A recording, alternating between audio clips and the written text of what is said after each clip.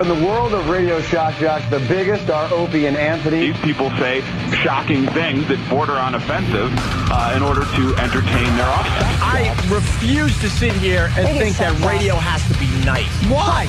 Why does radio, out of any other medium, have to be nice? We are being now held to a standard where we have to be nice and make people feel good. Go screw! Radio bad boys, Opie and Anthony. Controversial radio personalities, Opie and Anthony. Infamous DJs, Opie and Anthony. Talk show radio hosts, Opie and Anthony. Opie and Anthony. Opie and Anthony. Radio shock jocks, Opie and Anthony. Opie and Anthony. Shock jocks, Opie and Anthony. Shock jocks, Opie and Anthony. Opie and Anthony. Shock jocks, Opie and Anthony. Opie and Anthony.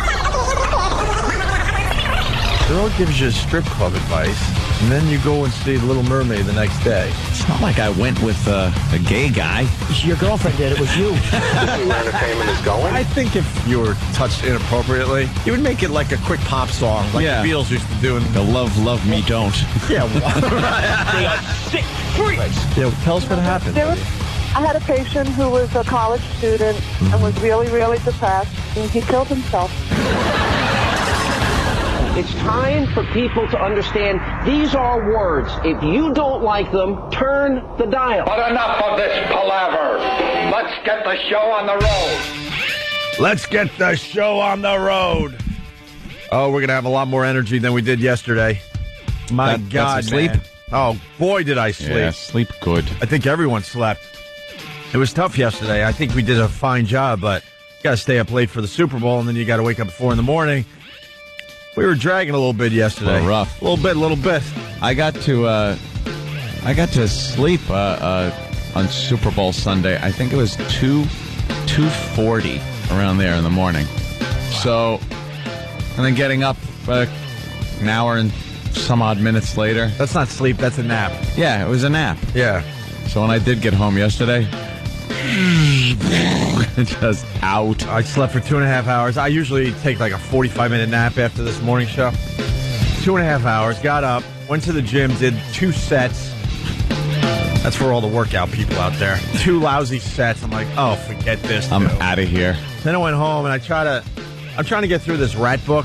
People laugh because I started reading this book a year ago.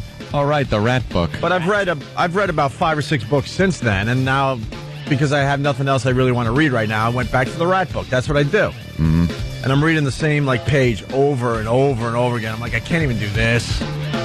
So then I had oatmeal and went to bed at 8 o'clock last night. Oatmeal and bed at 8. Well, the reason for the oatmeal... you're like a friggin' 80-year-old in a home. I know. Well, the reason for the oatmeal was because, Jimmy was over for the Super Bowl and a bunch of people... you're eating an S-load of crap. Mm. And I'm not one of these... I mean, we all like to eat healthy, but I'm not crazy. I don't sacrifice taste. You know what I'm trying to say? Yeah. But Super Bowl Sunday, you just eat everything in sight. It doesn't matter, right? You just go for it. And I felt like it was like poison in my system because I don't eat like that. I don't eat that crazy usually. Garbage. So the oatmeal was to, push everything out, which happened this morning, and boy, do I feel good. Oh, God. I've been 2 a day. I can't get off the toilet. Yeah. Wow. Whatever was in the cupcakes. Wow. Real colon cleanser. Yeah, no kidding.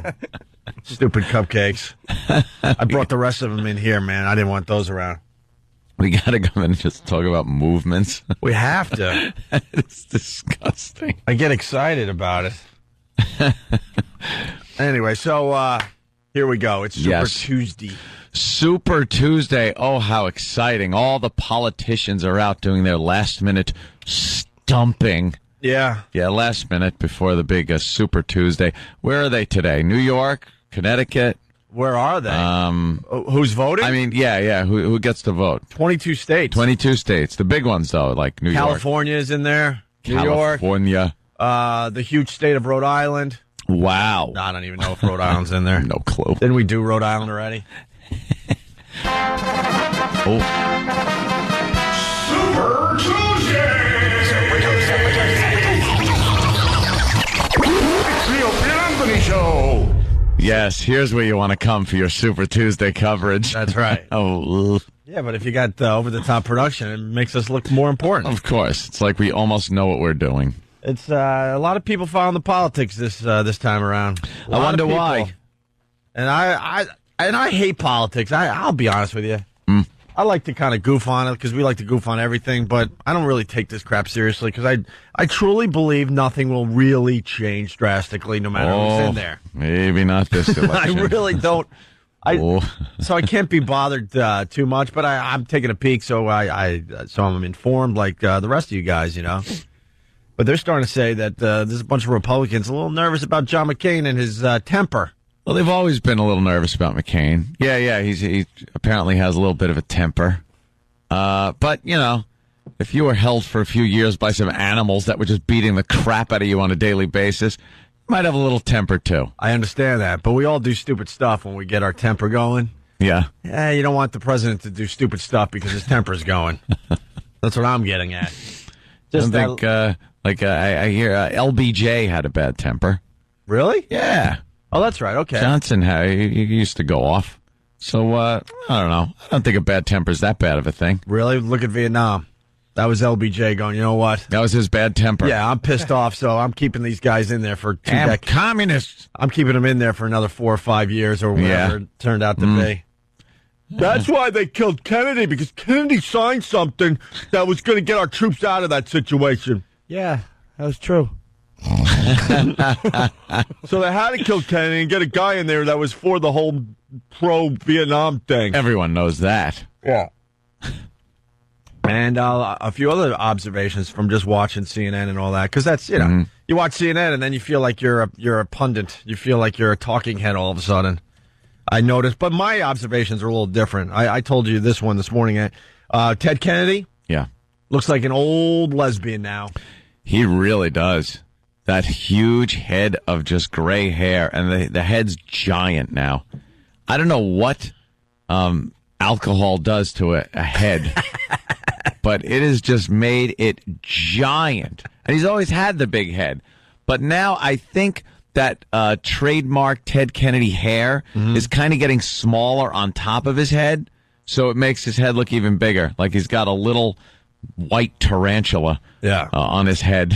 He's got like shocking white hair. Yeah. He's got very pale, like pink, but pale pink pig belly skin, pale alcoholic skin on his face, and he just looks like an aging lesbian. Yeah. As he was supporting Barack Obama. Another observation: Obama's wife's going to get him in trouble, just like you said. Yeah, she's a loose cannon. I'm starting to pay closer attention to her, and she's got a little of that, attitude. Oh, they just showed Ted. Really? The old lesbian. Yeah, she's. He's got to keep her in check until the election's over, because it's going to be hard enough for a guy like Barack to get middle American white voters to vote for him. He's, as they say, very well spoken, very educated. But the wife comes out and she starts preaching. Oh, it scares people away. Oh, it's a little scary. Yeah, she's got to kind of like calm down a little bit. Yeah, just a little bit. Ease up. And Bill Clinton was making the rounds in New York, stumping for Hillary, of course. Just going around New York saying how they want to thank New York and, it's their home now, and to please vote for Hillary. And then he tried to tie in the Giants when, let's make it 2 big victories. Well, Barack did the same thing. He really did. Tie in the Giants' victory. I was just reading that. Barack kind of did the same thing. Did he? And he was in the Meadowlands where the Giants play. Of course. He kind of did exactly the same thing. It was his stupid tie-in. Yeah, very predictable. What they're saying that the fact that we're having a Super Bowl parade in New York City today could hurt Barack. Could hurt the turnout for Barack. Oh, yeah? That's what I read. That's what I read. Why? About that for a second. Why? Yeah. I don't know, because I only read the first paragraph. Pretty self-explanatory. Yeah, I'll be going to vote for Hillary. And I'm starting to think Mitt Romney might make a little surge here. I don't. He's gaining some momentum. I don't see Mitt really doing anything. It's definitely going to be McCain, you think? Yeah, I think McCain. I think at this point, especially when you look at the Democrats having 2 candidates that are pretty much, one of them's going to be it. They're sure of that. I think the Republicans want to get ahead of that curve and get behind their guy.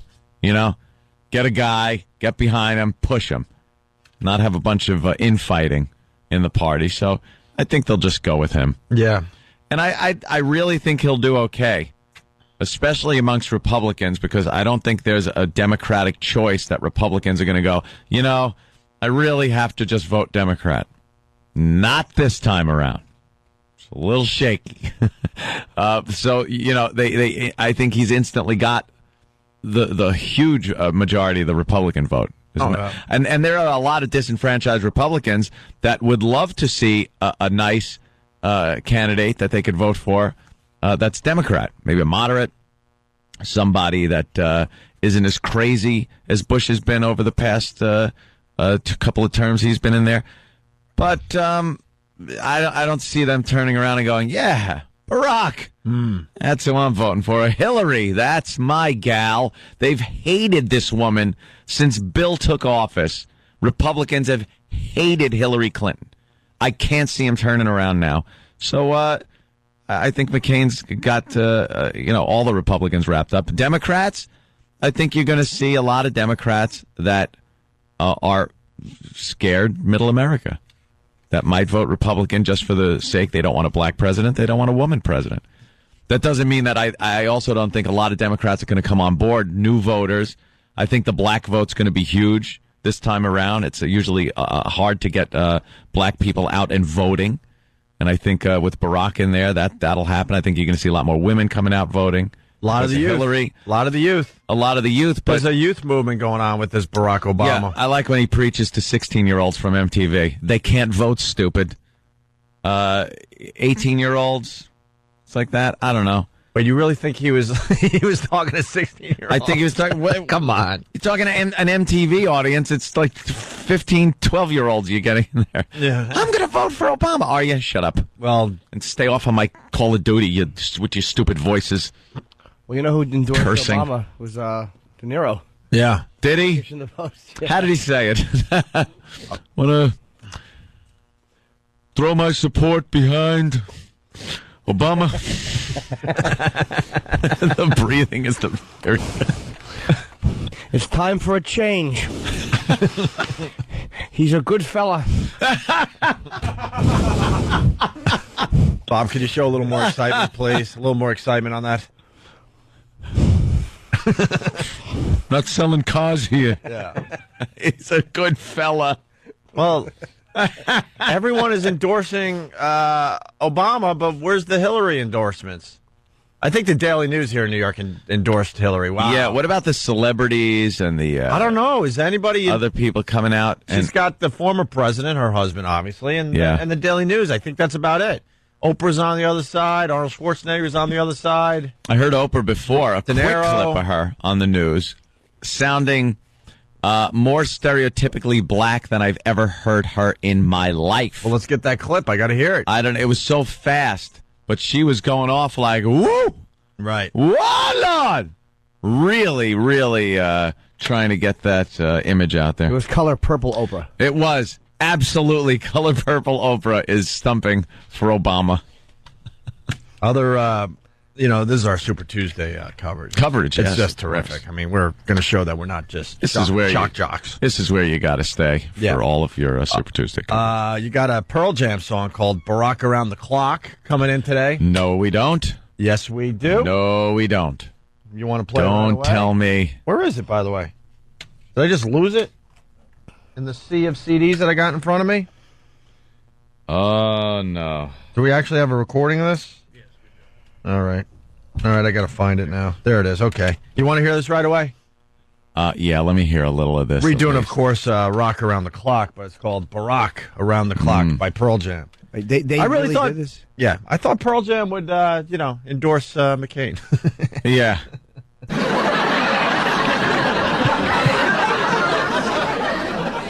Here's Barack Around the Clock. 1, 2, 3, 4, 5, 6, 7, 8, 9, 10, 11 o'clock. Barack Around the Clock tonight! See Bowser? We'll have some fun when the clock strikes one. We're gonna rock around the rock tonight. We're gonna rock till broad daylight. We're gonna rock around the rock tonight. When the clock strikes 2, 3, and 4, if the band slows down, we'll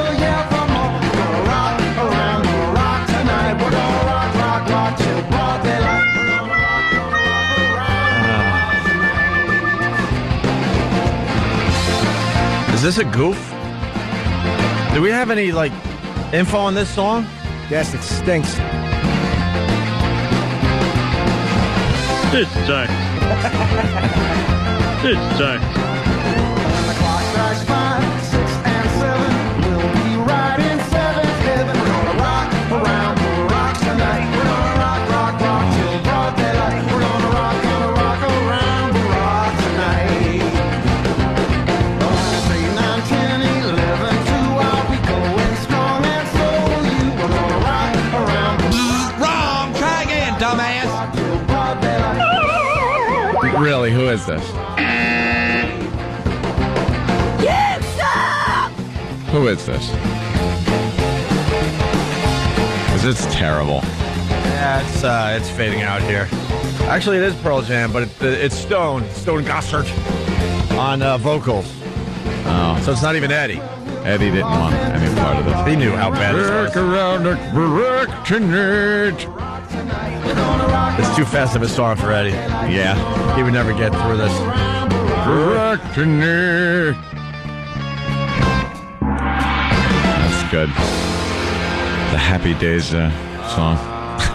Yeah, exactly. Wow. That's it. I got some info on the song. Hold on, I just need this. Goodness gracious! Yes, of course. Yeah, Goodness gracious. Stop it! Stone Gossard and members of Pearl Jam spearheaded the recording of a new rendition of an old school tune, Rock Around the Clock, cleverly changing the lyrical content to Rock Around Barack. Cleverly, huh? Cleverly, they changed one word. They changed one word. That was it, pretty much. Here's what Stone has to say about the recording. Hello, everyone. This is a track I've been thinking about for a while. Rock Around the Clock was the first mainstream rock and roll hit in 1955, and it had a transforming effect on American music. At that time, rock and rhythm and blues music was traditionally only played on black radio. I am by no means an expert on the history of rock and roll, but this was a big deal. The rhythm of rock music and its energy were so overwhelming that traditional barriers of race and culture broke down with an enormous crash. So here's to new energy. Deep. Rock and the breaking down of cultural barriers. Barack Around the Clock. How about I redid a song and I changed a word? A word. Yeah, it's not One that word. It's not that deep, dummy. You didn't just pen in Agata Davida, you ass. Clock and Barack. I got it. Get the band. This is a biggie. And he said he's been thinking about it a long time. Should I change one word in that song? You know what it was? Because he was trying rock about. He couldn't think of anything in that song that rhymed with Obama. Yeah. And then somebody said, "Why don't you try Barack?" Barack. Barack. Oh my God. Barack. Wake everybody. Clock run. Oh. Yeah. Yes, we'll do it to Rock Around the Clock. All right. Hold on a second. Super Tuesday! It's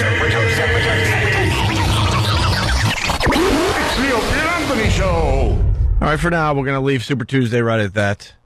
We got more. Actually, on the way, I did a little something. Anthony's convinced that every single black person out there is going to vote for Barack Obama, right? No, majority. Majority. Let's go with majority. 85%. Okay. I sent one of our guys on the street yesterday to just ask black people who they're going to vote for. What hospital is he in? Should I send flowers? Is that what you're getting? I'm sorry. I thought that you were getting at that. It didn't sound very sincere. That's sincere. And I honestly don't know what these people are going to, say. We're going to find out for the first time ourselves because I told goody. It's Matt. We've sent him on the street before. I go, Matt, talk to a lot of black people, find out how old they are, what they do for a living, and then we'll see who they're going to vote for. Second and question. It's going to be never mind.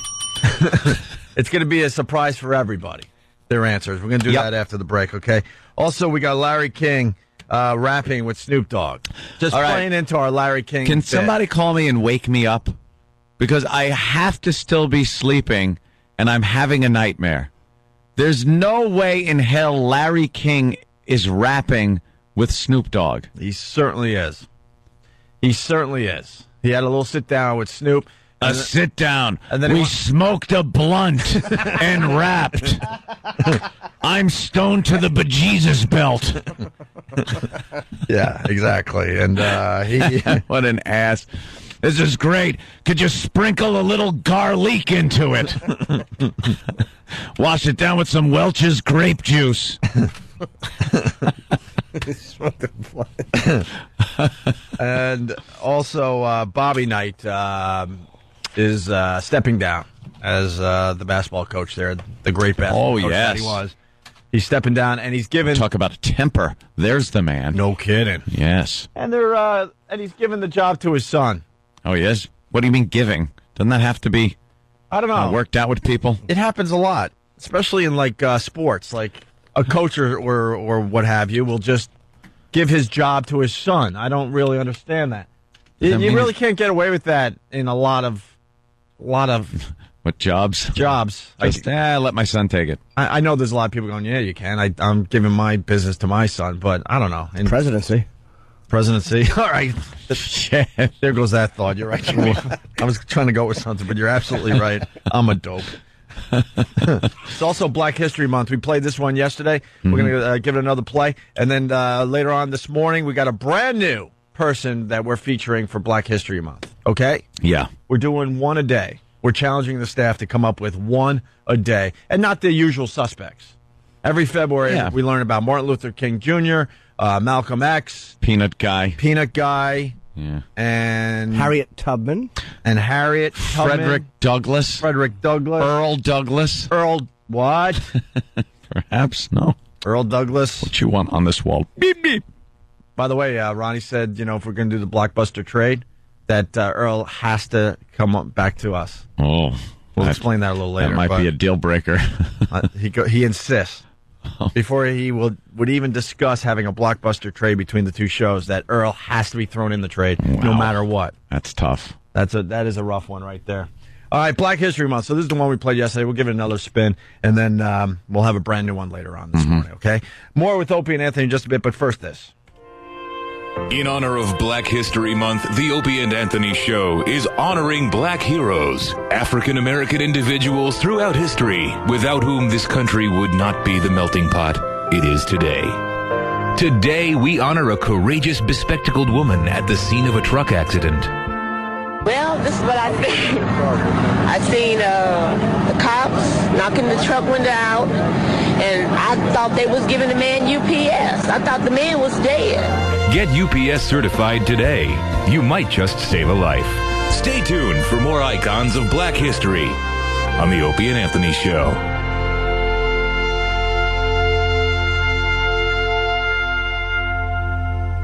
What are people saying about the Opie and Anthony Show? It's funny. I don't know. I don't know. I've only listened to it a couple times. I'm just here because my boyfriend's here. I can't improv for shit. I don't know. Truth be told, I never wake up early enough to listen to the radio. They're the big Opie and Anthony fans. I just had to show them how to get here. It's the Opie and Anthony Show. Hey, good morning. How's everybody on this Super Tuesday? Super Tuesday. Super Tuesday. Oh, yeah. 9 Inch Nails. Trent Reznor's back. Yeah. Oh, now I want to hear this song. Did you read our cover of Hurt? That's good. Hey, mopping up the Super Bowl coverage that we've had the last week or so. Here you go. Here's some bullet points. Most watched Super Bowl ever. 97.5 million viewers. Second most watched TV show ever. You know the first one, right, Ant? The final episode of MASH. Yeah. That is amazing. Really? Well, the only reason it's amazing is because we didn't have 80 million channels on our TV when MASH had its final episode. The final episode of MASH was watched by 106 million viewers. That was probably at that time almost half the entire country watched it. Yeah, just watching it, sitting down and watching it live, first of all. Can you imagine that? Here's something else. 81% of the TVs around Boston had the game on. 81%. Good. Wow. That's great. And what were the other 19% doing? At friends' houses, watching the game probably. Oh, you think that's what? Part of it, sure. Like, I watched at your house, so like my TV wasn't on, or Aunt watched at someone's house. Well, this stat seems that is misleading. I'm thinking of all the TVs that were on, 81% were watching the Super Bowl, so there are 19% of the TVs were watching something else, I'm thinking. Maybe. What are you watching instead of the Super Bowl? Yeah. Especially if you're in in one of the Boston or cities, New York, right? yeah. I could understand if you're in Michigan or what have you. Cares. Whatever. And then 67% of the TVs in New York were watching the Super Bowl. Got the parade today down there, City Hall here in New York City. The Canyon of Heroes. Right. As they call it, a ticker tape parade. And then this interesting fact, Eli Manning was supposed to be on Letterman yesterday. Mm-hmm. He was supposed to fly out of Arizona, get into New York, and tape Letterman. Letterman usually tapes at 4:30. This was such a big deal for Letterman that they decided they were even going to tape at 7 o'clock. They were going to wait around for Eli Manning. Yeah, which is amazing. Well, Eli Manning was not on Letterman last night because he couldn't get out of Arizona. Couldn't get a flight out. Now, here's the deal. He's the reason everyone went to Arizona. Yeah. He is the MVP of the Super Bowl. He can't get a flight out because of heavy traffic yesterday. Some schlep is sitting in a plane that went to the Super Bowl. Yeah. And he's getting out. Yeah. But Eli couldn't get out. You think someone would have offered, like, someone for a first-class seat? Would have said, you and your wife. Say, hey, $5 here you grand go. for the seats, and we'll put you on a flight at midnight. Can you take tomorrow off? Yeah. Here it Get is. tickets for a game next year. The hero of the Giants' historic Super Bowl win was stuck at the Phoenix airport all afternoon, unable to take off because of the volume of air traffic. Oh, is it the volume of air traffic? Oh, maybe that's it. Maybe he So was you able to think get he- a seat, but they just couldn't but get enough planes in the air. you got to think that air traffic control, pull a few strings. Oh, pull a few strings. Well, the Get him out MVP of the there. Super Bowl sitting in, he's the 30th plane in, waiting to take off. Maybe we move him up a little bit. Pass everybody, go around. Maybe you make a little exception for the guy that Maybe was the the FAA MVP. doesn't really care. And I'm not a fan of Eli Manning, but, seems like that would have been the right thing to do yesterday. What about the team plane? I thought they all flew back on a team plane. Yeah, apparently. Maybe the team plane was stuck. Oh, okay. The entire plane. I think the rest of the guys, didn't they? Obviously, there's a lot of Patriot fans in Arizona. I'm thinking. Wow, that's something. Yeah, isn't that weird? I think you'd be able to get the hell out of here. Do you know who I am? It just goes to show you, when you're at an airport and you have a problem, you ain't getting it solved. His face, believe me, everyone knew who he was at that airport. It's not like he's walking up there and no one knew. Mm-hmm. And he couldn't get out of there. So when you have a problem at the airport and you walk up and go, excuse me, I really need to get home. Yeah, just think. Well, he didn't get out. Then you're the douche that goes, we all need to get home. Yeah. Wait your turn. We're doing everything we can. Sit down, and we will give you no information until we give you the false information. Right. We'll tell you that the delay will last 20 minutes, and then we will tell you after 20 minutes the status. Please stay around the terminal. Mm-hmm. Don't go too far. Mm-hmm. And it'll be probably 8 hours, really, but we'll keep telling you 20 minutes at a clip. No, just unbelievable. And in other airport news, this is our airport break. Well, Love it. Gotta. Anthony was a little outraged. What was the airline that is charging $25 for the second bag? United. I believe United Airlines is now charging people $25 for a second checked bag. So if you're going with 2 suitcases, it's going to cost you $25 more to check that. They can't stop raping you. The airlines, they can't stop. Yeah, it's going to give them another something like $100 million in revenue. I don't even get why they have to do this, because I understand right after 9/11, the airlines went into just a massive turmoil. The people weren't flying. It was a big problem. Now people are traveling in record numbers. They've cut everything back and haven't brought it back. After 9/11, they had to make cutbacks just to survive. A lot of airlines went into bankruptcy. Now they're back. They're making money. They haven't brought back any of these conveniences that they cut after 9/11, and now they're cutting even more, charging the people more. It's less convenient, less comfortable to fly. But now $25 more to check your second bag. Oh, there you go. Unbelievable. Absolutely. That's why you got to travel with somebody. You don't take 2 bags, do you, Jim? You're a 1-bag guy. Yeah, but sometimes you have to, because if I have merchandise, occasionally Kenny or I will have to bring a second bag just to have certain things shipped. Ooh. Normally just my laptop and my 1 bag. Well, know who costs you the money is your girl. Oh, can they? The last time I flew, like, she puts her bag down on the scale, and I forget exactly, but it was pushing $100. That'll be $100. You're like 25 pounds over the limit. Like, what do you got in this thing? A dead body? A dead body joke. But they're the ones costing the money because I don't know what they're packing for. Yeah, I can pack for a full week in one little bag. One right? bag, not a little bag, in a standard suitcase. I could pack for a week. Yeah, my girlfriend, you're talking at least 2 huge suitcases. And then for the trip back, a lot of times you have to ship stuff back because it doesn't fit in her suitcase. It's just the way it is. It's the nature of girls. They just feel they have to pack. And it's, I hate to be the whole stereotypical, you know how it is with the girls and their shoes. Shoes! I don't get the shoes thing. There's boots and shoes, and I think shoes prove that every woman out there has lesbian tendencies. Why is that? Because they're buying shoes for each other. Is it an impress thing? To impress? If you take a poll, most guys don't notice the shoes. The majority of guys don't notice shoes. Maybe you'll notice 1 or 2 here and there, but the average woman has, 100 pairs of shoes? It's ridiculous, I know. How many have you noticed, really, on your girl's feet? Really? If you think about it.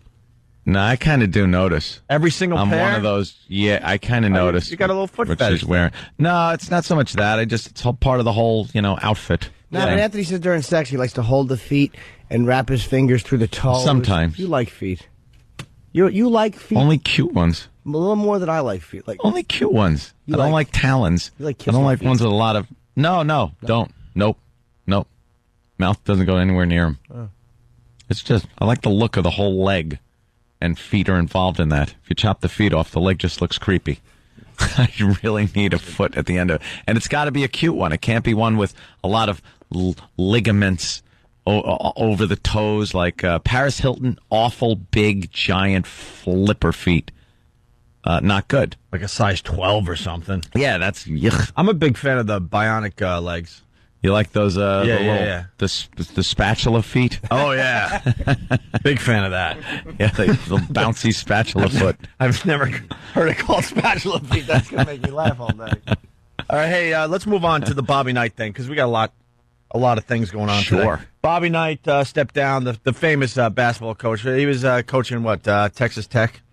Everyone knows him as the Indiana coach, of course, but he did 6 or 7 years at Texas Tech, and most people didn't notice, although he did very well for that school. It's because he wasn't choking people or any of his usual hijinks over there. I think he settled down a bit. Well, he'd pop a blood vessel or an artery at this point if he kept the temper going. Yeah. So we want to look back. We collected our Bobby Knight clips that we love playing on this radio show. Here's a famous one. Let me answer that. That is an absolute crock of you people in the news media, all of you dwell on some negative piece of like that, and I don't know how Steve feels about it, but it just and you don't have to bleep one single word of this. Oh, really? Oh, okay.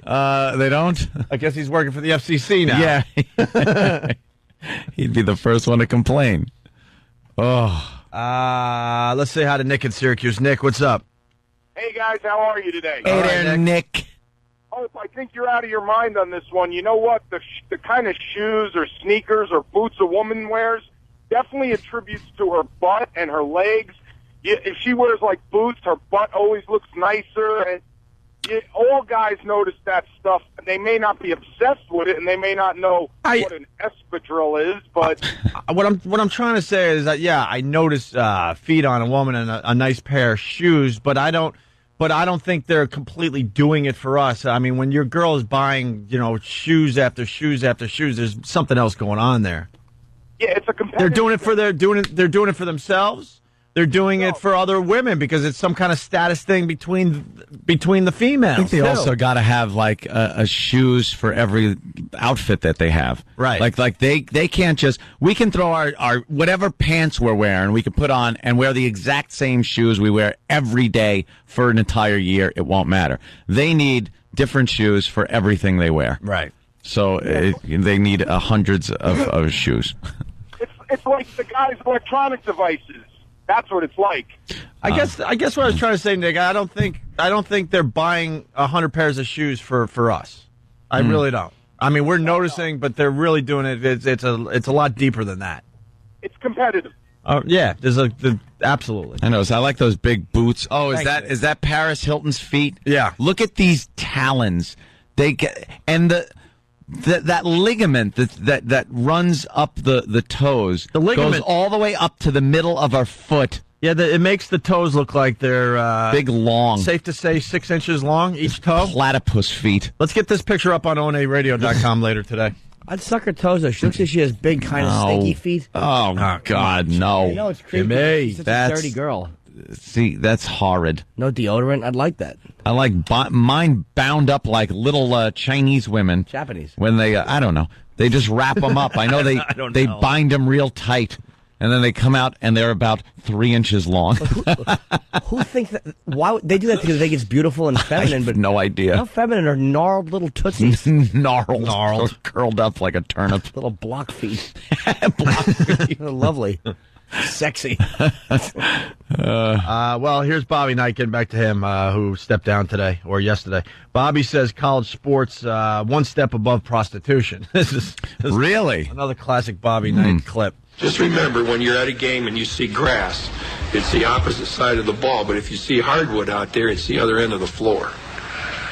Try to help you young guys in this profession you've chosen that's 1 or 2 steps above prostitution. Gonna miss him, man. He's a tell it like it is kind of guy. Sure is. What did he mean about the grass on the floor? I didn't get that. I don't know. He's just going off on something. Don't argue with him. Yeah. He'll punch you. He'll throw a chair at you, Jimmy. Yeah. Don't question Bobby Knight ever. Bobby loses it on local TV reporter. If it amazes you, then you don't know anything about basketball. You're illuminating your relative lack of knowledge of the game with a statement like that. Let's just start all this again. Now, I'm not here to argue the thing with you. I'm not going to debate things with you and people from television.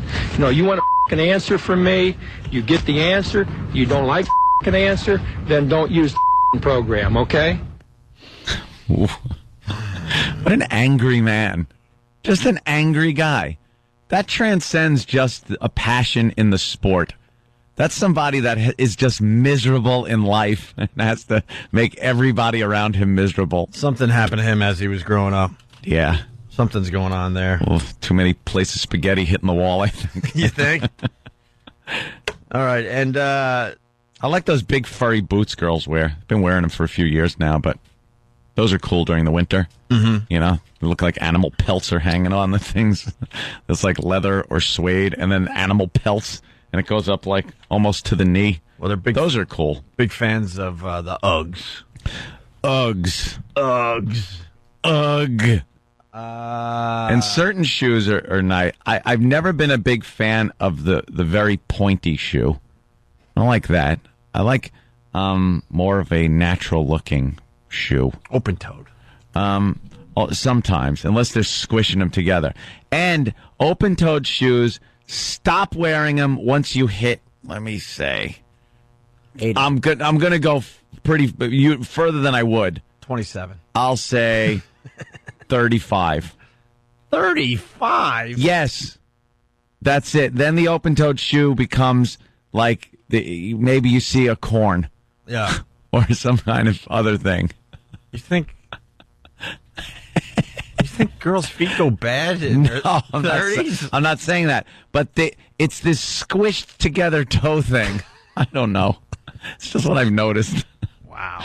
And I don't like any cracking heels. You ever see like an ankle, the back of the heel, and they have wearing an open back thing with just a strap, and it's all white and cracked back there? Stop it. Lotion those things or wear sneakers. Stop it. All right, we got more Bobby Knight clips on the way. The famous halftime meltdown that we really love a little later on. You want to get into the Larry King thing? This is a quickie. Please. We were so busy with the Super Bowl, this almost passed us by, but Sam grabbed it, and we have it today. Larry King had an interview with Snoop Dogg. Because he's getting, both of these guys. He's getting all the pop culture icons. Why would Snoop even talk to him? Why would Snoop talk to him? Yeah, exactly. Well, Snoop lost any cred he's had, and I use the word cred. Seriously, please. Well, he's mainstream. I don't use the term loosely, is what I meant. Yeah. Cred. I have no cred saying cred. Well, this is how it went down. Larry King and Snoop Dogg doing a little impromptu rap. You like Sinatra, I like Sinatra. I do, I love it. Can we do Sinatra rap? Why not? How do you do it? Can we do Sinatra rap? Sinatra rap. How do you do it? What do you do?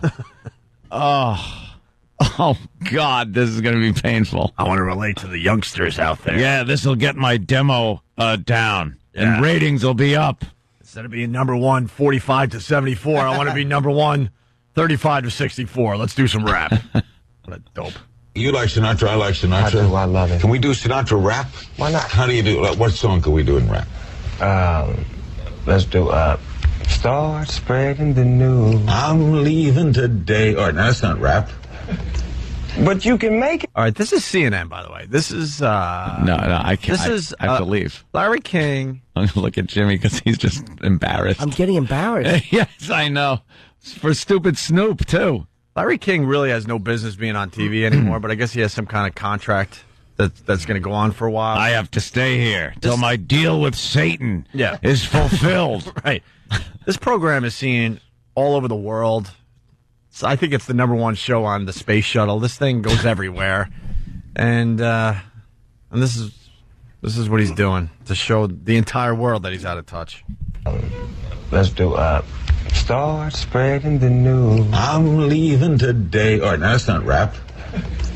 But you can make it rap, Okay, right? let's start spreading the news.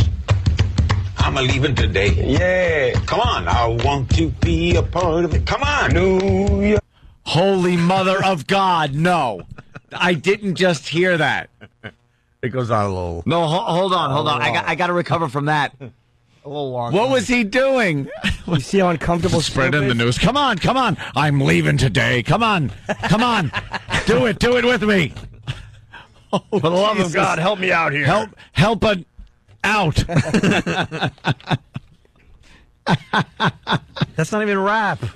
No, and even that's just speeding up the song slightly. That was his impression of rap. Actually, it's barely speeding up the vocals, just adding a drum track, that's all. He sang that the way they sang Show Me the Way to Go Home in Jaws. Yeah, it just went faster and he's pounding on the table. Yeah. Come on, help it out. What are you doing, my brother? You want some gin and juice? Welch's grape juice. Start spreading the news. Come on. I'm leaving today. Come on. He was all angry. Like, come on, hurry. Do it. We got to get this in before the commercial. I want to be but come on, you f***ing help me. For the love of God, help me. Edison Cooper's nipping at my heels. I got to relate to the youngsters. Don't be lazy now, you Well, it's Summer Wind, Larry. Here we go. Why don't you rap to Summer Wind? Summer wind blowing in across the sea. Come on. Come on.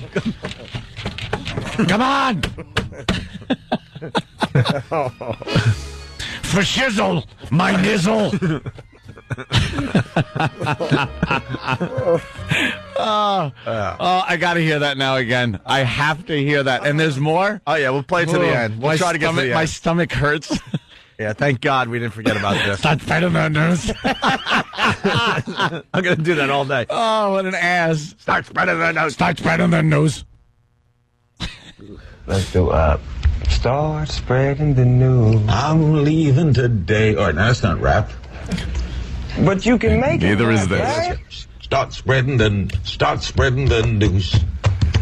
I'm leaving today. Come on, I want to be a part of it. Come on. New York.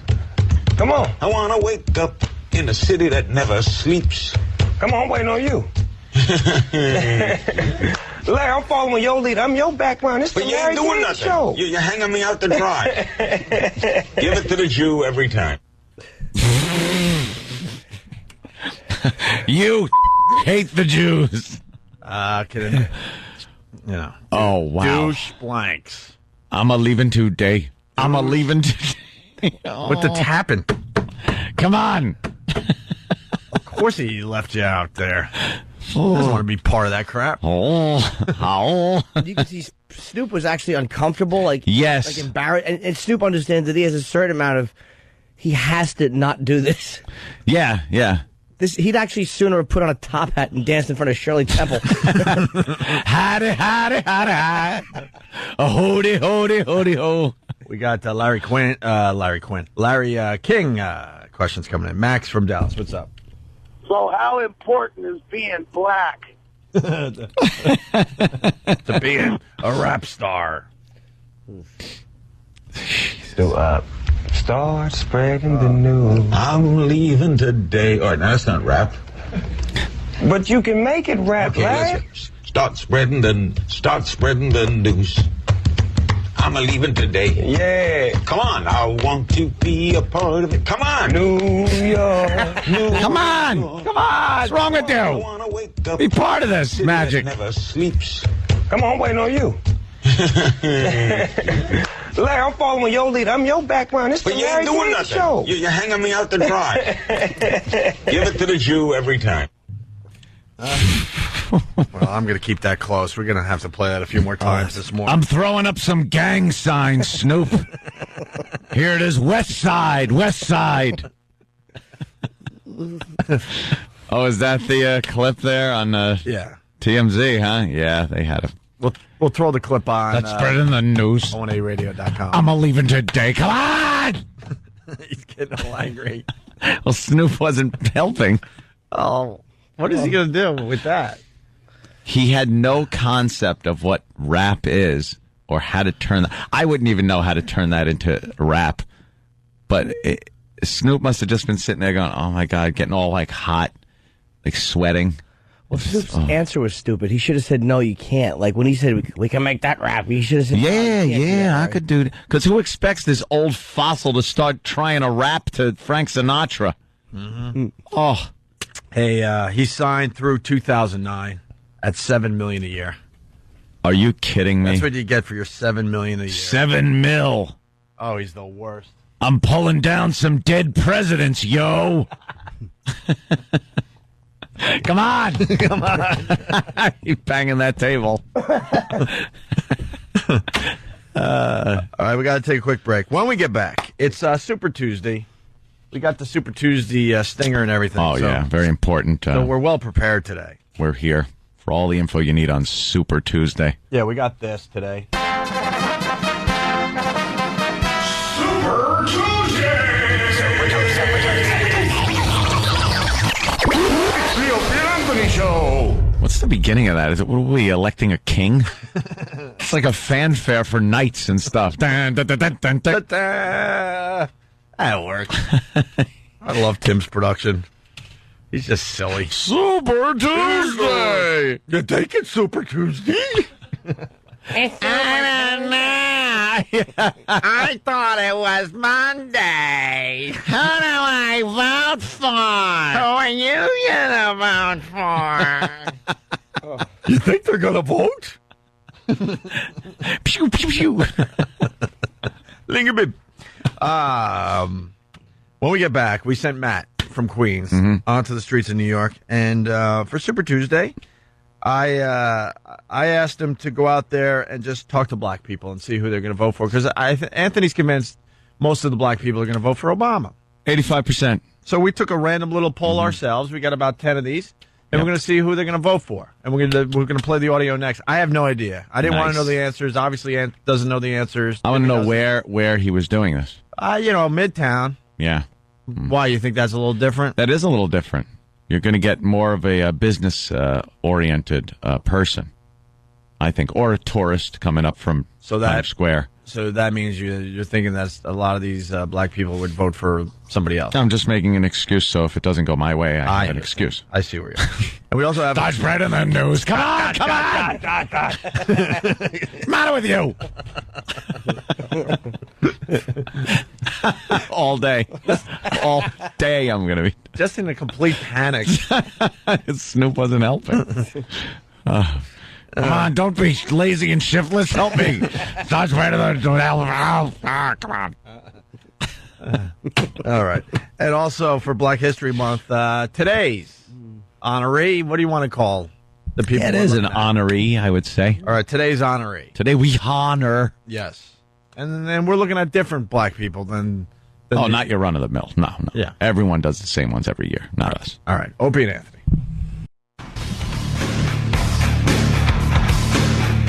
Opie, Anthony, Jim Norton. The Opie and Anthony Show. Danny's a smart bastard.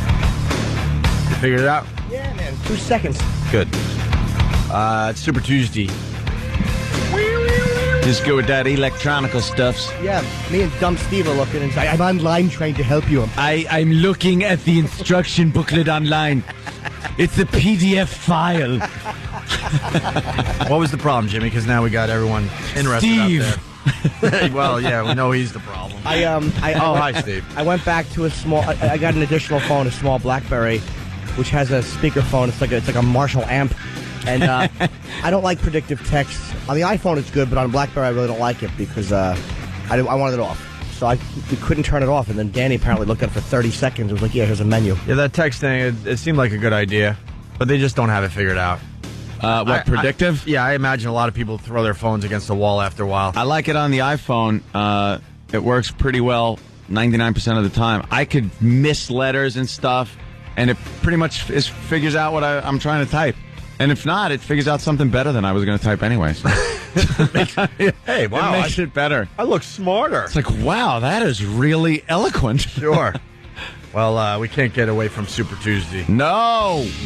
Super Tuesday. Super Tuesday. Super Tuesday. Super Tuesday. Super Tuesday. Super Tuesday. The Opie and Anthony Show. That's super. Yes, super. All right. Hey, a lot of people talking about the Hillary clip today. I don't think it's that bad, but but it's raising eyebrows. Is it? Yeah, because she's getting teary-eyed again. She saw it worked for her the first time. She was dropping in the polls. She went out. She teared up a little on an interview. Didn't talk in that robotic voice. And all of a sudden, she got some attention. Her poll numbers went up. And I think now she's seeing that as maybe I ought to pepper this into my strategy every so often. Tear up, get the sympathy vote from the women. And I think that could work for you if you did it once. Once, exactly. Once. You don't just keep doing it. Like, I brought this up a few times. I saw my dad cry once. It was okay. It was like, all right, he's showing he's a human being. Okay or tolerable? It was okay. I'll tell you why it was okay. Because Jesus was getting his ass kicked on the big screen. All right. So I gave it to my dad. I'm like, all right, I understand why you're crying. This is pretty intense. But if your dad was crying all the time, then you're like, ugh, yes, this is my father? My God. Yeah. And I think it's the same way as far as someone trying to be the president of the United States. You give him one. Yeah. Give him one. I think Reagan teared up maybe once in his presidency. While he was actually doing something with a soldier's family. Right. He got emotional a little bit when he was like presenting a medal to the family of a dead soldier. I think he got emotional during the Challenger, too. Oh, did he? Yes. Slip the surly bonds of earth to touch the face of God. Yes. Very. What a speaker he was. He was the great communicator. When he gave that speech when the Challenger blew up. And it was, I don't care who wrote it, who friggin' went over it 20 times to make sure it was good. When he friggin' gave that speech, it looked so sincere and like he really meant it. Well, he's an actor. I know. But you know something?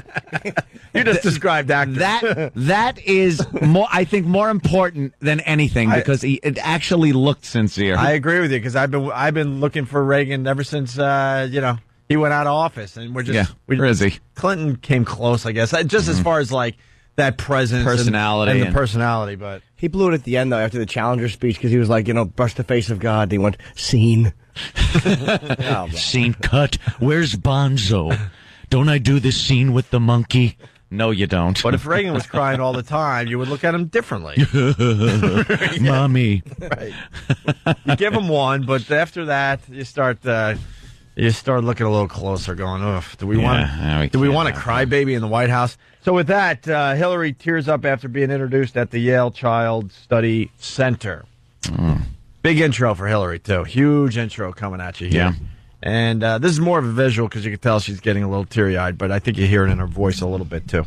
Here's the abiding truth we know. You have always been a champion for children.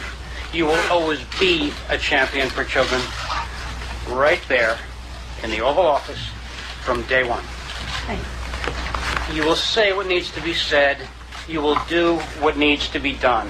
And you will make our beloved America the great nation for children that we have always dreamed it could be. So welcome home, dear friend. We are so proud of you.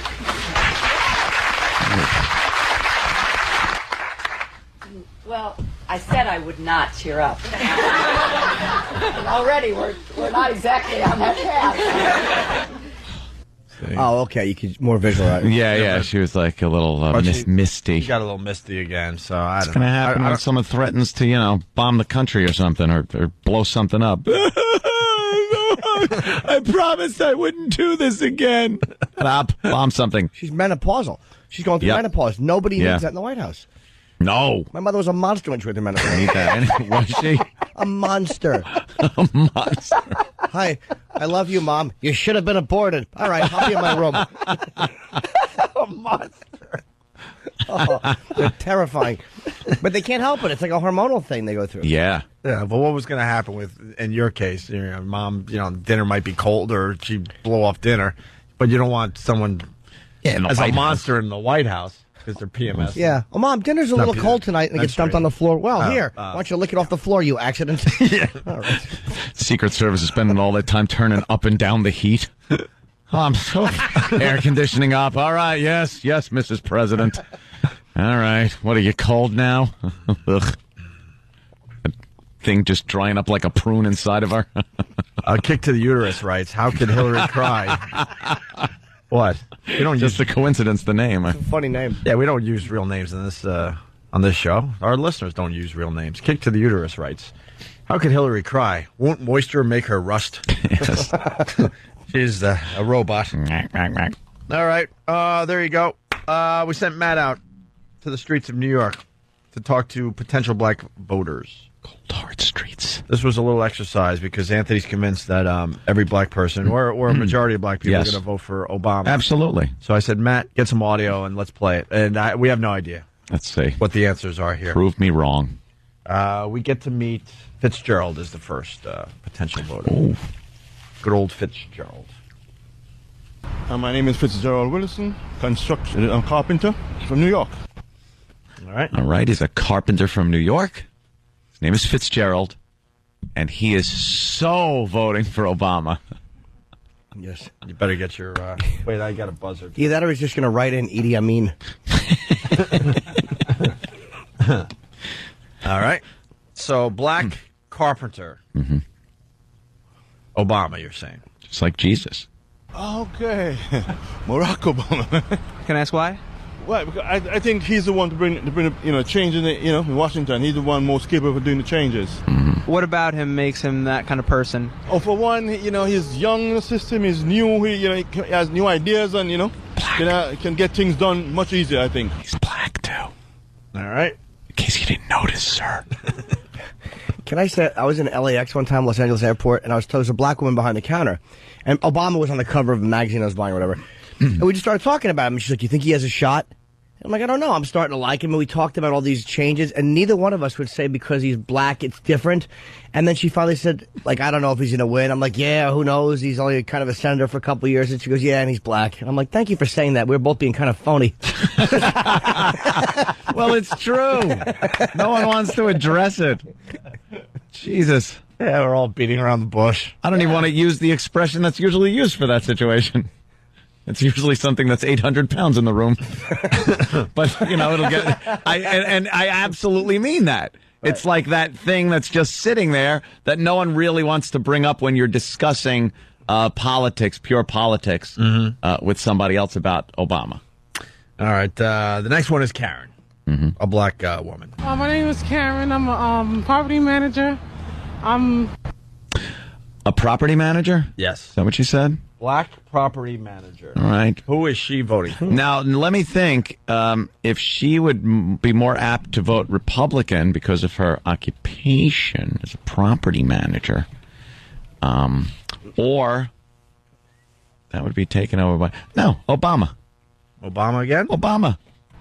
The white male conservative have this thing against Hillary that is so strong. It's almost like, I think one reporter said that he closed his legs whenever she came around because he felt castrated.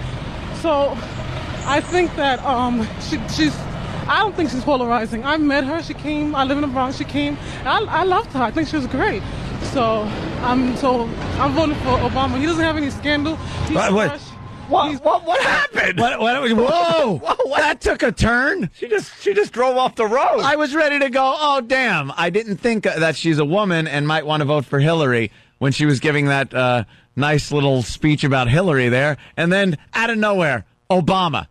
I think she got a blown tire. She said all these things and veered off to the left and hit the Obama telephone pole. Wow. You know what it was? As she was talking, a black person walked by. She was probably going to say Hillary, and then she really polarizing, and she just saw the black guy's eyes turn. She went, Obama. I loved her. I think she was great.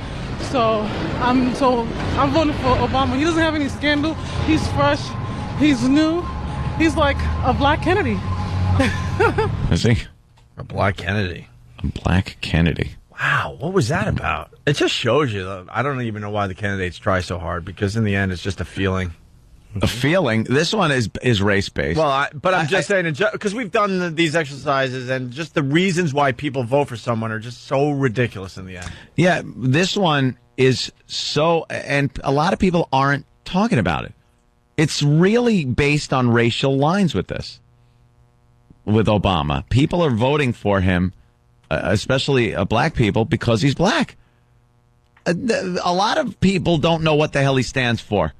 We have a commercial, we'll probably play it a little later, where he goes off about everything he's going to do. And I just sit there and go, how? How are you going to do all this crap? Come on! I'm going to send them all back to Europe, those conquering devils. Yes, those white evil devils. She wanted to vote for Hillary, though. But her blackness stood in the way. She had nothing but nice things to say about Hillary. She came up to see her. Yeah. She was nice. Yeah. And I'm voting for Obama. Whoa!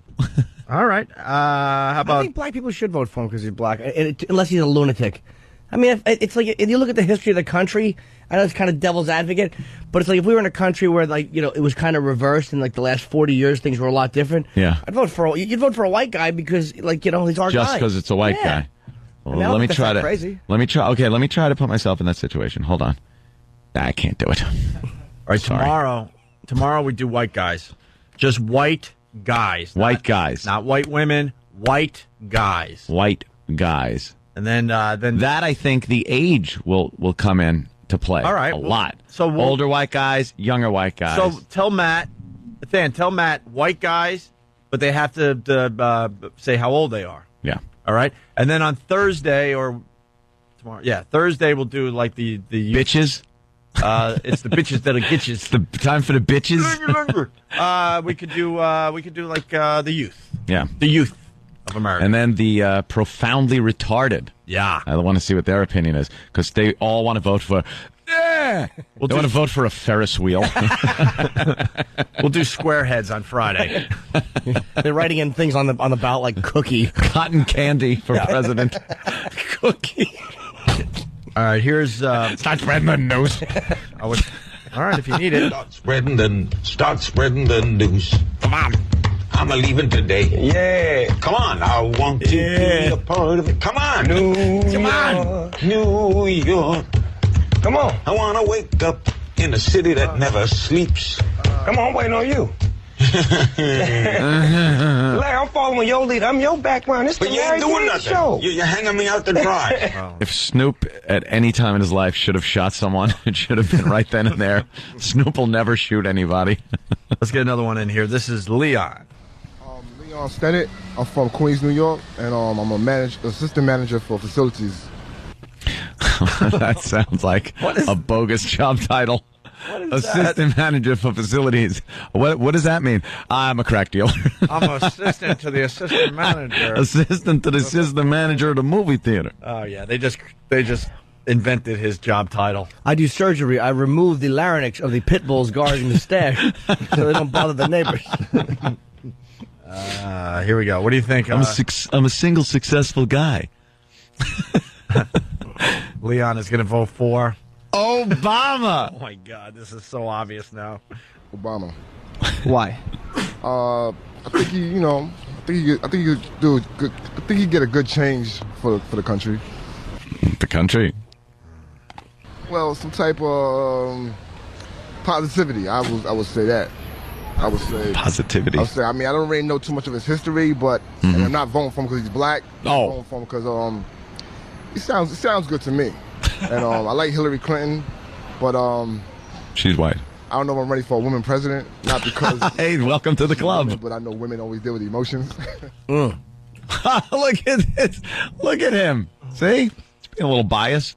The Democrats have it was with JFK, and then with Clinton, and then they have some duds, but they seem to have more captivating candidates. Like the Republicans just seem to cart out the same vibe. Yeah. They don't have anybody young or interesting. If Obama was a Republican, a little more conservative socially, and that charismatic, I would vote for him in a second.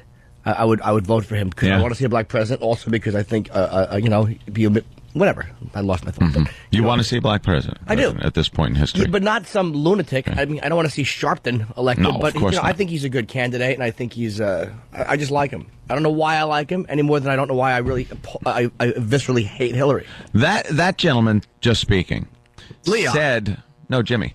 No, Leon.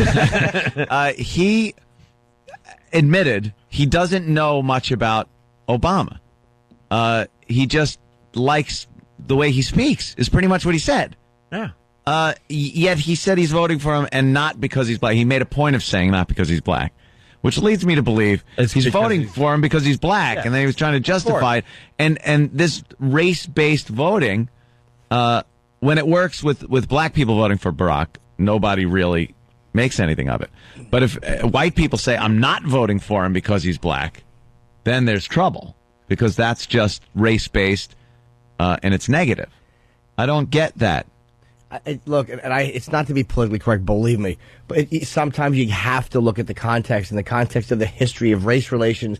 There are times where you got to kind of just look at old footage. Then how about the fact that I'm not even saying, all right, a white guy, he won't vote for Barack because he's black. Now, instantly you think, this guy's a racist. He doesn't want to vote for Barack because he's black, because he doesn't like black people. I'm not even saying that. That's just the image that you instantly get when you say I'm not voting for him because he's black. I wouldn't vote for him because he's black, because I don't think his best interest is for the majority of this country. I think once he gets into office, he's going to be limited to who he takes care of in this country and where his interests lie. Whether it's because it's what he wants to do or what he's forced to do by his constituency is one thing. But by saying I don't want to vote for a black president, it's because I don't think he's looking at the United States as a whole, that has to be represented as a whole. I think he's going to lean towards his own people. That's just, it's basic human nature. Or maybe he's looking at it like the United States right now is not representing the whole. Maybe he feels like because as a white guy, I got to be honest. I mean, I feel very represented. And maybe in that situation, you don't feel as represented, and you're like, now I will.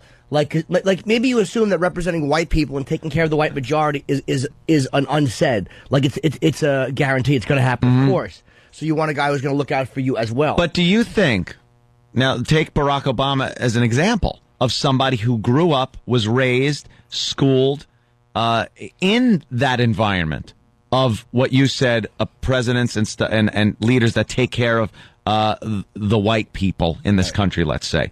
He was able to make something of himself. I think if there was a little more assimilation to just being an American in this country and not so fragmented with different ethnic groups, that people would be able to represent the whole of the country regardless of their race. I agree. But right now, I think we have to have a leader that takes care of the majority of the country. Because to make the country work, I'm not even talking about my own best interest. Look, I'm fine. I don't care who's in office right now. I think I'll be okay. But if the majority of the country is taken care of, the country moves forward.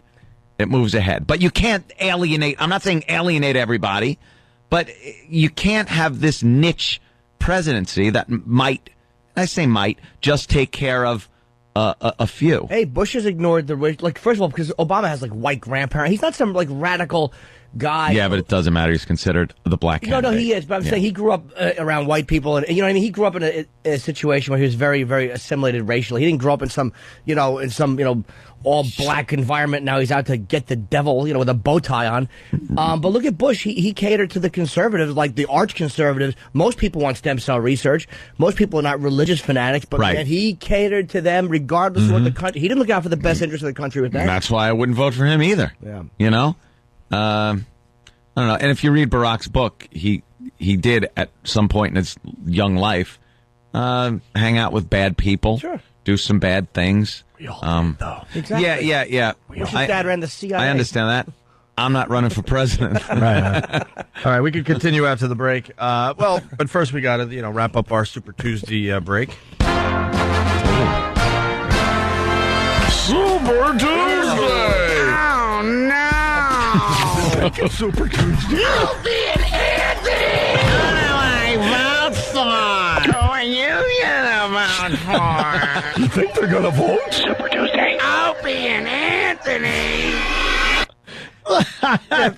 But you can't hate him because he used us making fun of him in his latest freaking production piece. Yes, you can, Ope. You can hate him, though. Oh, that's very good. I also gave him an idea because it's also Fat Tuesday. Not only is it Super Tuesday, it's also Fat Tuesday. Ooh. So I said, hey, you got to combine the two, and he came up with, I believe, this. Super Fat Tuesday! On the Opie and Anthony Show! Well, it's short and sweet. Wow. Super Fat Tuesday. Oh, did you? Well, that means you want the long form. Oh, Jesus. Do I? Super Fat Tuesday. Fat Super Tuesday. Super Fat Tuesday, almost Ash Wednesday. Super Tuesday. Opie and Anthony. The Opie and Anthony Show. I told them to combine Super Tuesday, Fat Tuesday, and let's not forget that I think tomorrow's Ash Wednesday. So. Oh, wow, okay. So he just like threw them all. Ash Wednesday. He's obsessed. He really is.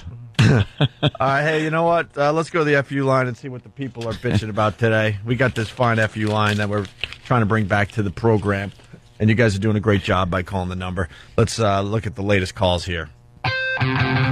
Thanks for calling the Opie and Anthony FU line. Here's the latest batch of FUs. You have 6 new voice messages. First voice message. I just want to say you to my boyfriend's ex who won't leave us the alone. I just want you out of my life. I'm done with your games. I'm done with your crap. Get your own life. Next message. Yeah, this you goes out to Bruce and Tom. Do some work, you lazy suckers. Sick of coming in every day and seeing you guys mope around all day. You. Next message. I want to give a big you to my girlfriend who cheated on me with my brother. You are a dirty, dirty whore. I also like to say you to my brother for her in my bed. Next message. Yeah, this goes to my ex, Melanie. You wanted to dump me for your best friend that you were cheating on me with? Guess what, bitch? I'm getting married to someone who is so much hotter than you, thinner than you, and taller than you. You. Next message. Yes, I would like to leave a big you to New York State. Took $18,000 out in taxes this year on me, and I still owe you. You. Next message. Yeah, I'd like to leave a big FU to everybody who left a big FU. Go on. End of new messages. Call the Opie and Anthony FU line. 866-FU line 1. That's 866-FU line 1. Thank you and goodbye.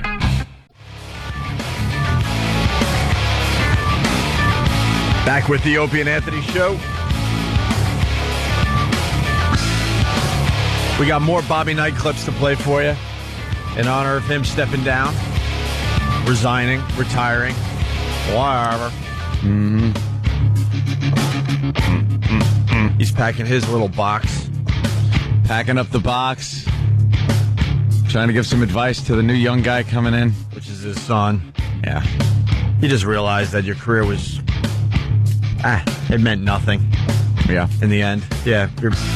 It all ends the same. You with your little box of stuff. About Schmidt. He leaves a legacy, though. Yeah, I guess. There are a few people in this world that actually, leave a little something. Yeah, tell that to Tom that he left a legacy. I don't think he's feeling that he left a legacy. Yeah, exactly. Poor Tom. Still running without a boss here, by the way, in New York City. Poor Tom with his stock options. He's probably naked right now in cash. His wife's probably just throwing cash on his naked body, going, "They're all hundreds, honey." And he's going, "I know." All right, before we go back to the audio from the street, we also have the Obama commercial that Anthony wants to take a look at today. It is Black History Month. Yes, it is February. And what are we doing? We're doing something a little different than everybody else. We are paying tribute to black people that don't get the recognition that I think they deserve. Right. A lot of times, every Black History Month, you hear about the same people. Harriet Tubman, perhaps. Is she black? I don't know. What was Underground Railroad, Yes, I believe. Underground Railroad. Sure. And Frederick Douglass. Peanut Martin guy. Luther King. And Peanut The guy. peanut guy. Yeah. That stole the name of our first president through Carver at the end. George Washington Carver. Malcolm X. I don't know. Magic Johnson. Really? Got to beat the AIDS. Jackie Robinson. Jackie Robinson. Sure. Biggie. Yeah. People always forget who the first black in the American League was, which came right after him. I used to know this. I know it, but I don't know if I want to share. Secret. It's a weird name. It's Larry Doby. That's right. And then there's... I do know that. There's lesser known black people, very important in history. Black gentleman was key in the first heart transplant and the traffic light, I believe. I mentioned the traffic light. Yeah. Well, we got someone we're featuring today. Okay. What are we calling them? Unspoken heroes? Unsung heroes, perhaps. Unsung heroes of Black History Month. All right. In honor of Black History Month, the Opie and Anthony Show is honoring black heroes, African American individuals throughout history, without whom this country would not be the melting pot it is today. Today we honor comedian, master of 1,000 voices, and star of Police Academy 1 through, well, all of them, Michael Winslow.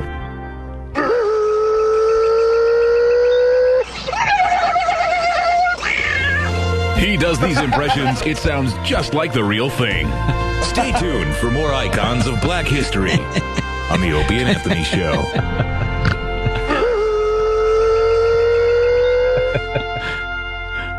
Michael Winslow is today's salute unsung hero. Yes. All right, we'll see. We'll see who tomorrow is. I love the fact that Steve gave him approximately 4 seconds of material time. Right. The intro was like long-winded, and then Michael Winslow gets 4 seconds of appreciation. Oh, it's been 15 minutes. You know what? Also, I think I don't think Barack's camp really thought this out. Mm-hmm. You shouldn't have a black guy with a sign in front of him that says "change." we see it every day on the streets. Oh my god! It's just. Oh my god! Okay, I couldn't resist.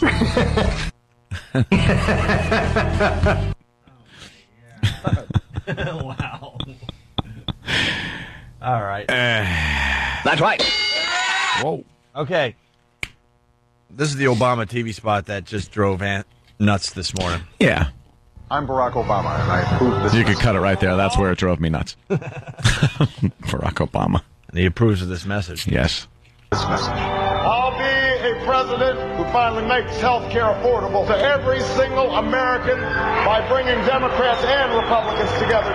I'll be a president who ends the tax breaks for companies that ship our jobs overseas and put a middle-class tax cut into the pockets of working Americans. And I'll be a president who ends this war in Iraq and finally brings our troops home. We are one nation, and our time for change has come. business as usual. That's actually refreshing now that I think about it, because it makes me think he's a lot more like every other goddamn politician. Whenever a politician gets on and starts yapping about what they're going to do, I just say, okay, how? Don't give me a laundry list of things. Give me one thing and tell me how you're going to do it. How is he pulling the troops out of Iraq? Just pulling them out? How is he getting health care for every person in the country? And a middle-class tax cut? And none of this can be done that easily. By uniting Congress? That's how he's going to do it? How is that? Where is the money coming from? How? I'll tell you where it's coming from. Open up your pocketbooks, people. Open up your pocketbooks. It's tax and spend Democrats. Ugh. Oh, I hate that. Well, Republicans haven't exactly been great for the taxes either. I'm still paying them. You're paying, believe me, you pay a lot more. You actually got a little bit of a break, I believe, under the Bush plan. Probably. That what was the break of what, $15? No, actually, it was a pretty good tax break. Yeah. It's an incentive for people, because the Republicans are of the mindset that people in the upper income brackets, especially ones that own businesses, if you give them tax breaks, they are able to build their companies with that extra equity and hire people.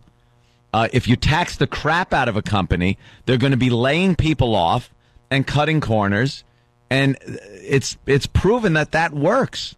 But you're right, but when is, like in theory, but when has big business ever, like, taken tax breaks and just hired the working man? They just take it overseas now, which I'm not saying it's even a bad move. The unions make it very expensive to get stuff done. True. They ship it overseas. It's like, and then you give them a tax break, so then they just have some more cash.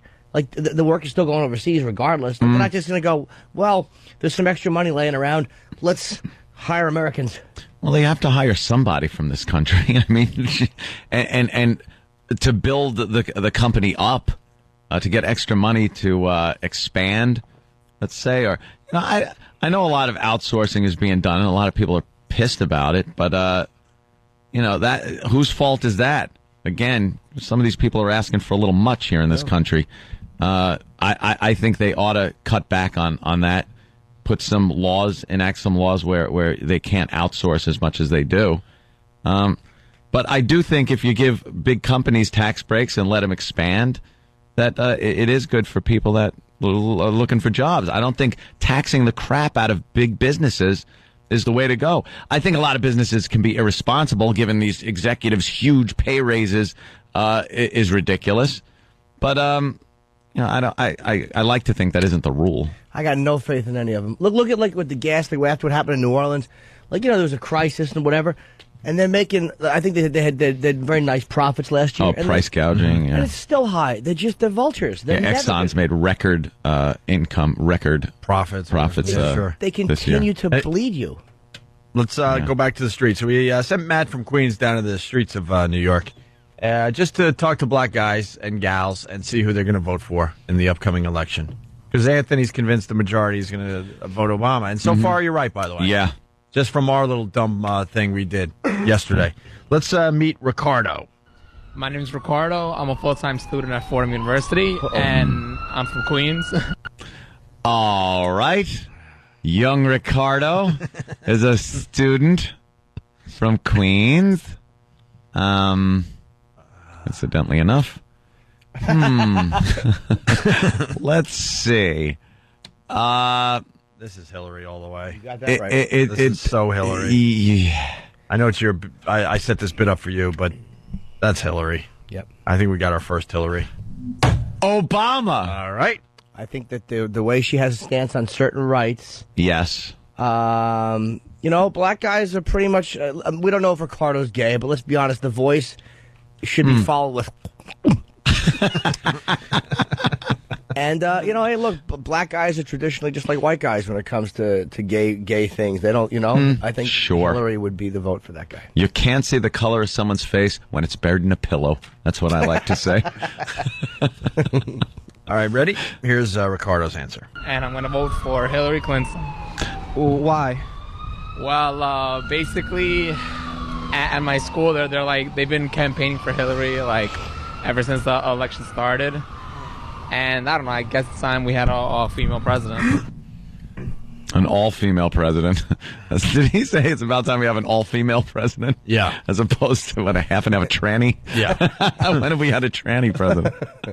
Yeah, Daddy. That's the first one you got wrong, Ant. Yeah, okay. That was kind of obvious, I'm thinking. Ricardo was a little different. Let's say hi. Fell into a different demo. Shareed's not happy with Anthony. Shareed, No. what's up? Shareed. Hello? Hi, Shareed. Hi, Shareed. How are you, Shareed? Hi. I'm fine, and I'm a black listener to your program. And everybody I know, I tell, hey, listen to ONA. Thank you. Before you were on FM. And I'm sick and tired. Sometimes I just tune Anthony out. Because he just goes on and on and on about blacks. This, that. Come on now. You have to shake everybody. You don't shake everybody. If you're talking about crippled people, you always throw a disclaimer in there. We pick on the weak. Do we? Keep talking about black. Oh, shut up already. Oh, Shareed's telling you, Anthony. I'm just doing this because an election's coming up where there's a black candidate. And I've been listening to... Look, I'm not one of those people who jump on the back. I've been listening to you guys forever. Don't say that. Before you came on FM, people may not know what you... Let me believe what you're saying, but it's not true. Who are you voting for? Huh? Who are you voting for, Shareed? Mama. Oh, All right. Enough said. Shareed writes, Anthony's making me hate the show. There's black fans of yours, Shareed, I would suggest you listen to the two guys that aren't racist. Hey, wait a minute. Why do I have to be racist if I'm just debating politics? That's the beauty of this show. You can pick your favorite, and then you tune out the other guy. So in your case, you tune out the racist, enjoy the fine open-mindedness of Jimmy and I, and you'll be all right with this show. Well, you know what, though? Sure, Anthony's not a racist, but I'll say one thing that's great what Anthony does is he just tells the truth, like what he's afraid of. Yeah. And a lot of white people feel the same way but won't say it. So it's like Ant really is just kind of being vocal about a fear that a lot of white people have. I'm the voice of the white man. I will give him kudos for that. Thank you, As an Shareed. immigrant, he has opened my eyes to some things that I didn't even know existed. And I'm not being naive or anything like that, because some of the stuff you say, now I keep looking like at the next person in my queue. So, yeah, you've opened my eyes to some things. Thank you, Shareed. I love that accent, too. Oh, God, I can't get Isn't that accent great? I'm jonesing for a trip to the I know. I want to go to right now, like Jamaica man. now. I'm like, why are we stuck in New York in the winter? Yeah. You're reminding me where I want to be right now. It scares me. On a floaty. Come on, guys. All right, Shareed. And by the way, Jimmy. Yes, what? Work on the Jamaican accent when you're doing that. Yeah, man! I happen to have a very good Jamaican accent. People have complimented Jimmy. Of course they have. Don't tell me what to do. Me know how to talk in patois, girl. Okay, Jimmy, you got it. I say Jamaican thing. Jimmy Cliff. Shareed, you got to call back, man. We like your voice. All right? All right. I'll try to be a little more open-minded. Yeah. Thanks, but I know you will not. She knows me. Yes, Anthony has finally agreed to shake Jesse Owens' hand. Oh, my God, it's the end of the world. Hey, do you like our Black History Month thing we're doing? Yes, I do. Featured Michael Winslow today. Featured Michael Winslow today. I didn't hear it this morning. I can't wait for Huggy Bear. When is Huggy Bear going to be featured? But I do like UPS, and I have spread UPS to just about everybody I know. I love UPS. Yeah, absolutely. All right, thank you, Bye, Shareed. Bye, sweetie. You call back. I like her. Shareed There from she goes. Pennsylvania. She's feisty. Yeah. All right, let's meet Sabrina. Hi, I'm Sabrina from Brooklyn, and I'm a financial associate for Citibank. Oh, boy. Black woman. David Duke. Citibank. I'm going to say Hillary. It has to be Hillary. I'm going to say Hillary. Jimmy? Financial, black woman. I don't know, man. It's when anyone who works in finance, to me, it might have a different skew on things or a different vibe. I'm gonna say Obama, but it wouldn't surprise me if she went Republican. Some Republican, yeah. Yeah. You think we're going to get a Republican answer in this battle? You might. I mean, yeah. This might be, right? There's a cross section here. No, this is Hillary. Come on. Hillary. Come on. Hold on. Leaning towards Obama. Well, you didn't play the whole thing. It could be someone else. The clip's a little long, so she might. Obama. Oh, God. Leaning towards Obama. The country needs change, and I think he's bringing forth more change than what's been going on so far. So say that again. Definitely a Hillary fan, but we need somebody strong, and not to be sexist, but I think a man's going to do the job, in the best interest of the country. This is telling. Interesting. Mm-hmm. Obama. The women are voting for Obama too. Yeah. We didn't get one Hillary in this batch. The only person voting for Hillary was the student. Yes, the student. The student. We got one more. He didn't want to say his name. Yes, Jim. He has a very good shot at winning because he's a really. You look at him and the people just voting for him because he's a black guy, but he's a really good candidate, and I think he holds up well in debates. You know what I mean? He's not good. Like it was like Clinton. It was hard to nail him down on something he was wrong about. Like you got to be good in debates because they nail you on one thing and you're finished. Can't he just change his last name? I don't mind his last name. I just don't like that mole. Take that thing off your nose. That's what I brought that to everyone. I know you did. Thank you. I don't like it. Put a hat on it. A huge mole on your nose. Looks like you have a little friend on your face. Like a squirrel. Boo. Sorry, that was for the fans, to me. Boo. All right, we got an anonymous security guard. I guess he's working for the CIA or something. I'm from Chicago, and I'm doing security now. I'm about to be RN. About to be what? Voting for Obama. That's what he's about to be. Let's be real here. I'm from Chicago, and I'm doing security now. I'm about to be RN. All in? I'm about to be all in. Playing poker. All right. About to be. I have no idea what he said there. Maybe the context of it will give more, or maybe he'll say it again. RN, registered... a nurse? Registered nurse? Oh, oof. Coming from Danny, who's in Iraq spot? That's what an RN is, though. Yeah. To be RN. Sounds like RN. Could be something else. What about that one, too? Yes. Oh, my God.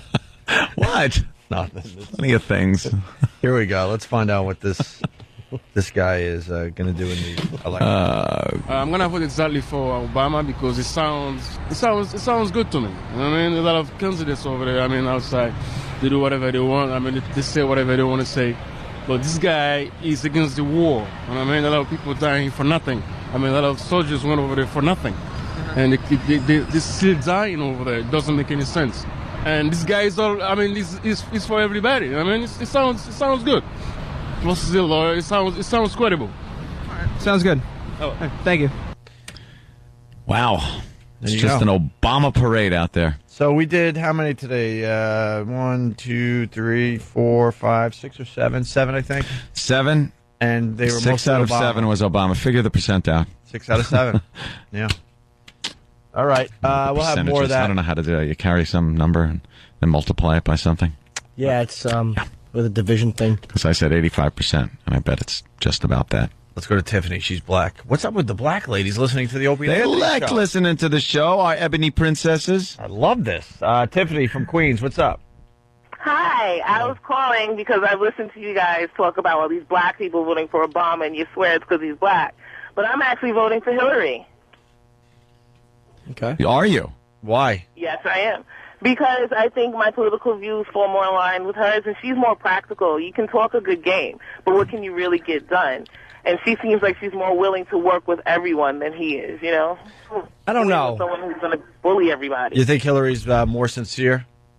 I believe she's more, I don't know if it's more sincere. I think what I'm looking for is practical. Practical. You know? Yep. How practical is it, all of these things Obama wants to do? You know? Yeah, but don't forget, you got to understand, and you know this as a woman, that a woman is just kind of not qualified. You know what? Wow. How did I know that was going to be said? And here it is. Our impromptu little poll out on the streets amounts to 85.7143%. Wow. Voting for Obama. Well, we're gonna. And I said 85%. Well, tomorrow I think we're going that's with, close enough. Tomorrow we're going with white guys, just white guys. Yeah. I think if you spoke to more older black women, they would also go for Hillary. That's what I feel. Yeah? Like my mother and all them, they're all more, yeah. Yeah, Yeah, definitely. Don't you think older black people are more likely to go for Obama simply because they remember a lot of the awful things that like people under 40 know about but didn't live through. You know what, though? My mother, she lived through all that, the whole civil rights thing in the South. And her thing with Hillary is that she's older, she also knows about it, and they love Bill Clinton. They love him. And so they're like, all right, she's the next best thing. All right, you don't have to scream at me. I think it makes people comfortable to vote for Hillary Clinton knowing that Bill's going to be pretty close by, just in case. Just in case, you know? I agree. It's kind of like when you're... whatever. I was going to go with a double. I think he's going to advise her. Yeah, I think that would happen. Thanks, Tiffany. Oh, absolutely, yeah. Thank you, guys. All right, Tiffany. And let's go to Denise on Long Island. Denise, what's up? Oh, I'm a big fat liar. My name's Diana. Okay. I didn't think E-Rock would let me on the air, so I figured I'd lie so I can get on. Well, usually we hang up on liars, but we'll give you a pass this time around. You guys love me. I was on your show a couple of years ago. I'm friends with Point Blank. I was the gymnast who did a headstand on your console. Ah, yeah. I remember that. So what's the deal? Nothing. I just wanted to say hi to you guys. I moved to Georgia a couple of months ago, and I miss you. I bought it.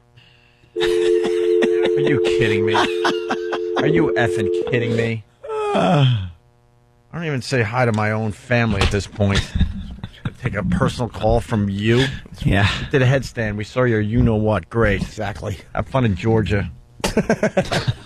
We do a headstand for them. Yeah, exactly. We're sending Sam and Big A to the NBC Knight Rider premiere party at the Playboy Mansion, and we want you to join them. Enter to win at OandARadio.com. That's the website where Stephen S. from Bayshore does the fine show rundown. Yes. And watch the Knight Rider movie event Sunday, February 17th on NBC. Okay, we got more Bobby Knight clips. We got we got the farting story. We still have a lot to do here. Yeah. So stay there. It's Opie and Anthony. Hi there.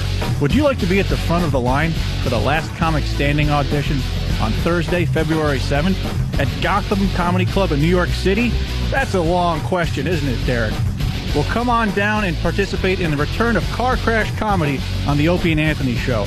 Give us 1 or 2 minutes of your best stand-up, and if you can get through it without getting free car crashes, you could be a winner. Email sam@foundrymusic.com to enter.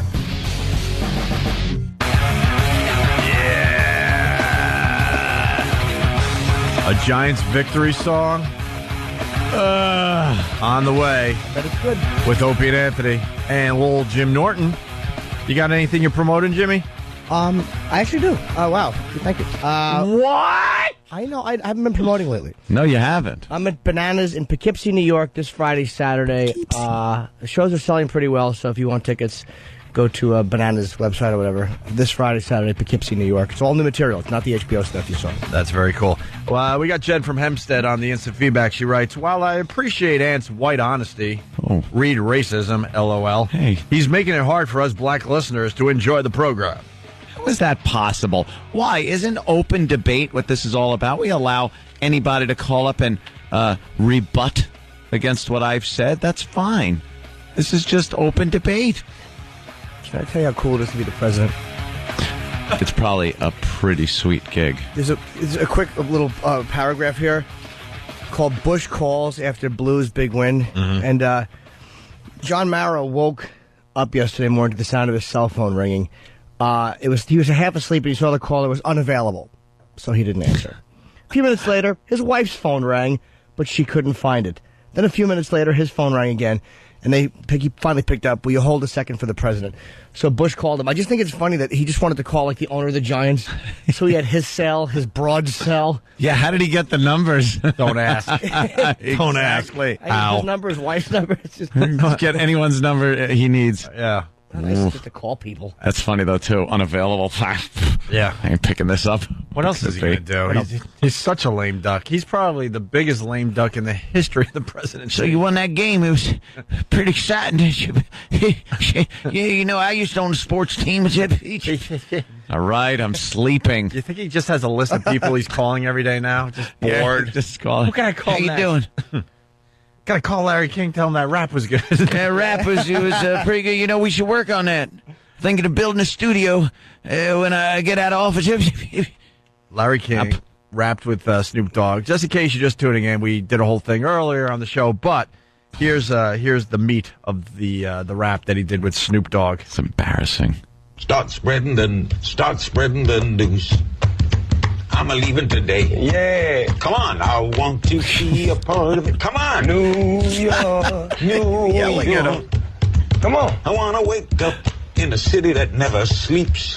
Come on, waiting on you. Larry, I'm following your lead. I'm your background. It's the Larry King Show. You're hanging me out to dry. Oh. Snoop should have gave him a noogie or something. Larry, stop. Just tell him, look, stop. Or just pull his suspenders and let him go. Just do something. Embarrassing yourself and me. Well, we're always about going to the next level with things. And Tim ran in here. He took the Larry King Snoop Dogg rap, and he enhanced it. Yeah.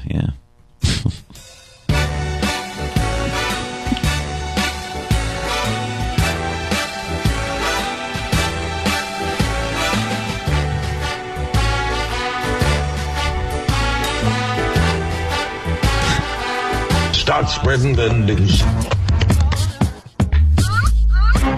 I'm leaving today. Yeah. Come on. I want to be a part of it. Come on. Yeah. New York. Come on. New York. Yeah.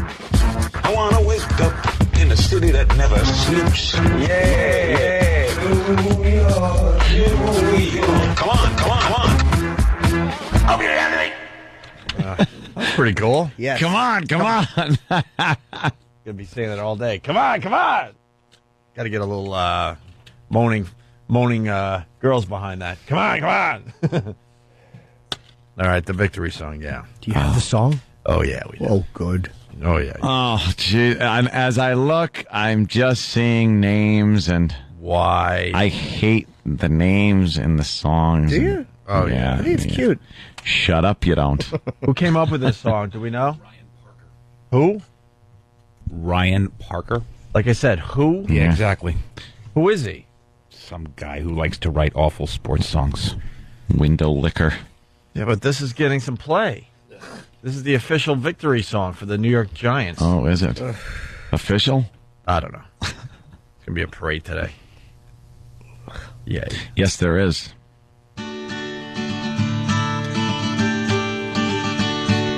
Yes. Pingered him. Eli led the Giants to their greatest victory, with Peyton cheering on every play. Another Super Bowl. New York won. MVP. Cooper's turn Not can't be Kansas too City. far away. Cooper's turn can't be too far away. Isn't that Cooper is his brother? The other brother. We learned yesterday the guy's He got can't. He's got a spinal disease. He's got a spine that's being squished. Yes, for Cooper, a wheelchair shouldn't be too far away. I mean, if you want to be lyrically accurate. Of course. Is there another Cooper we're not thinking of? Why would he go with Cooper? Cooper is miserable that he can't play football. He doesn't want to be in a victory song. Bill Belichick's premature escape from Because it doesn't say Super Bowl victory. It says Cooper's turn can't be far away for a MVP. So it's a major vertebrae pain. Wow. Well, we learned about the stretch. We learned about the third Manning boy yesterday, and it turns out he wanted to be a football star too, but he's got a spine that is just collapsing on him. I will say this does pretty much stink, but lyrically, I will say it's not as bad. I hate to say this, it's not as bad as some of them can be. Like you can tell the guy is probably a decent songwriter when he's not writing about this. Look at and this whole hillbilly kind of friggin' music it's to. That's a little too far away. Folky. Yeah. Bill Belichick's premature escape from the field reminded me of Minnesota Moss. Good for Belichick leaving the field. Good for him. He shook Coughlin's hand. It's a real moment. He's a douche, and he's like, I'm not staying. There was time left on the clock. I'm not staying. This game is officially over. Time Everyone knows left on the clock. The He's supposed to stay out there with his men. Taking a knee is not time on the clock. It is. They should take that out of freaking football. Technically, I'm glad he did it because he looks like a douche. They should force you to freaking do the last play. Well, taking a knee is just a waste of time. No, I agree with Ann on this one. Well, I it is think, technically exactly what it is. Yeah. It's a waste of time. Yeah, but it's then just call the game. Yeah. Hey, are you going to be taking a knee? Yes. Okay, then the game is officially over. Why actually do it? They should force the quarterback to take a snap. Because something might happen. And not take a knee where he has to actually run a play. I don't care if you throw the ball 20 feet over the receiver's Has head. anyone ever in the history of professional football screwed up the taking a knee? I'm sure. Where the ball has gotten out? I'm sure 1 out of 52,000 taking of the knee. Of the knee. There's always one, yes, I'm sure. But the Yeah. odds are ridiculous. Yeah. I'd like to see that. His character's revealed and their legacy is sealed. Just another team that ended with a loss. 'Cause the New York Giants are the champions of the world. United Thanks to States. plays like the catches by Tyree. Maybe Belichick escaped 'cause he had to go and hurl as the Giants won.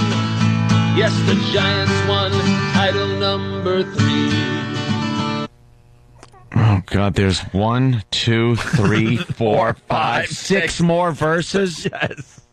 This guy got a little carried away with himself. He's going game by game, and then they went to. We know. Then they went to Green Bay where Brett Favre was. I can't. His credit card didn't take, so his incidentals were charged. All right, we understand. The wreck of the New England Patriots. The team showed up and they're ready to play.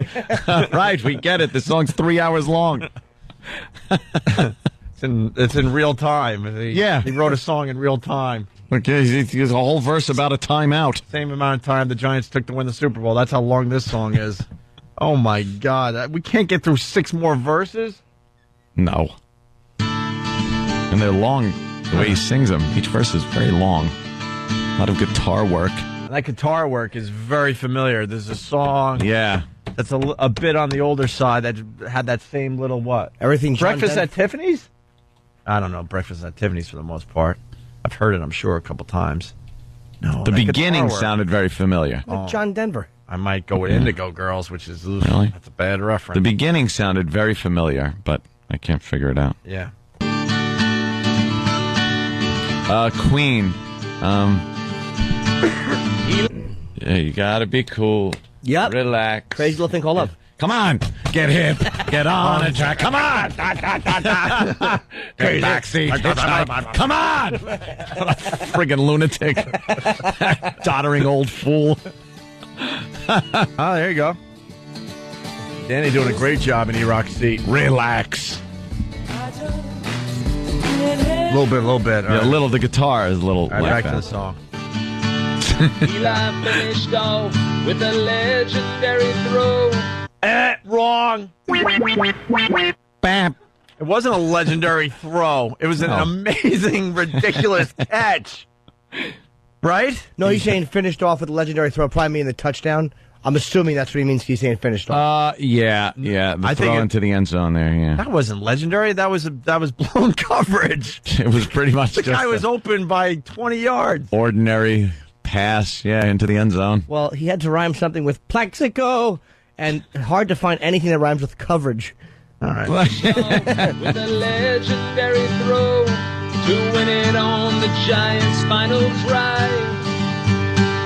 Much to his surprise, he found an open Plaxico who had broken his defender with a jive. Boo.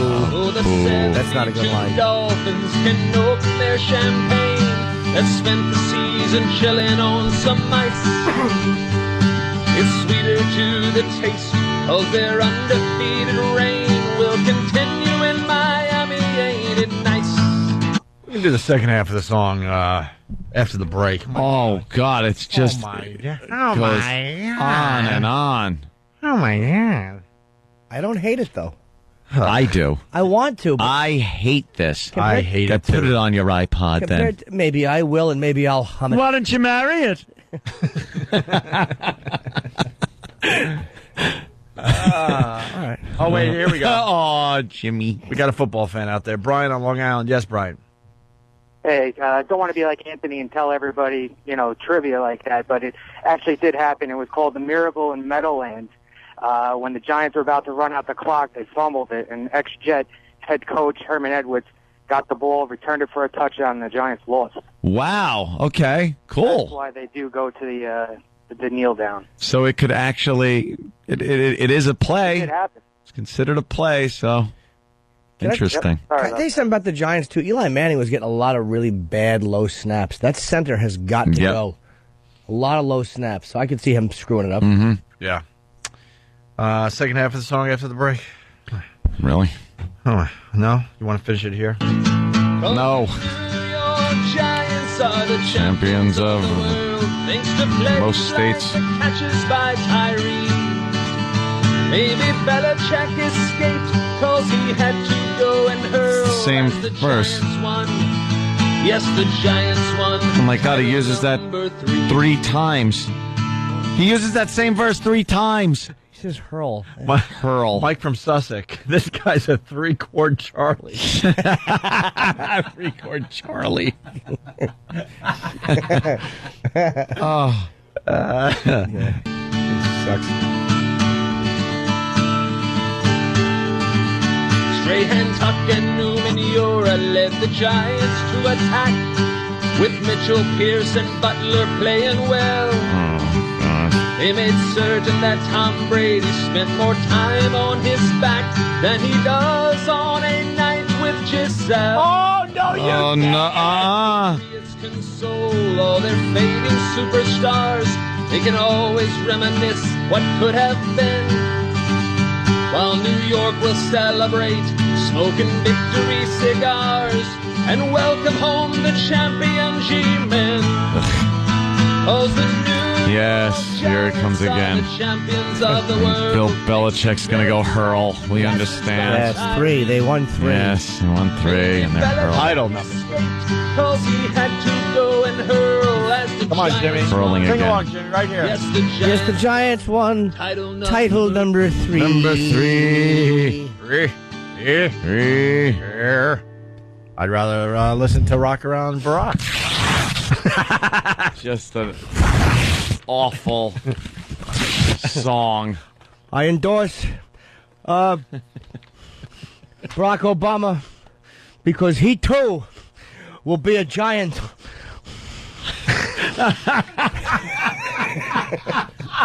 For the newbies, Jimmy's working as De Niro impressive. But not movie De Niro. No. You got to understand, it's not De Niro we know from the movies. It's the real one that tries to give speeches in public and just is an ass. Let's peer over his glasses and reveal that he has no personality whatsoever without a script, De Niro. When Marty's not around. Oh, he's really... He needs Scorsese to just write words for him always. Where's Marty to direct me through this awful script? Yeah. Don Rickles made fun of him when they did Casino. He was just saying how boring De Niro was. He said, Really? He said something along the lines was, I sat there and watched a fly die on his face. I thought, my God, what a great statement about boredom. By the way, someone is calling me out because I know the Indigo Girls. Look, man, I was in radio doing stupid music segs for longer than I wanted to, and closer to I Am Fine or whatever. Yeah, that's the song that he's ripping off. And this guy James can't believe I know that, but I do. What can I tell you? You're the champion of the world. Ugh. Could you give me a little closer? I Am Number Fine? 3. He's going to hurl. Right, Is he? I'll check that nauseous. We get it. Indigo Girls, yeah. That's why he had to leave. We'll wait a second. This That was is terrible. D. D. See? Huh. Well, kind of similar. Very. Title number 3. All right. This thing I don't want to be embarrassed too much. called AIDS. There's still a lot of people out there that have no idea. No idea that I know that song or what that song's about. 1, 2, 3, 4, 5, 6, 7, 8, 9, 10, 11 o'clock, but rock around the clock tonight! Put your glad rags on and join me, hon. We'll have some fun when the clock strikes 1. We're gonna rock around the rock tonight. We're gonna rock till broad daylight. We're gonna rock around the rock tonight. That's all they did. They changed one word, and they're proud of that today. That's Pearl Jam with Stone Gossard on vocals. All right, and someone had an amazing instant feedback after we played that song earlier today that would have got us all fired. Yes. Yeah, we would have had to leave the country. Yeah. It was a very funny line, but, he just reworked Happy Days. Yeah. In a way Enough that said. Imus would have appreciated. Very good. Wow, Jimmy. Very good. Bravo. Sunday, Monday, days, Tuesday, Wednesday, days. Oh, shut up. Shut up, jerk. Getting more affiliates. What happened? We can't say that word. I know, it's Line bending. ridiculous. That's dumb. It's not a curse. The whole thing is dumb. Okay. We'll break.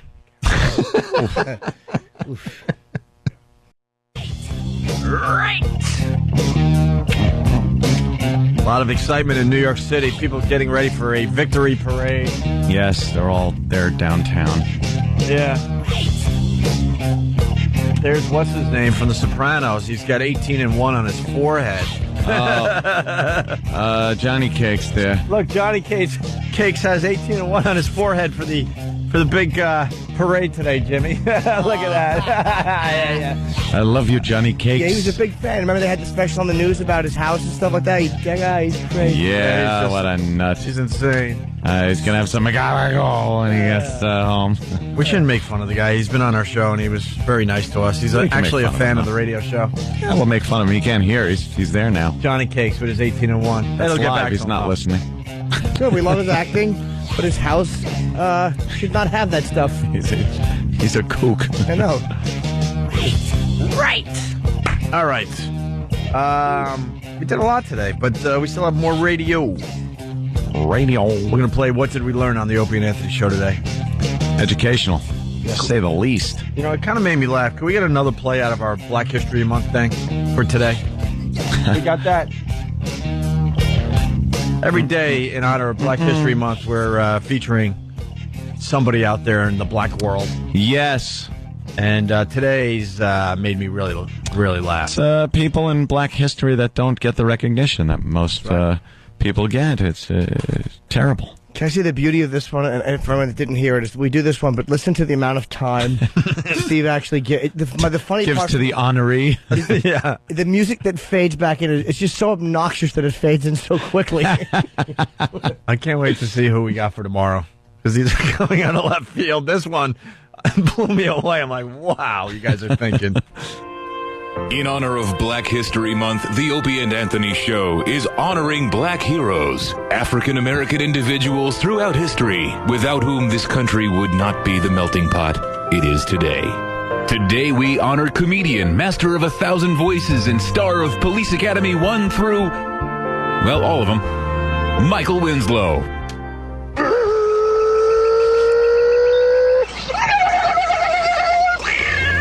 He does these impressions, it sounds just like the real thing. Stay tuned for more icons of black history on the Opie and Anthony Show. Steve gets this bit. He's doing a really good job with it, man. That's great. It's really funny. It's so obnoxious. We're really an obnoxious radio show. And Bobby Knight resigning, so we've been looking at his clips of him freaking out. We saved the last two for last. Oh boy, Saved the last two for the last. best. We saved the last two for best. So enjoy. We got Bobby Knight talks about fat ass officials. Here we go. You know, we got more fat ass officials in college basketball with pants that are 2 sizes too small for them. And I mean, they look like they're almost reformed prostitutes trying to make a comeback with how tight their pants are. Like prostitutes. It's amazing. You know, you see this big fat ass guy out there, and you want to say, what are you wearing 36s for? God, why don't you get a pair of 42s? How do you not love him? He's going to be missed. He's going to. That is a good one. Happy birthday, Crisco. And yes, I know you're a girl. Thank you. He likes bringing up prostitutes. Yeah. His little analogies. All right. And then I think this is the best one right here, right? The infamous halftime meltdown. Mm-hmm. Bobby Knight, everybody. Want a boy that I'm getting out of here. I mean, if you're not going to recover Greg Graham, if you're just going to let him drive by you, if the rest of you are going to let him catch the ball outside the 3-second lane and drive all the way in here without one guy challenging him, then I'm leaving and you guys will run till you can't eat. I'm tired of this. I'm sick and tired of an 8-10 record. I'm tired of losing to Purdue. I'm not here to around this week. Now, you may be, but I'm not. And I'm going to guarantee you that if we don't play up there Monday night, you aren't going to believe the next 4 days. Now, I am not here to get my ass beat on Monday. Now, you better understand that right now. This is absolute bull.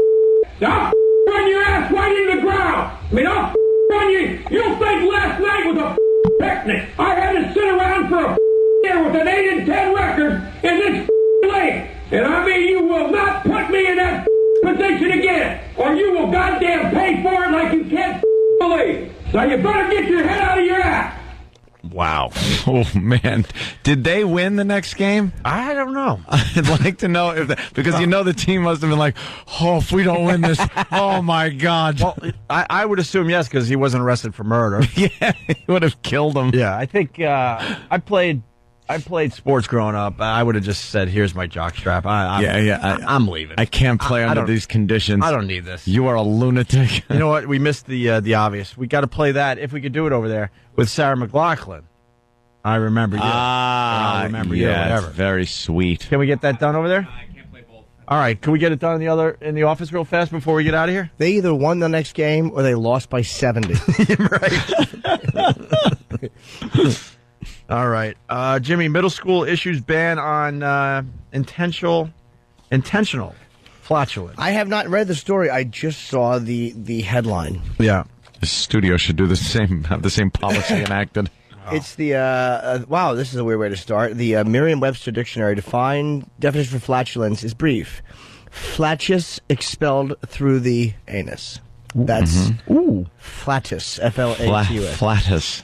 And while it's a natural body function, it seems Camden Rockport middle school 8th grade boys are taking it to new heights and making a game of seeing who can expel the loudest and grossest flatus. This has been going on for years. That's right.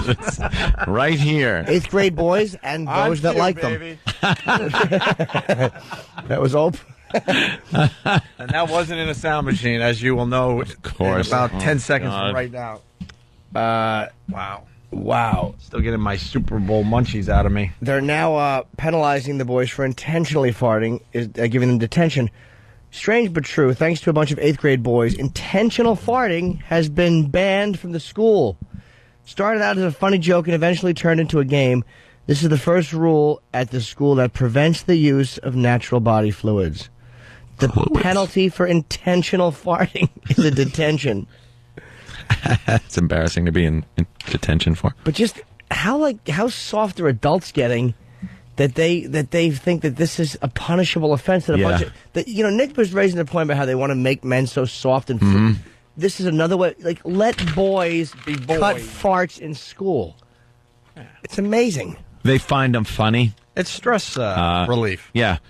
It's harmless, relatively, Might get hilarious.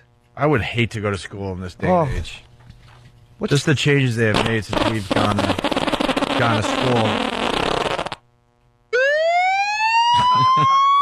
What did he do? Yeah, this day and age can't do anything. No. In other news that we could quickly get in here, twins kick loose deadly tumor from mom's cervix while still in her womb, saving her life. Cuatro. What is that about? Wow. I guess twins kicked a tumor loose. Saved her life. And saved her life. Many mothers cherish the first kicks they feel from their unborn babies, but unknown to one, it's always in the UK. This is not true then. I don't believe anything from that Daily Mail.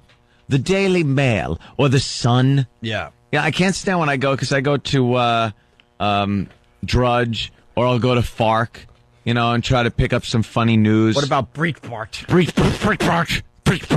What about the Breitbart? Breitbart. I go to the Breitbart.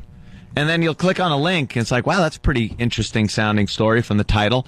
And then the Daily Mail will come up. Yeah. And you just know those English papers are all, they're like the Weekly World News. Mm-hmm. They're just rag papers with bull crap stories in them. So is this true, you think? No, I think no. But unknown to one UK mother, the kicking she felt from the twins growing inside her actually saved her life. Michelle, 35, said her twins, Alice and Harriet, yuck, how British. Cute names. Now aged 13 months, were a lively pair in the womb. At the time, however, she had no idea that constant kicking she felt actually dislodged a tumor that had formed on her cervix. And this ended up saving her life. Quato, open your mind. I'm being called... stupid sticky Quato. You need Vicine. I'm being called out, by the way. Rob from Cape Cod, you're right. I never wore a jockstrap while playing basketball. Oh, okay. I developed late. I didn't need a jockstrap. Oh, no. No, they would hand them out, and I would be like, what is this going to do? You had one of the ones that stood out at all times? Just 'cause there was not enough to make it dangle. That's cute. Like a baby thumb. Oh. But in later years, I made up for it, I tell you. I'll say. I had a growth spurt. Hubba, hubba. Shortly after becoming pregnant, Stepney of Cham in southwest London, or Cheam, was taken to the hospital after suffering what was believed to be a miscarriage. Soon, doctors realized she was still pregnant but had developed life-threatening cervical cancer.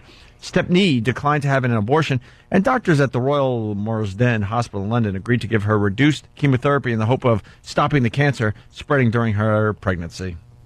So it was the chemo that saved her life, but the tumor being kicked loose certainly helped. Kicked loose.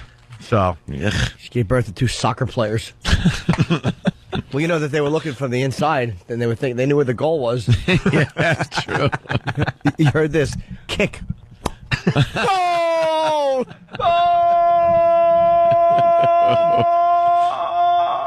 Oh, disgusting. And then Danny handed in a ton of stuff today. Any of these worth sneaking in real fast? The Willie Nelson stuff, the baby thrown from a moving train, the animal shelter ad called Racist, Stepmom has sex with her body. Man kills stepmom, has sex with her body. Oh.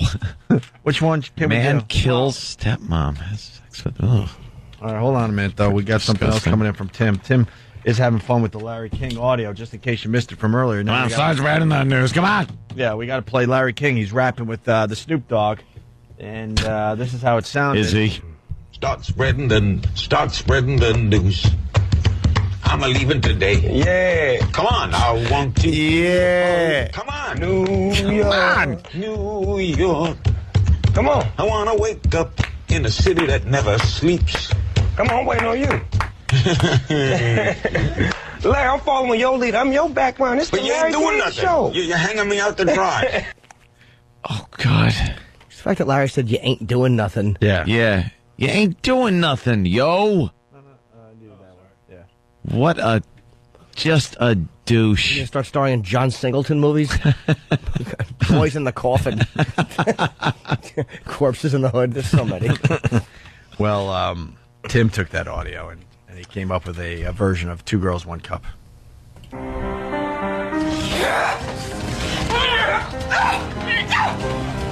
on. Yeah. Come on. Yeah. Come on. Come on. Yeah. Give it to the Jew every time. Two Girls, One Larry. All right. Come on. That was quick. Just yelling, come on. Like it's going to add to it. Like it's going to help if Snoop got in there and started rapping with him. Let's say and Snoop's just going, yeah. Yeah. Like, oh, when is this over? Yeah. Martin in Syracuse. 2 calls from Syracuse in one day? What is that about? What's up, Martin? What I learned today Yeah. is you don't have to go to school to be an RN. Come on, come on. Come on. Come on. All right, we're going to do Bobby Knight and Sarah McLachlan in honor of Bobby Knight stepping down, retiring, resigning. Yes. Getting fired, quitting. Very touching. Oh, by the way, my observation of the day, I like to come up with weird observations. Ann said I was pretty good with this one. So I watched No Country for Old Men. And I was thinking the killer guy, right? With the weird Prince Valiant hairdo. Sugar. I'm like, the guy looks like someone. It's driving me nuts. Who does he look like? So I'm flipping through the paper today, and they got a old picture of the Rolling Stones. Charlie Watts. A young Charlie Watts. Maybe Steve from Bayshore could get a young picture of Charlie Watts, do a little separate at birth thing, and throw it up on onaradio.com. But he looks just like Charlie Watts. Thank you. That was a creep. He sure was. He blew the lock off a door. Boy, he knew how to kick your door in efficiently. Yeah. There he Lock is. just goes flying. You're in. He had this piece of equipment, if you haven't seen it. It looks like an air blower, and it blew the lock right off the door, and he just kicked it in and started shooting. Yeah. He didn't play games. Hey, we can't do the Bobby Knight thing. It's just we just can't do it. It's a glitch. Yeah, maybe we could do it. Nothing on over our there. side. We need it's whatever. Tippy Tom though. Steve's in contact with Tippy Tom's family. They're trying to find him.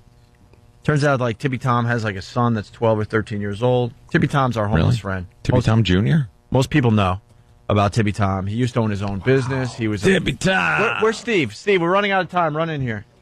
And I guess I gotta go to parent-teacher conference. Could you picture that one? So my son's doing good. Go.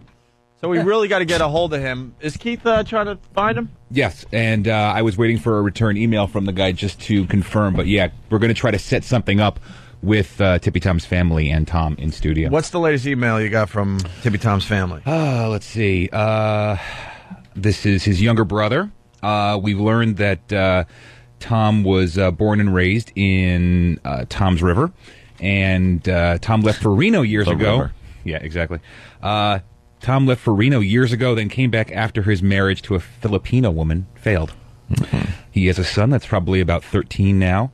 They're just looking to find out what area he's in because apparently their father has recently passed, and he's got an older brother that's now sick. Damn, man. Gee. He owned his own company. He was very health conscious, which is probably why he survived on the street so long.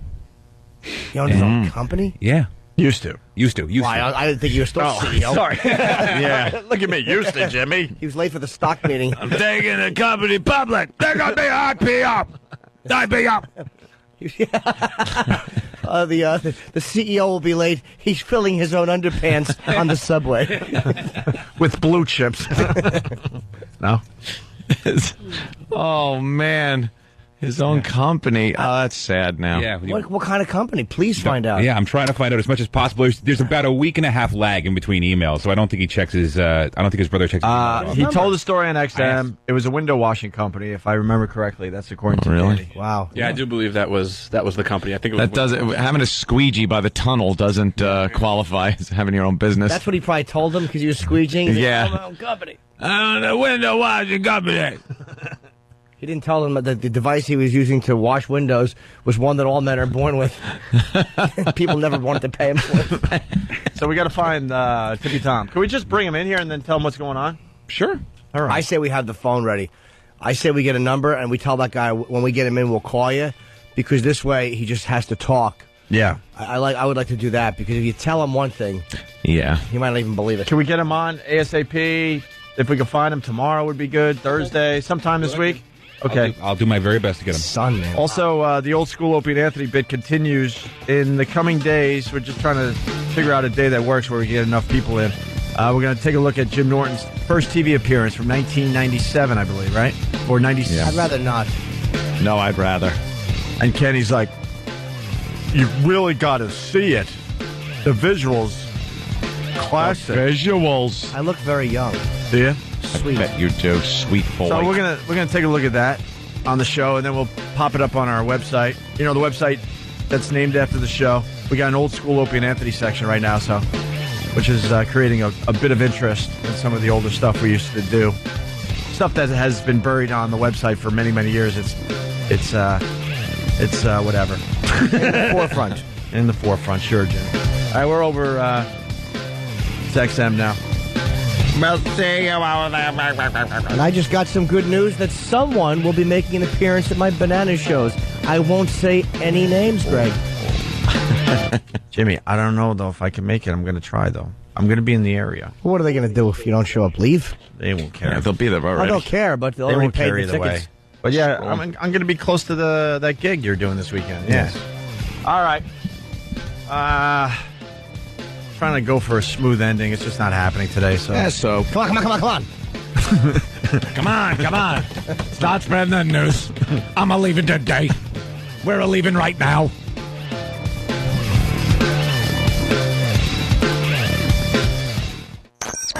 This is the Opie and Anthony Show. It's the Opie and Anthony Show. Opie and Anthony.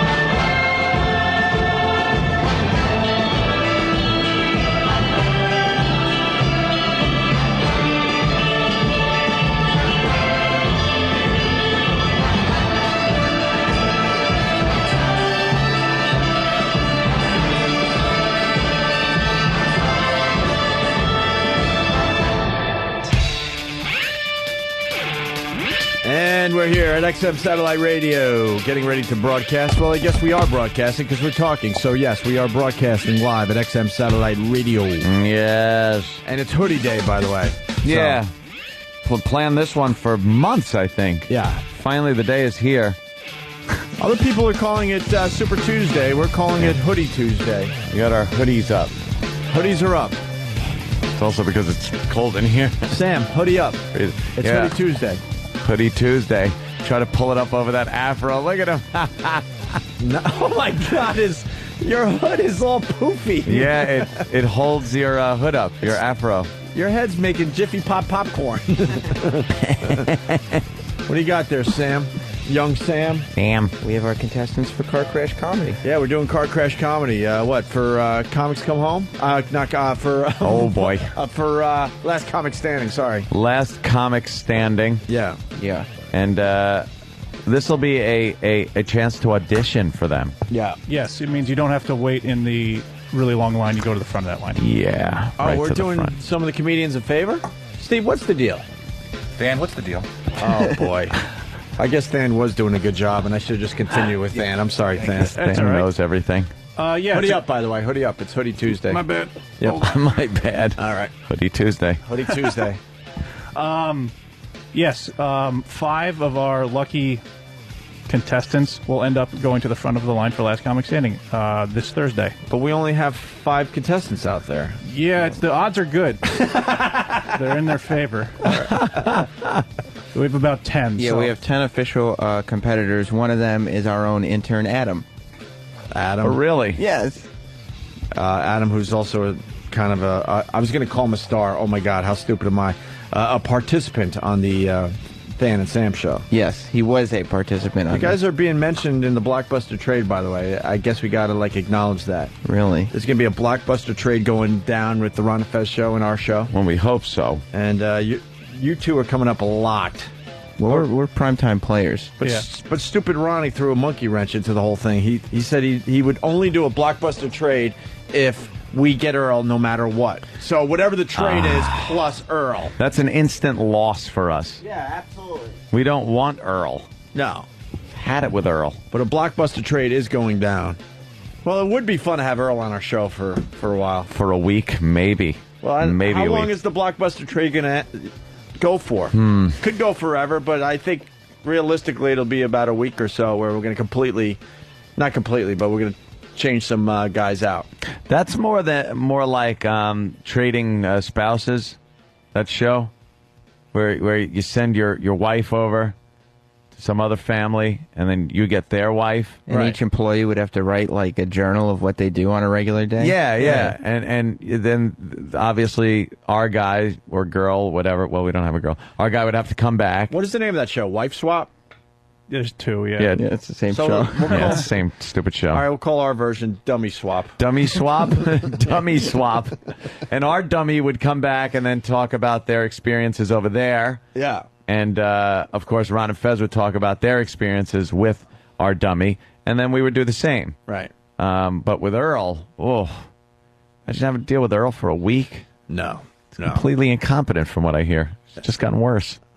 My hoodie's too big. I can barely Is see your hoodie too big? It is barely drooping see in front of your eyes. What the hell, man? Pull it back a little. There you go. Jesus. What freaking...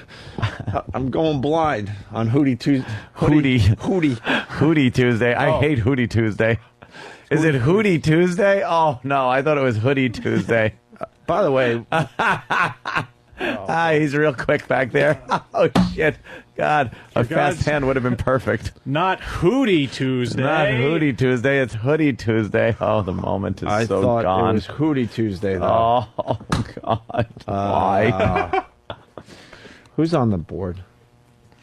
A dummy that's going to Ron and Fez. Yeah, Butcher, you're done. You're already in the Blockbuster trade. If a Hootie song comes on now, I'm going to run in there and just kill everyone in that room. I swear I'm just going to stab them. Why is Butcher on the board if he doesn't know this stuff? It's just too late. But why is he still on the board? Oh, no, okay, I got to kill people now. Geez, I got to kill. Wow. Is it Hootie Tuesday? It sure is. With a little well, I thought it was Hoodie Tuesday. All right, that makes no sense. Get that off. Ziggy, Jersey, what's up? Guys, I want to say thank you for Paisanos of Mulberry Street. They do have an excellent food, and they also give you that glass of wine with every dinner that you get that you take. What year is this? What year is this, really? Yeah, it's 2008. Joey sold that restaurant. Hold on a minute. This is for the people that like lingering. Joey sold that place well over a year ago. Oh, shit.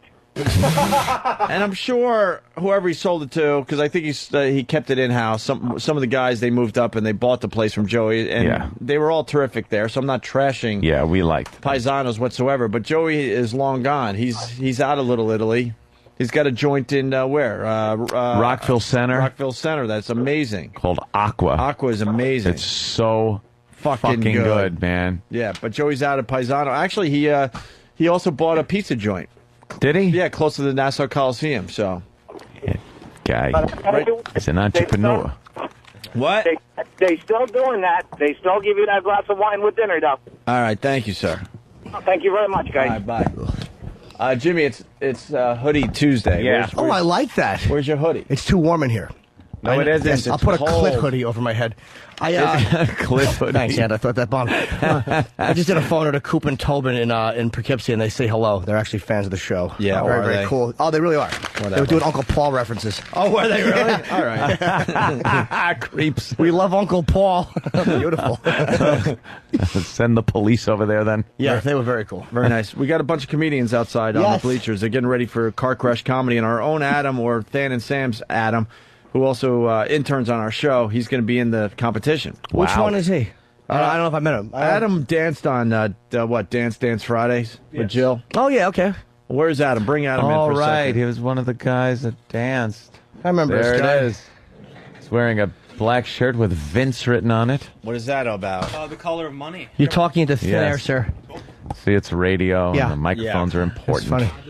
Hold on, it's got to be on, For sir. them to be on, it's And you would have known that if you put headphones headphones. on. There Yes, you go. yes. Ah, There you go. What's up, Adam? Nothing much. Just the Vince. oh, who cares? It's Color of Money. Favorite movie. I'm a big pool player. That's your And- favorite movie? Yeah. Cool. So Tom Cruise wore the Vince shirt in that, and people have told you what you look like Tom Cruise, No. and that's why you're wearing it. You want to have sex with Tom Cruise. No, I You bought have. the shirt. You've had sex with Tom Cruise. You like Newman's Own popcorn. See, Paul Newman in the movie? Of course. Boo. Fucking boring myself. But I bought this shirt before Tom Cruise officially went crazy. So Oh, I thought you were going to say So why are you photos in still the wearing movie. it then? Most people would just throw the shirt out. Well, I think it, Is it official that he went crazy? Some official thing was said, a statement. He's still languishing in kind of in douchebag status. I don't Yeah. think he's nuts yet. He's just kind of a Not douche. Totally crazy. Britney's crazy. That's He's a crazy. douche. Padded room. 2 Extremely weeks. crazy. 2 more weeks in the nut Yeah. house. So you danced on Dance Friday? I did. You like that better than The Hustler, by the way? Color of Money. Color of Money blows, bro. It was Yeah, okay, but Minnesota Fats. Yeah. His real name is Yeah. New York Fats, I think, and he took the name Minnesota Fats after Gleason did the movie. Yeah. Yes, Really? did many of his own stunt shots in that film too. Not all of them, but I think many of them. Gleason was a great pool player. Yes, he was. Was he really? Yes. They say Newman and Gleason had a pool match at the end of the shoot, and Gleason just cleaned the floor with him. And Look how nervous he is. and talking. I'm Newman like, just dumped a bunch such of a pennies on the pool table. Because He's not they had, talking a into the mic. He's I know. slurring his words. Well, I He's love the fact stammering. I do like this guy because he took what and this is something I do. I'm not even shitting on you. He took what would be an awful story, even if Paul Newman told me, Yeah. and he related, but away from a microphone and uncomfortable. Like this Tell is the what I- story. Come on. No, you're not sitting down. As he was Wow. getting to the balls. end, you ever get to the end of a story, you realize your story has no finish. You Yeah. and then he's fast forwarding, and he knows pennies is the thing, like, and it's oh, shit. boy. And Yeah. he took pennies, and he whatever. I gotta punch this story up. And take the hands off the console because you're. You're swallowing a No, lot. You're- don't. The reason you have your hands on the console is because you're very nervous and you're trying to keep the nerves. Yeah, you don't know what to do with your hands. Now they're behind your back, like All right, now tell at the same ease in story. the army. Now tell the same story. What about the whole? Don't put your hands in the pocket. Oh, look at this. Yeah. His Be wrists comfortable. are twitching. All right. Well, That's great. there was a $100 wager at the conclusion of the shoot of The Hustler, and Jackie Gleason and Paul Newman played each other in pool. And Jackie Gleason Dan, claimed... how many comedians we got for? Yeah. Well, Ignore me. 10. Excuse me. Sorry. You're not supposed to acknowledge that I'm ignoring you. I- just deal with it. Thank you. Okay. It's good we're making all the comedians outside comfortable. Fucking poor bastards. I know how it is to have to go do a set. And they're just watching this. They're like, he knows these guys, and this shit is happening like this. I know. For the comedians outside, we hate this guy. We don't know anything about most of you, so don't worry about it. We just despise this kid that you're staring at as you sit on the bleachers. We'll be nice. Because it's a big deal. You know, what? The 5 of these guys get to the front of the line, right? Yep.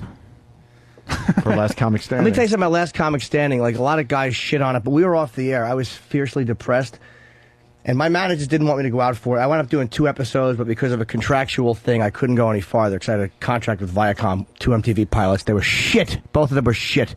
But it opened the door to The Tonight Show for me, and I've fucking done 5 Lenos. That was absolutely a direct result of doing that show because of Bob and Ross. Wow. Book it. And they had contacted me a month later, and I'm not shilling for Last Comic Standing, but like comedians will shit on it. But you know what? It fucking opened a major door for me. And they're like, hey, send a tape. We'd love to see you for Jay. We liked what you did on the show. And I didn't send a tape. And a month later, they called me again. They're like, did you put that tape together? And I'm like, what am I, a fucking dummy? What am They're I asking doing? me. Exactly. Yeah. So they were for real. Well, here's Adam on Dance Friday with Jill Nicolini, locally here in New York. A little affection. You guys are good. Give me one more of those like pirouette things. Bring it back. I'm doing out. Go ahead. Go ahead. Bring your cousins, please. Woo! 2 boys from Michigan. By the way, Adam is going to be a new intern at Opie and Anthony. Hey guys, thank you in the morning. Way to go, guys. Thanks for coming in. That's a news show, by the way. And by the way, they've been pushing this audio on us for the last 3 months. That's why we didn't play it. What? That's a horrific. clusterfuck. We can't follow it. We don't know. I don't even know what went on in there. It's such a visual. What, Yeah. you were dancing? I was dancing, yeah. So what song? The Canned Heat by Jamiroquai. Do we have that song? Well, the other thing about that audio is it was before it had been determined that he was going to be an intern here, and Jill proudly says he's going to be an intern on. So that's why a couple months ago it was a little stronger. Oh. Well, he got the job done. He did. Well, You want to dance he to that did. song for everybody? Get them warm, get these people going. They're, See what they're they nodding their actually- heads. Wow. Here, put the headphones on, move the chair away. I'd like to see. We got that song? All right. Can I tell you something about comedians? There's nothing that makes these bastards happier than to see him fucking getting a dick stuck right in his mouth. Oh, the comics love it. Oh, Thank boy, you. do we. All right, move the mic. You got enough cord to dance? This is Adam, the intern, who's going to be part of this car crash comedy thing we're doing in about 15 minutes. We're just waiting for Patrice, who's stuck in traffic right now. But we got Adam. He's going to dance for the crowd out there. Do we have a mic on the crowd so we can get their reaction? Sure. All right, we're getting that. Patrice is stuck. Yeah, in traffic. All right, here we go. This is Adam. This is the song you danced on live TV here in New York City. And start the music. I can't look at him.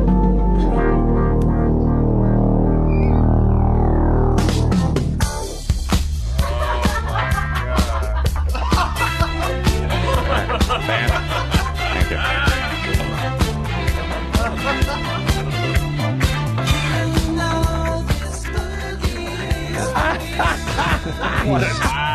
He's pushing his hips in and out. What a tool. Wow. What an absolute tool. Car crash dancing, people are saying. And there he is, just dancing. He was doing the lawnmower. Now he's. See, now he's trying to mock dancing, but we know that he's No, trying I to think look he's cool. really dancing. Yes. He's saying he's being ironic, so it's not as humiliating. He's being moronic. Yes. But he's Patrice doing is stuck in a doorway, someone's saying. He's like fucking Tor Johnson. A man his size would have trouble walking through doors. All right, thank you. I'm getting another communique. I guess we learned about Adam today. We were avoiding this, but I guess we have to go here. Adam, you've never kissed a girl for real? What's that about? For real? Did it for fake? How old are you? Dead one? 22. Gay? No. No, not yet.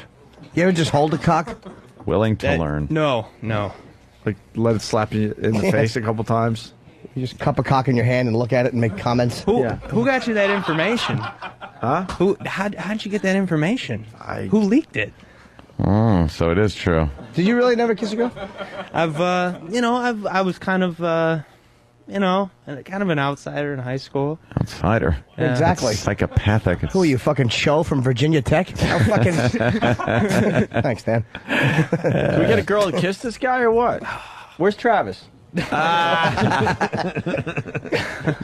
Wow, so all through high school, Yeah, you know, I never. I was into sports and writing and just doing my own thing. I would then have to. Wait, sports and writing, you should have got laid in high school. That's a good combination. Girls kind of like a guy that can write a little bit. I then have to make the assumption you're a virgin because you probably would have kissed the girl if you were having sex with her. Hey, Patrice, this guy, Adam, he's an intern. He's never kissed a girl before, and we think he's a virgin, too. You're correct. I and kissed a girl. I'm not ashamed of Mr. Patrice, I'm rocking the hoodie today. It's hoodie day. It's hoodie day. I got hot. I had to take mine off. I'm feeling good about it. And I finally saw your HBO. Collar day. Your HBO on demand, finally. Yo, you saw that? Oh, fuck. Was that funny, Patrice O'Neal? Thank you, sir. Really Yeah. funny. Good morning, fellas. The shirt was obnoxious. We've been discussing the shirt for the last couple days. I didn't like your it. I behind your back. didn't like it, but the set was hilarious. I tried. I tried. I actually liked the hat. I didn't want to like the hat, but it actually did look good. I didn't upgrade the suit jackets yet. I thought we was trashing him today. No. Look at Patrice. What you want? I don't care. No. I know we have to have 1,000 people. I want to hear at But I least. thought we was trashing him We today. wanted to, taste. but we don't have enough people. We've heard now. I know when we Get us a taste for, like, the preview. because when we got bashed beforehand, we played a little taste of it. Yeah. What?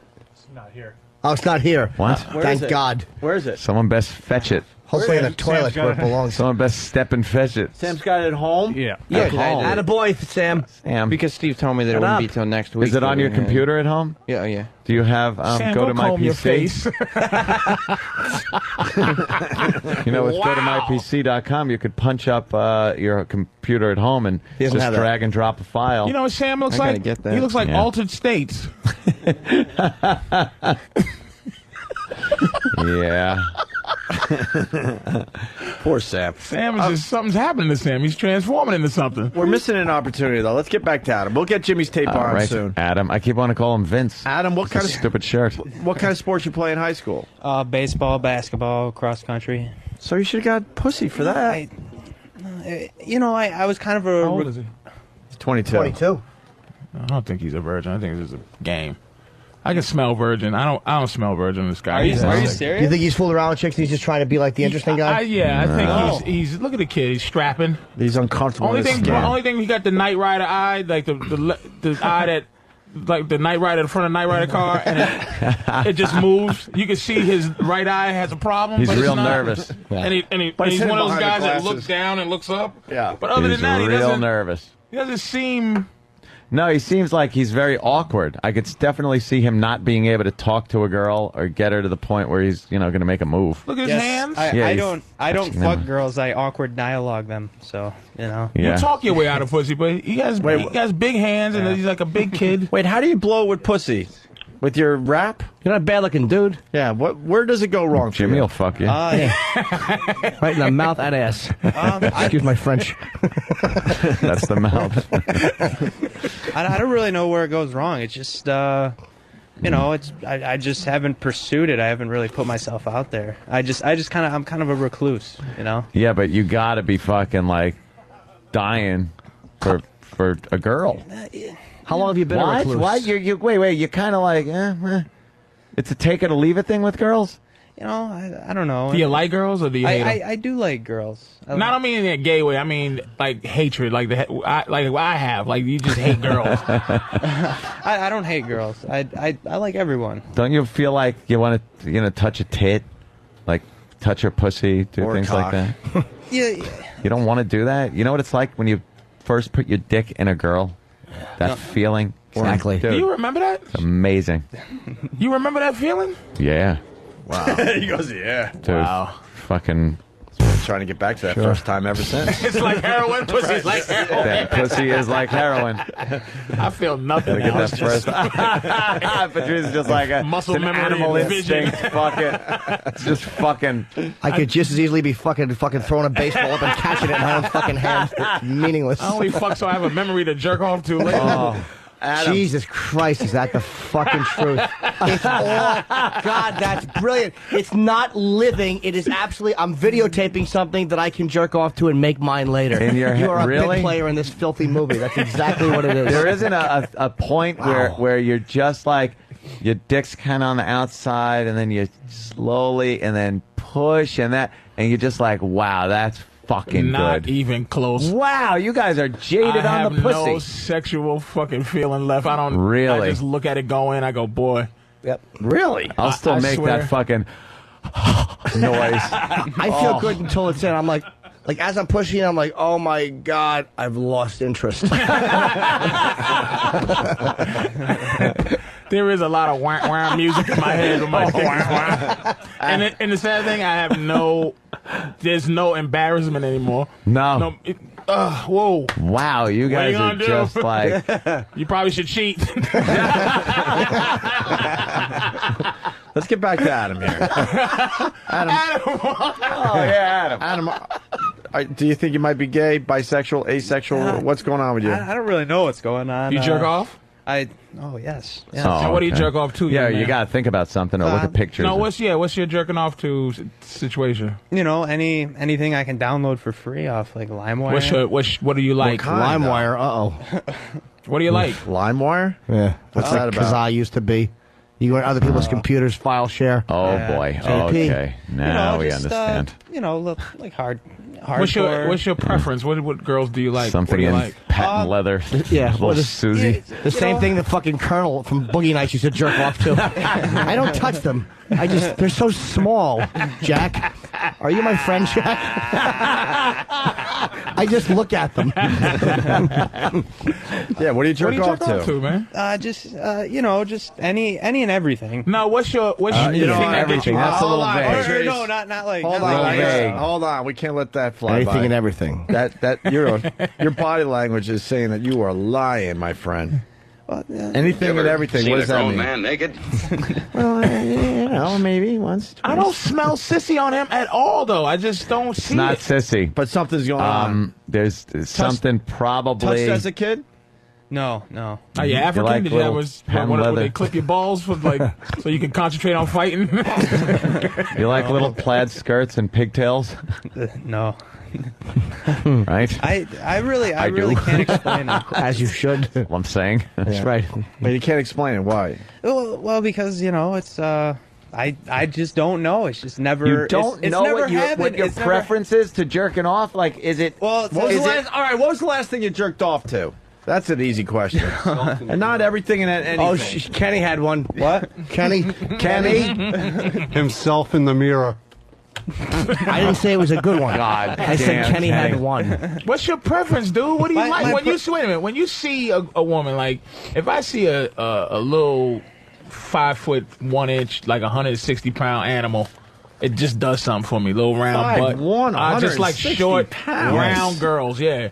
So Wow. Yeah. So He wants to fuck What do you- Mary Lou Retton. yeah. So what do you like? like Black girls, Chinese girls, white girls, tall, thin. I like brown-haired girls. Girls who have good morals and Good asshole. Here The fuck it are is. you talking There you go. This fucking guy's an evangelist. What are you, religious? It's No.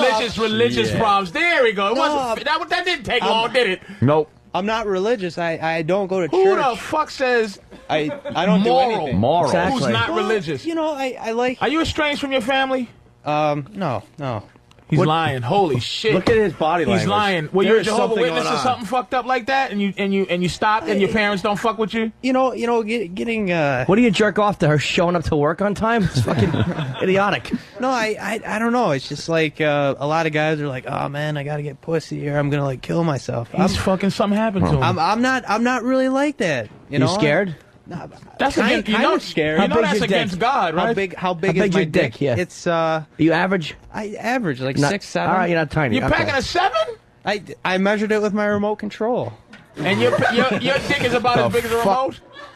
No. I wanted to measure it, but I didn't have a ruler, so I took my key and the remote control and kind of. You got an Irish pencil dick, or is So or there's fat a mom? mark on your remote where your dick ends. Yes. He's proud of it. It doesn't seem like a little sissy. He's having a religious problem. Something's up here. Nothing religious. What are good morals? Are you tight with your family? I'm real tight with my family. When you see a naked girl picture, Yeah. does it do something to you? Do you look and go like, wow, that is fucking hot? I just go, dime a dozen. Have you ever seen a naked girl at a strip club or anything? I did go to the strip club. So you saw a live one time. nude girl. I got a lap dance. Yes. And what was that like? It was pretty. I was pretty nervous. But I'm talking about looking at a real naked girl, her tits, her body, her ass. Like, what is that? Doesn't that do something to you? You don't like your fucking Lee Marvin attitude about pussy, and you've never had it. Right. A dime a fucking dozen. Of course it is, but you ain't trying to fuck none. Me a bag of Joes. Have you ever wrestled an alligator? Dime a dozen. But I'm not having. No. Are you a eunuch or something? No, I'm just a normal guy. No. Normal guys are looking for pussy 25 hours a day. No, yeah. Hey, Pat. It has a little Adam Sandler in him, too. What do you think about all day, then? Wow, because I know guys are just it's about fucking and looking at girls walking down the street and shit. You must just be... You're probably going to be an inventor. And if we find out you're lying and you're trying to come up with some weird character, you're so gone, man. Not at all. Doesn't fuck a guy. You can call my friend or whatever, and he'll say your cult leader.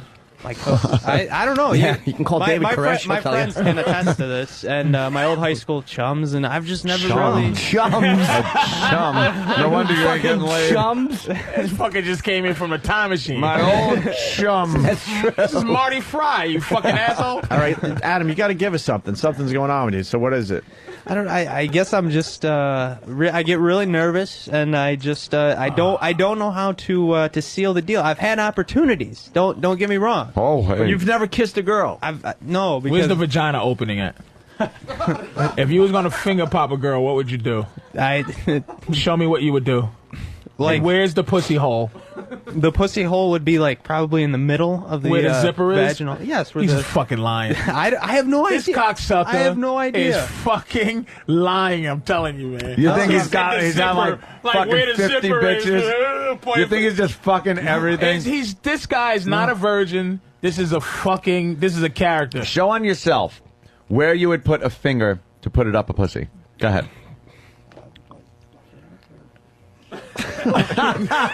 He's reaching all over the place. He's so full of shit, this motherfucker. He's reaching all over. Are you being a fucking comedian? No, I'm you couldn't even exist being a virgin like this, liking pussy and being what you just... Can we get a girl? Any girls nearby that will willingly open kiss Adam? He's a good-looking dude. He's not like a fucking a mess. He's not. That's why I can't Would you figure it kiss out. a girl today, Adam? For the O&A show, anything. Mm-hmm. Would you kiss a guy? No. You said anything. You just said it like a second ago. That is a good point. What happened? I'm not going to kiss a say guy. anything for the O&A show. That's more material for the guys behind the scenes to rip on me, because I'm like there's a target. I'm like the bottom bitch in the intern pool. Yeah, it's been a real dry well so far, Adam. Yeah. Oh boy. Well, boy. Well, Adam, what are you gonna? You got to admit something here. Something's going on. Something got you going down this road. Mm-hmm. Yeah, this is so unacceptable for a 22-year-old to just be saying what he's saying, and he's using the word chum. Yeah. What's your favorite video to jerk off to? And don't say you don't know. Mine is Taboo 2. It's incest. Go. Your turn. Taboo. I would probably say the I like the MILF Hunter series. Okay. Yeah. So is your mother very strict? Oh shit! You just. Ooh. Go ahead, Norton. I'm sorry. No, that's fine. That's all I had on that. No, it's a nice dig here. This is very interesting. The MILF thing. Yeah. MILF. That's Religion, MILF. This is the male carry. Get in your closet. You'll see your dirty pillars. I'll see your dirty pillows. And your daddy's fingers all over me. Oh. And his whiskey breath. She was digging that shit.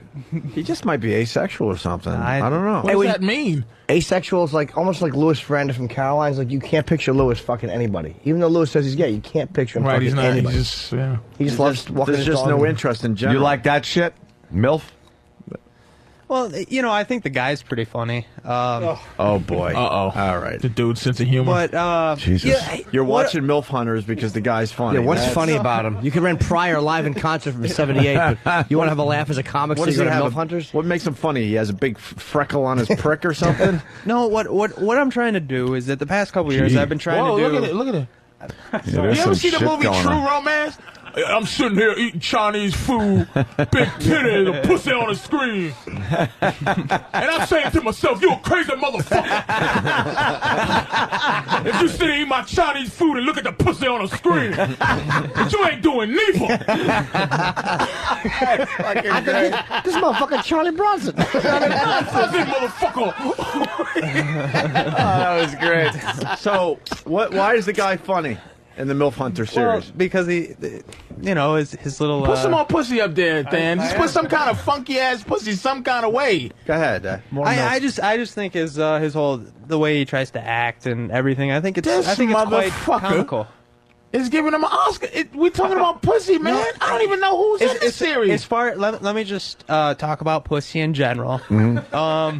As far as it goes, you know, I've been trying new things over the years, like trying to get outside my box. I'm really shy. I'm We'll real get into one. reclusive. Yes. And I'm trying. You know, I've been.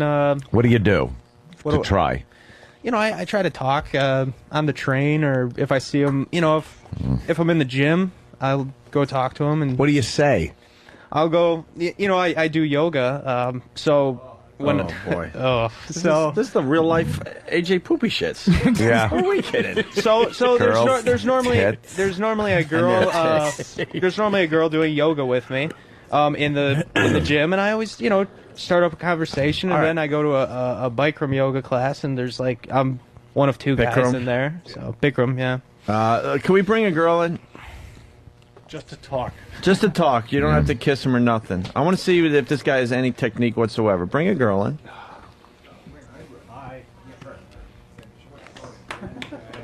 All right, who's this? All right. Hi, how are you? Hello. Hey, almost Bonnie McFarland. Wow. What's your name? Just wearing a bunny hat. Wow. You're Kelly? Shelly. Oh, Hi, Shelley. And you're going to try out for the Last Comic Standing thing? Car Crash Comedy? Very cool. Don't worry. We just need you as kind of a prop. Sure. I mean, you can play along a little bit. There you go, Adam. You're in the gym. Okay. And Shelly's nearby. Let's see your technique. Did we just get done with yoga? Or, you know, maybe you were spotting me while I was benching like 95 pounds or something, but that was a joke. Oh, well, thanks for telling us. It's always the best way to tell a joke. Just identify it as such after. Continue to point those out to us so we know what they are. Well, I'd be like, hey, what's up? How's it going? Good stuff today? Yeah. Good what stuff? Good stuff. How are you doing? Working out? You seem to be. Where are you from? All right. I see why this Holy is not going to work. mother of But God. I'm going to go with the point you made a little while ago where you're just trying to talk to girls in general on the subway, in the gym and stuff. So let's look. Here's a girl. Fuck the gym and make them believe you're somewhere. Here's a girl right in front of you. Just start talking to her. Here's the deal, though. The last girl I talked to on the train, like at the end when we got off the stop, she actually tried to recruit me for her pyramid scheme. Like I thought she was into me, Yeah. but she gave me her card. It's fucking hilarious. It was pretty. Like I was pretty. You're sad. a scam artist, Dream. Yeah. You really are. Yeah. Okay, she's right in front of you. Okay. Why? You could just ask about whatever. Just talk. You're both comics. You have that in common. Right. So you're a comic? Yeah, I think we just established that. Oh. Well, you know, watch the game last. What'd you do last night for the game? Anything? Well, the game was Sunday, but I did watch it. She came here more attached to the moment than you, and you've been in here how long? Right. Just calm down. Sorry. It's okay. Don't be nervous. I'm just Calm down. I'm just a train wreck. Let me ask you a question, though. Are you talking to her? What's your goal? My goal? Because when I talk to a girl, my goal, no matter what it is to get some pussy as soon as I possibly can. So all my lies are moving towards. I'm thinking 17 steps ahead. I'm thinking of 16 no's, so I can get to a 17th yes for her to run out of reasons to say no. What is your fucking goal in this? Patrice. My goal. Do you want some pussy? Maybe, yeah. He doesn't want to put this no goal. Maybe a number. Maybe. Are you having a conversation in general? Conversation. In general, are you having a good conversation in general? Another person. Another moral move you're making. You want to be a fucking nice person. All right, let's get back to this scenario. Let's go. Just let him freestyle here. Go ahead. But what's he doing, Opie? That's the beauty of it. We don't know. Yeah, we don't know. Let's try to figure it out And together. not what's he doing, but why is he doing it? That's all the beauty. try to We don't figure know. it out. Let him just be. freestyle for like a minute. We'll try to stay quiet. All right. So Or most of us will be quiet. Ah, man, I'm pretty sore from this workout. I work out heavily. What do you? How many times do you come to the gym? Like 3. 3? So you're pretty into working out and everything and staying healthy. That's cool. Whoa. Okay. You know, where are you? Where are you from? I'm from Texas. Texas. Wow. Wow. What are you doing? What are you doing in this gym here? Oh, two things come from Texas. I'm working out. Really? Yeah. Well. Yeah. Yeah, she's in the gym because she's working out. What do you think? She's got a tad of Winona Ryder too. Do you hear that? What? No, I'm sorry. What? No.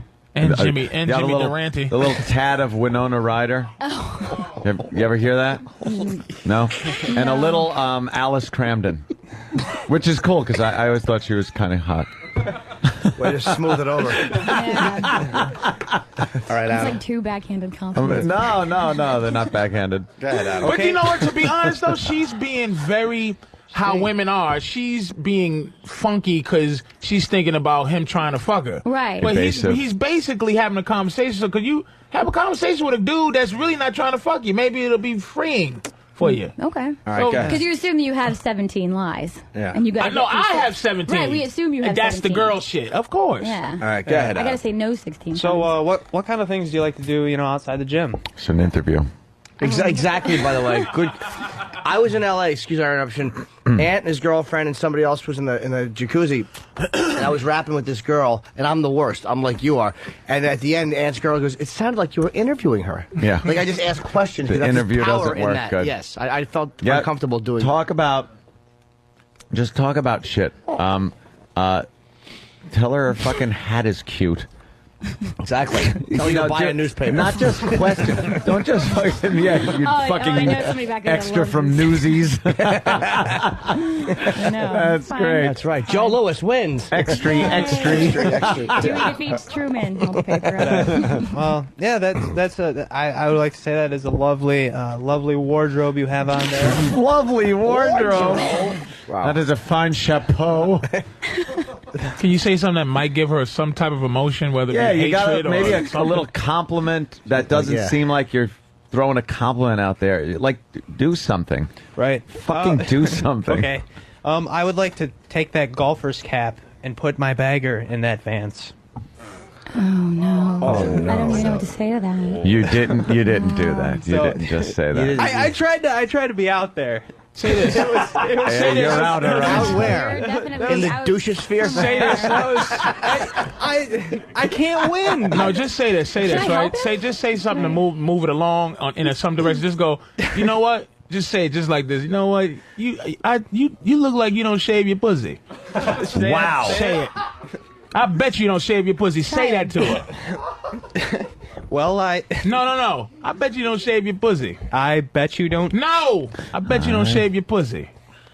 I bet you don't shave your pussy. What the fuck did you just say to me? I guarantee you don't shave your pussy. I guarantee you don't shave your Oh, pussy. really? Yo. Really? And you're an expert? Yeah, but there you go, nigga. Now, do you see what's happening? I gave it to you. I gave it to you. She's like, oh yeah. She goes, oh yeah, and you go, yeah. You just look like your pussy's all filthy. Nice. She's gonna be mad. Then you flip it. Do something. Flip it. Wow. Patrice is fucking Obi-Wan Kenobi a pussy. Oh yeah, and you're an expert. You damn right. If you need your pussy shaved, I'm the man to call, bitch. All right, let's go. Let's go. Stay arrogant. God Yeah, damn. all right. Let's hear some arrogance. Let's go. All right. Say I'm better than you. All right. Yo, bitch, I'm better than you. Yo, where you from? Yo? Yo, Really? I'm from Yo? Detroit. Oh, D-Town. The D. This nigga here. Bitches be off the chains. Really? Really? I keep my bitches on a leash. Oh, he blew it. Yeah. Damn, you goofy motherfucker. You almost had it. I don't know. I have no idea how to talk. I don't know how to. Yeah, I'm I don't know how to something do that. Evoke something. Yeah, you are an But awkward what do you man. want? I am. What do I I want? don't think he doesn't like girls. No, I don't think he likes He's like girls a Tom girl. Do you have any sisters? Like, do you have any? I have a younger Have you ever sister. been around girls? I have a younger sister. When you were a little kid, did you like a girl Who fucking made you feel stupid or something? I had a crush on a girl for like a long time, and then things kind of hit the fan. And what's hitting? How long? Hitting the fan? You never kissed her. Well, like, How does it hit the fan? Is anybody paying attention to his vernacular things? Hit the fan? I'm pretty good at reading people. This is my. This is what I think's going on. Adam's gay. No. And his dad certainly would not approve of that, and so he's trying to work the pussy. Baby. I can't argue with you. That is my observation. So right you think here. he'd be better at working the cock? He would probably, he would be. All his fingers just got so tight, they all just sat up real straight. Oh, really? Wait, he would be very comfortable with the cock, but. How long did you like this girl for? I want to know how long you liked this girl for. What was her name? She was first name. Oh boy, her name was Jessie. Her name was Jessie? Of course it was. No, Oh my God! You hit that shit on the nail. Oh shit! I got this one. And we were. What color hair? She had brown hair. I wish that I had Jesse's balls. What was her favorite song? Her favorite. I don't know her favorite song. How big was her cock? She didn't know, but we were. I kind of had like a little. How can I find a scrotum like that? Jesse, huh? Yeah. So how long did you like this girl, Jessie? It was about 2 years. And where'd she live? She lived in my area. Where was that? In Commerce, Michigan. All right. So in Michigan, Jesse from Michigan. Yes. Right. Was she the governor? No. Last name. Last name. Garner. That sounds like a made-up goddamn name if I ever heard No, one. I'm gonna get killed for saying this on the air. Jesseman. And Jesse is a guy's name too, by the way. Of course it is. Okay, yeah. And I thought we had some chemistry going, and it just didn't work out. It's like it's just. It's on Jesse Garner's homepage. Oh, this is I'm gonna get killed for this. Like James Caan. You had chemistry, but you never kissed her.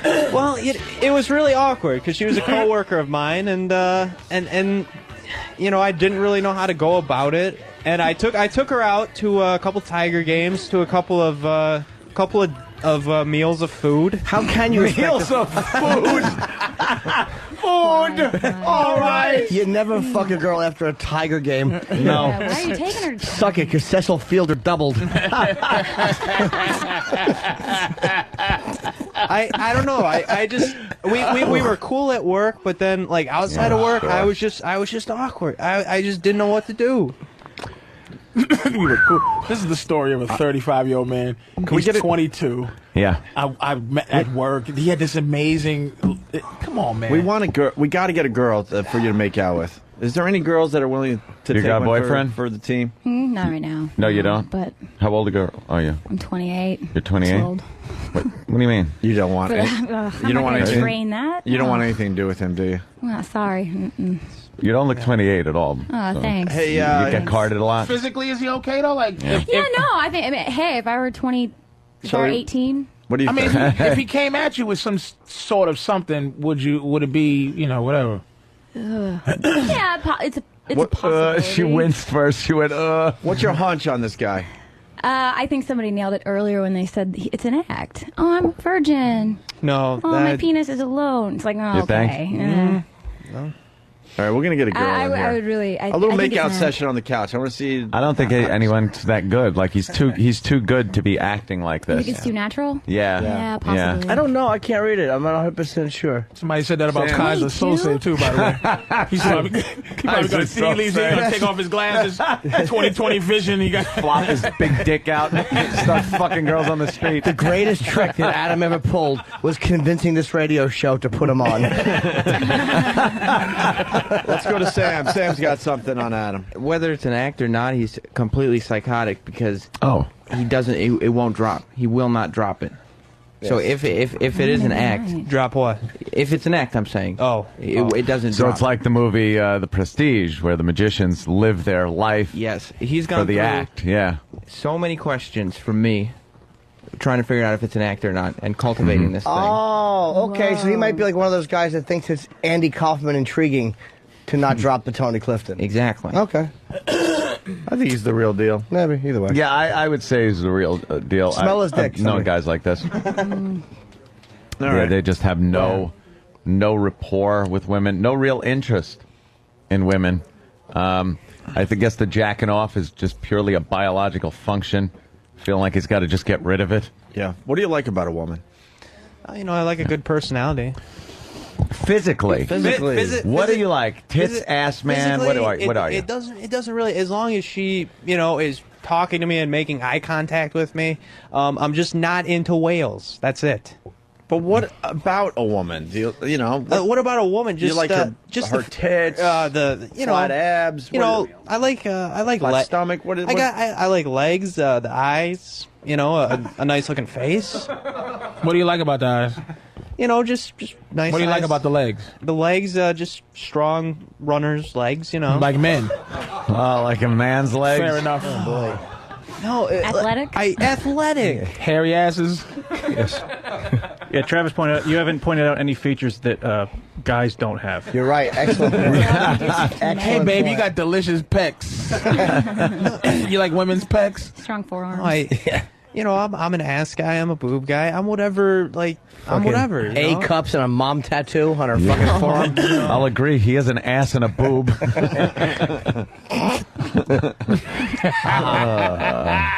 But you're an odd sort. Yeah, we're just scratching the surface. Yeah. We got to move on because we got these guys. I They're waiting to understand. do some And comedy. It's a good. We'll have Adam back on the show very soon. Yes, we will. Like Thank tomorrow. God.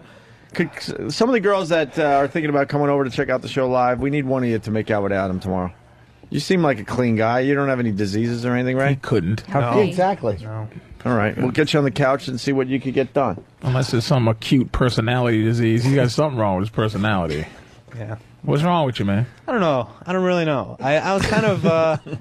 I don't You know. realize there is something, all There- right? He's uncomfortable in his own skin, this yeah, guy. yeah. When are you at your happiest and your most? When are you king of your fucking entire space? Probably when I'm at the batting cages. with something big and long and hard no. swinging balls and sticks. Everything got to do with balls and And a sticks. pitcher and a catcher. And I'm beating a kid. I'm beating a cat to death. Anything that had to do with pussy. I'm killing fish.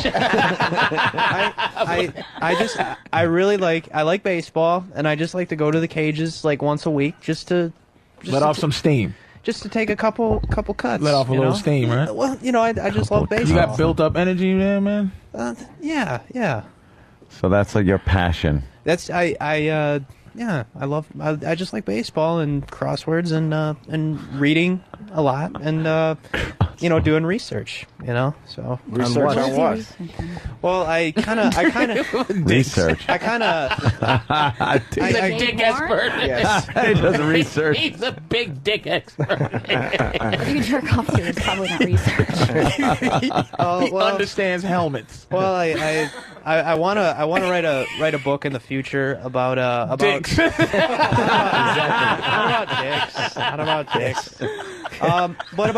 But about baseball journalism and the history of it and why it's just crumbling today. And Why do you think it's crumbling today? Because of cocks. Not enough cocks in everybody's mouth.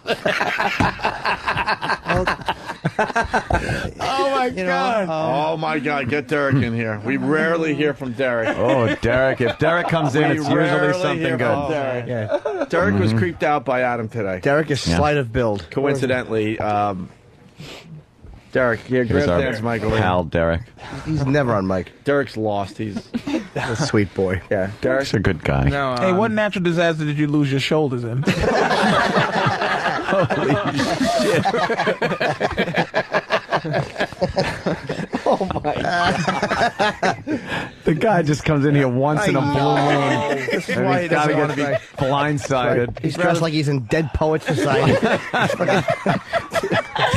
He'd rather be behind the scenes because of this very reason. Derek, what happened with Adam today? I came in. He came in and got my breakfast order in the morning, and then when he brought it back from the deli, he stood there in the corner and started asking me how my day was going, if I was having a good day, as I was trying to get work done. Well, that's interesting. Yeah. What's that about? Just a little creepy. That's funny how that's uncomfortable though for men. Yeah. Oh, fuck yeah. How are you today, Than? What? Dude, I'll kill you, motherfucker. I would say just about every guy listening to us would never ask another guy how his day's going. No, not out of the blue like that. That's you know, why did you do that, Adam?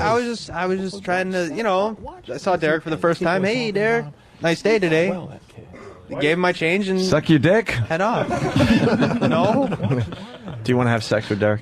I don't. Don't want. If you could have Derek, sex with any guy that you work with in here, who would it be? Any. I'm not gonna answer. Just that. pick one. Just pick one. Any guy. One of the guys in here that works here. It's all Who would fantasy. it be? Saeed.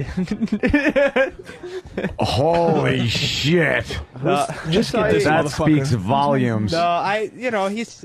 I just. Saeed. Put it out there. I just put it out there because I knew that Saeed. he'd react Wow. like that. All right, here's Saeed. What? Saeed, Yes. Let's see if Saeed's flattered by this. Saeed. Saeed? We haven't talked to you in a while.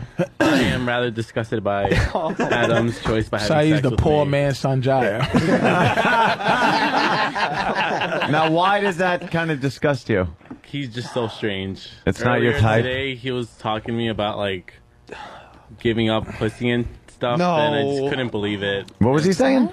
He was saying that back in college, when he was in college, that he had so many chances getting laid and, like, getting hand jobs and shit. I'm like, what are you talking Hand about? But I jobs? couldn't do it Where is because this? I was just too nervous. I'm assuming he's gay, right? I don't know. We've never Are you asked gay? him. No, I'm not. I don't believe it, but do me a favor. Can you have a conversation with her in general? Just Yeah, sure. a general conversation. Just have one like he was. What's your name? I'm Shelly. What's your name? Saeed. What do you do? Cool. I just have a day job. Work secretary type stuff. Nice. Yeah, I'm My here. sister is the secretary. Yeah. That's basically it. Yeah. It's not great. Yeah, really. He's got to be gay, man. It's too much S's. It sounds like the fucking tea is ready in this motherfucker right here. Steam's escaping here. He's way more. Are you not gay? Are you serious? I'm positive. You're not lying. I have a girlfriend, yes. Really? Yes. I know you've been accused of being gay before, without a doubt, right? Yeah, All totally. right, fair enough, Throughout man. high school, I was the faggot. It's something with the speech, really. Yeah. It's something with the It's just the speech. speech. Your S's come out very effeminate. And the hand on the That's what it hip, is. and the fucking, and the tight, Yeah, and the tight DoorDash jeans and the tight Jeans are a dead giveaway. There's just something going on. But what's your girlfriend's name? Jessie? Laura. Yeah, Laura. You're dressed like a runaway girl in Seattle.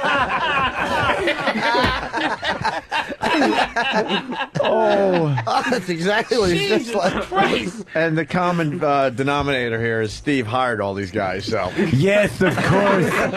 Steve did it. It's wonderful. I just want to be surrounded by boys. Steve holds up a picture of a pussy, and whoever goes, ugh, you're hired.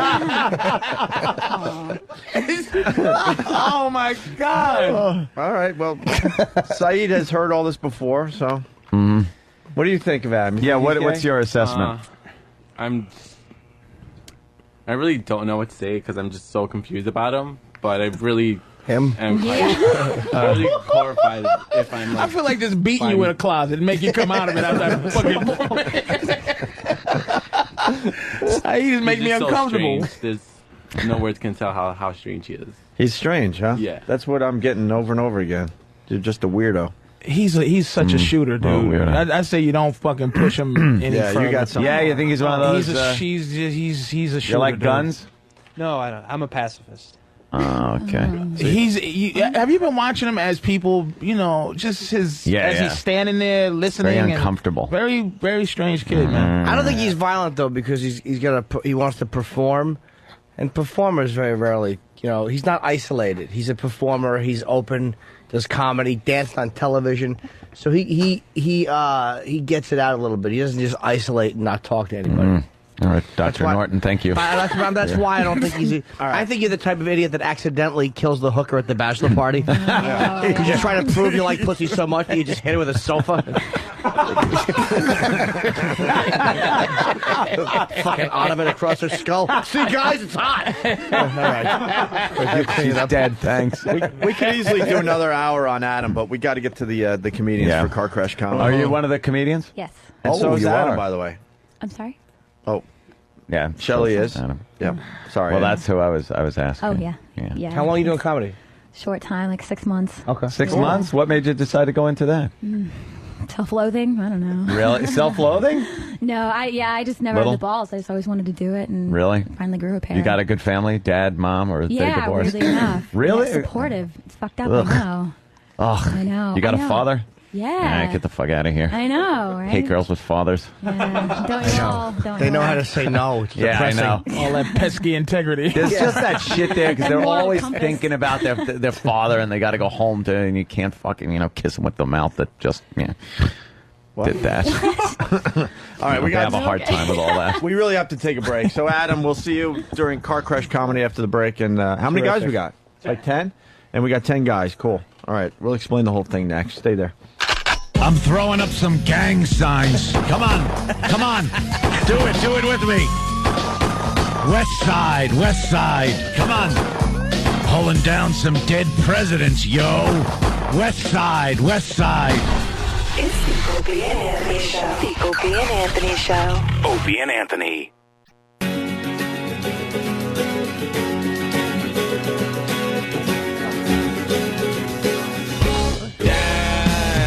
Yes, it's Hootie Tuesday. It's the Opie and Anthony Show. Patrice O'Neill in-house. Jim Norton, of course, here. Playing Bananas in Poughkeepsie? Yes, this Friday and Saturday. I might fucking go to that show. You should, man. You're going to be up in the area doing something. I'm going to be really close. In between spa treatments. Spa. Fancy, man. All right, it's Car Crash Comedy. We got Last Comic Standing. We're giving these guys a shot to go right to the front of the line for the New York auditions. Right? Correct. And it's something we created a while ago. We love this little bit. It's we get the comedians in, and if they could survive 2 minutes without hearing 3 car crashes, they're doing good. Yeah, they're doing good. Oh, that's how I forgot. I fucking forgot how it worked. Like a dope. And Yeah, it was Anthony's the car official crash. car crash guy. Oh, but why doesn't it work? Oh boy, we need it to work Are you today. kidding? Certainly do. Can we have more water, please, from someone? Hit it again. Thank you. Well, it's going, but it's not. No sound is coming out of it. Wow. Oh. Mine's working. Yeah, mine isn't. What happened? All right. Plug it in. That I thing don't know. right there. Look, that plug is. Yeah, but it's all wrapped up and Where's Mars? plug in there. And, Mars, Mars, the machine's broken. Mars, help us. Mars, please. Please. Mars. Thank you.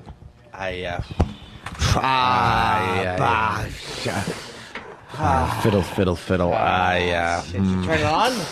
Hands on the hip.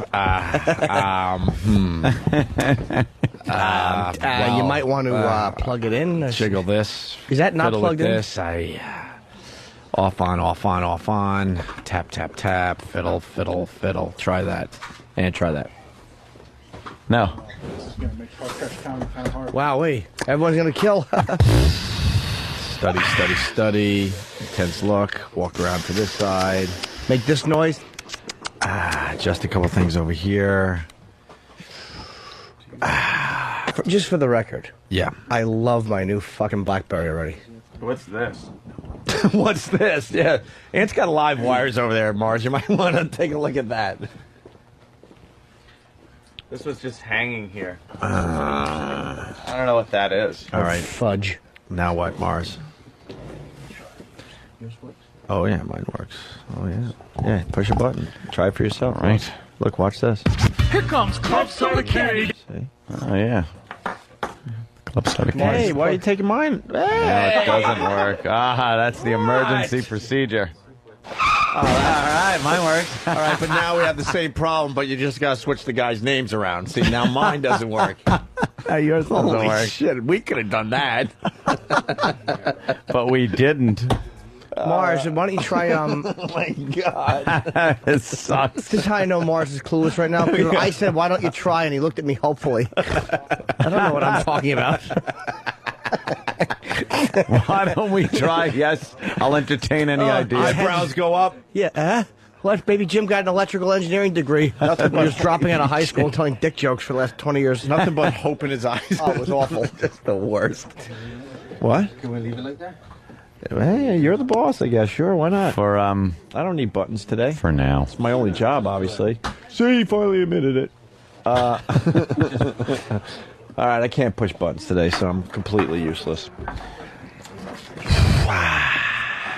Well, Marcelino. One of those? You wouldn't think one of What are you those would doing? work. What are you doing, Mars? Mars, what are you doing? Mars, please. Another idea. Another Please. idea. Wow. That would mean you had one idea. Exactly. Another wow. implies a first. Oh, wow. That is rough. Come on. Come on. You do realize we're live on the radio, right? Yes. Okay. That's right. Good. Doing a commercial for Sirius right now. Yeah, mine still doesn't work. And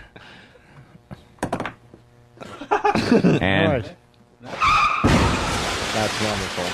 So Cool. take the power away from me and give it to Ant. That's Nice. wonderful. All right. Mike, he's under the console Can I ask you a now. question? Was yours working and answers, bro? Yeah. Now And mine. then he just switched. Now mine's Why did broke. Moss do that? Because Why? Why did he do that? Because mine's fixed. He's got the car crash. He's incompetent. Well, Ant's got the car crash. Oh, Ant's the car crash Yeah. guy. Yes. You never were a car crash guy. No. I'm not a car crash guy, but I could be like, canned laughter guy. I could be Kelsey Grammer falling down guy. I could be okay terrific guy. Shit, yeah. All So that nothing's stuff. working now. No, we kind of need both machines for this bit. I'm thinking. Yeah. Probably. Mars doesn't know what he's doing. He's plugging things in like my father on Christmas morning. He has no idea what he's doing. The password is incompetent. He's as confused as Adam's sexuality.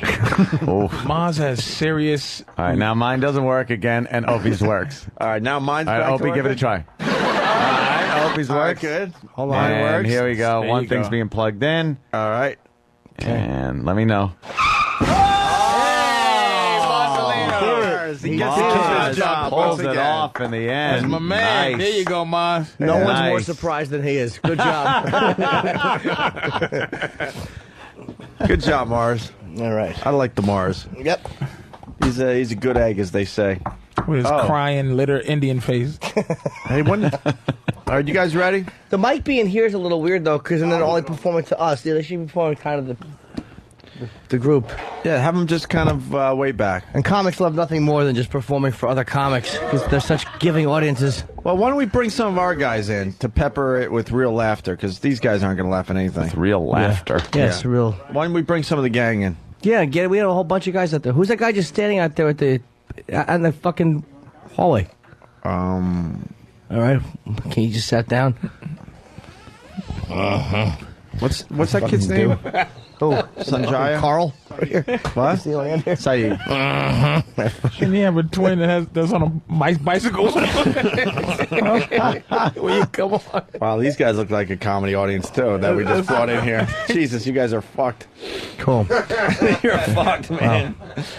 Is no one else to check this out? I'm just looking at that very natural, tight jeans way of saying. Why don't you sing the Star Spangled Banner before we get this going there, sweetie? All right. All right. And Than's the MC for Car Crash Comedy. So Than, set this up again. Come on. I haven't paid attention to this bit. I got to be honest with you. Sure. Well, basically, each comedian will do 2 minutes of material. Okay. If they have a joke that does not go over very well, they will hear the car crash, as Okay. indicated by this. Did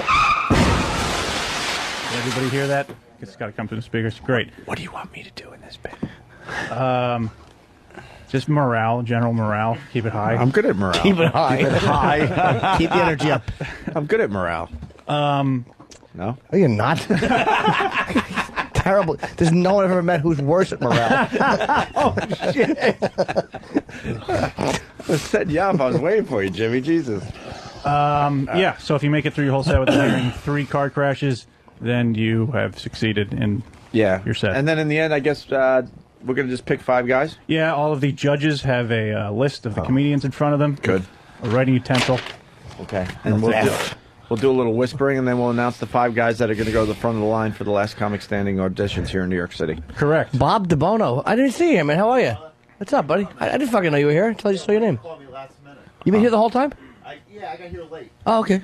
Yes, I'd like to quickly thank Wayne from Stand Up New York for helping me get some of these guys together. Wayne Raider from Stand Up New York. That guy. I like the Stand Up New York Club. Yeah. All right. Where I'll be playing on the 13th through the 16th. Sorry. I was just saying I was playing through the 13th to the 16th. I'm just going to be there with Wayne, who helped us with all the comics here today. I'm not plugging anything. I'm just saying where I was going to be and say hi to everybody. It's on 78th and Broadway, Stan. It's actually a good club. Yeah. Oh, yes, the comics, I'll hold up one finger when there's 1 minute left. Cool. That's the All right. system. Okay. All right, ready? All right. Than, you want to do a little warm-up? Do I ever? Hey, how's it going? Boo. Nice. Boo. You can't boo him. I feel sexy. No, I'm just kidding. What's the matter, Jim? That's awful. Yeah, my name's Nathaniel. And it's a biblical name. Thanks, Bob. Laughing at nothing. And it's a biblical name. My parents tell me it means gift of God. I guess they couldn't find a name in the Bible that means shortcomings of the rhythm method. Ooh. He just goes, oof. Don't be afraid of that button, Ant. I count to oh, you do? Oh, yeah. All right, off to a good start. What? Shortcomings of the rhythm method? Yeah. Yeah, that means like his parents were having sex. Yeah. And they were practicing the rhythm method, but Yes. they messed up and like she got knocked up with him. So they couldn't name him honestly. Which Get would have been it? shortcomings. Okay. Yeah. See, it's really funny, right? That joke actually made me tired. Oh. Jesus. All right, let's go. Let's go. I think they're warm. Yeah. My Than face is red. My face sure is. Than is red. Shit. What's going on, Than? I just Take us inside what's going on in your head. A little uncomfortable right now? very uncomfortable. It's just like an open mic, but on the radio. Which kind of makes me want to die. Well, congratulations. Oh. Than is funny. Come on. I guess I'll try one more to really. Hey, fan, could you do me a favor? I've never seen you. Could you deliver it with the same fucking gusto as if there was 300 people and you're trying to be funny? If it's possible. I'll try this different joke or just the next Anything joke? you want to do, Yeah. whatever. Okay. I just want to get a sense. You okay. could turn around and perform to the window if it helps you. Yeah, it might. Sure. Couldn't be any worse. I'm not shitting on Than. I'm talking to a bunch of comedians. I understand. Thanks, Jim. I'm getting requests from the peanut gallery. No. I play a lot of video games. Anybody else? Yeah. No, sure. None of you comics play video games. I think I play too much because you know how there's a feature that keeps track of the minutes played on a video game? The one I'm playing right now under... oh, God, I made it too wordy, Jim. No, you didn't. That was perfect. Holy. That was perfect. Yeah. Slowly meander with the audience. They like that. Every fact was so interesting. Slowly meander with the audience. Oh, no. What's up? Well, no, what was the joke? It doesn't matter. Who cares? There's no... It's a goof. instead of a number under hours long, it just says kill yourself. Oh, man. Fan's mouth is drying up. Do you hear the... Oh, my God, Than. Yeah. Than's a funny dude, though. I believe it, but I can't believe he's in It's his. a funny joke. Yeah, I But- just fucking. Oh, Yeah. Whatever. You know, it's just national radio. And you got Ron Fez listening too, and we're thinking of that blockbuster trade. You're not helping your cause here. Oh well. Or maybe you are. Maybe you just want to stay with us. Yeah, I love you guys. It's all deliberate. Let's get on with car crash comedy. Oh, you got another Don't joke. forget about the second part of that awesome joke. Okay. I'm sticking with it, Ope. All right. Boy. Attaboy. Yeah, I actually get in fights with my girl about video games because she wants me to sell back some of my games for money and, go out to dinner or something. And I'm like, sure, maybe I could sell back 10 of my games at $5 a piece. But then again, you are filled with thousands of dollars worth of fertile eggs. There's something I like it. There's something missing from it, but I do like the fact that he's saying sell your ovaries. Right, yes. So conceptually, it's funny, just not in actual practice. No, I mean, it's just something. It's not bad. All right, quickly, I must say, here it is. As a guy that's been doing comedy 15 years. Sure. You have smarmy delivery with non-smarmy jokes. Do you understand what I'm saying? Yes. You're a little too geniusy with your delivery. Okay. You're impressed with yourself. Just deliver it like, bitch, sell your eggs. So your eggs are worth more than blah blah blah. Instead of you have thousands of dollars worth of eggs.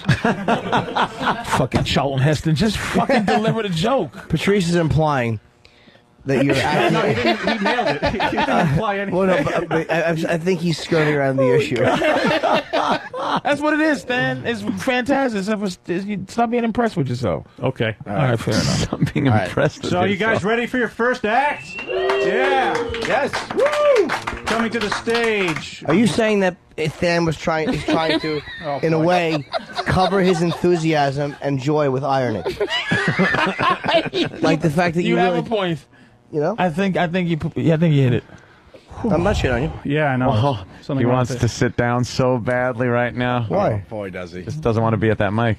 All right, Sorry, Than, buddy. let's go. He performs all around New York City. Very funny guy. It's here for Daniel Chakrin.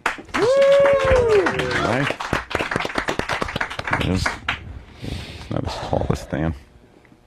I used to be a corporate lawyer, and to deal with it, I just started drinking Jack Daniels all day. I was drafting billion-dollar contracts, blacked out. I would sober up once in a while, just long enough to be like, again, who are we fucking? I know you guys probably do coke to have some fun at a party. And the moment the sun comes up in the morning, you're like, that's enough for me. No, not me. I was doing lines of coke at noon. Because when you draft $1 billion contract, you can't do it without a line of coke. And not because of the $1 billion, but because you have to be there at 7 a.m. But I quickly just bottomed out from all the coke and alcohol, and now I'm out of work, and I collect disability. And yeah, I take a lot of naps. I order delivery. And even without a job, I've got so much anxiety that I can't even open my mail. And that really sucks because my disability check comes in the mail. So, I was waiting for this. So, I want to see where is going after that. So I just lie in bed all day and I watch porn. That's it. Just a lot of porn. Just porn. And I'll go out once in a while at night to see if I can meet a real girl, but I'm confused from watching porn all day. Where are the 19-year-old Asians who need lots of fucking sex? Where? Where are they? Where are the Yes. Oh, that was three. Yes. That was three. Hold on. Yo. This is uncomfortable. Wow. You Yes. I actually you just kind of stated a bunch of facts. Now the critique. Although comes I in. found his life to be pretty fucking interesting. I would say the jokes were not really great, but you sober? Yes. Oh, cool. How long? 2 years. All right, cool, man. I found that to be very interesting that he was a lawyer and fucking blacked out. But You just fucking shut up, you ex-junkie. Stop trying to relate to him. I that's exactly what it is. I'm bonding with him on a human level. Jim, I got a question for Jim. You think this guy, I don't know, liked coke back Oh in the my day? God! I think he loved it. But I found it to be interesting. Although you probably get to the punchlines a little faster, or at all. All right. Imagine you're still on coke. Just tell Superbad to sit down. Let's hear it for Daniel. All right. All right. We're going to keep the comedy rolling right along here. Let's hear it for Mark Blackman, everybody.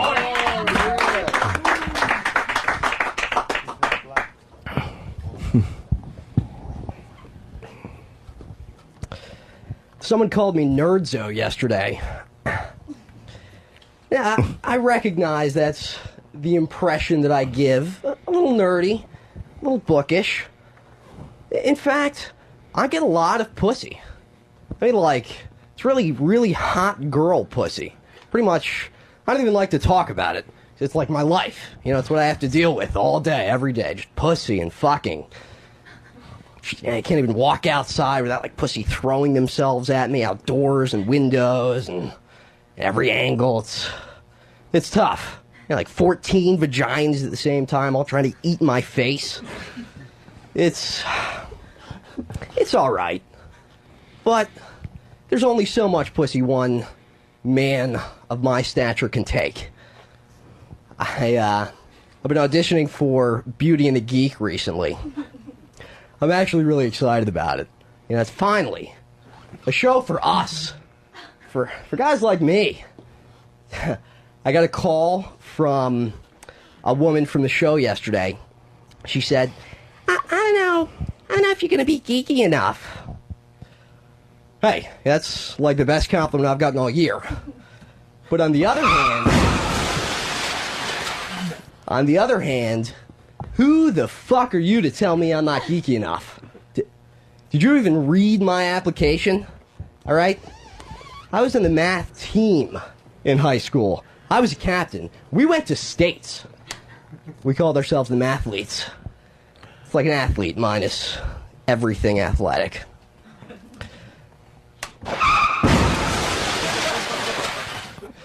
I own 14 different Zelda games, all right? And beating them all in record time. Published Nintendo Power. Thank you guys very much. I've been Mark Blackman. This guy, he was a genius. This guy. Yeah. He had a technique where you didn't quite know when the fuck he was trying to be funny. Exactly. Which is good, though. Kind of threw me. Right. You couldn't tell what... It's like, he keeps going and going. I'm like, Yep. okay, where's the end of the joke? And then he's into another thing. And you go, wait a minute. I was like, well, that last thing passed by. Absolutely. Was it a joke? Very good technique he had, man. Smart, too, because the whole thing about pussy and pussy on my face, that'll go well for Last Comic Standing. All right. Thanks. Way to go, Mark. Mark Blackman. Let's hear it for Mark, everybody. And with no further ado, here's Chris Calogero.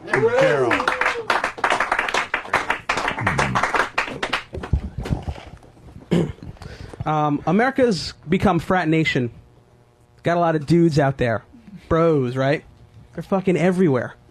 They're everywhere, and they're fucking loud because they think what they're saying is important. Like you're going to see they're cool. Like you can hear them on their phone when you're walking down the street.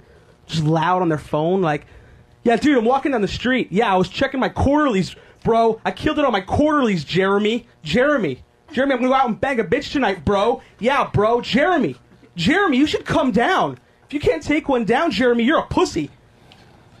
Is it necessary to be that fucking loud, dude? What happened to, like, cool guys? Huh? Like cool dudes like Steve McQueen and Bruce Springsteen, huh? I thought that was funny. What happened to these guys? These guys, though, now, like, you bump into them at a bar. Like, you just bump into them, and they're like, dude, bro, you spilled my drink. Chief, you spilled my drink. And I'm like, yeah, I know, I spilled your drink. It's 3:30 in the morning. I'm a little drunk. The bar's fucking packed, dude. Sorry. He's like, Chief, boss, Hoss. You spilled some on my lady, though. You got some on my lady. I'm like, really? We're gonna get into a fight? I'm gonna fucking lose because of this shit? This fucking, really? Then there's gonna come a time where you're gonna fucking be like, oh my god, I was an asshole. Like, he's gonna be on his deathbed. And he's gonna be like, why isn't there anybody around my deathbed caring? Does your hand have a stroke? Fucking it's not. There's no like real exactly line and Patrice is laughing. There's a wall, and it should be a car hitting it. Patrice is laughing. This guy is funny, man. There's just something. I kind of found it a little funny. It's funny. He's a funny dude. Yeah, I'm not going to be. unnatural. I'm not going to be so picky. He's fucking funny, man. All right, go ahead. Sorry, Chris. That's it. Good job. All right. I mean, Jesus Christ. What do you My want? only fucking problem with Pryor? him. My only no. My only problem is that he looks like Frank Caliendo if he never did comedy. You did pretty good, man. That's Chris. It was funny, man. All right. I don't know why. I don't know why. Because his shoulders moved. All right. You guys ready for more show? Yeah. Oh, there you are. Let's hear it for Harry Arton. Harry. Cool. Thanks. Got to get something off my chest. Yeah. You ever be in your bed late at night and suddenly get this eerie feeling there's somebody standing outside your window? Well, that was me, and I'm really sorry about that. Thanks. Anyway, I'm a recovering comic. Thank you very much.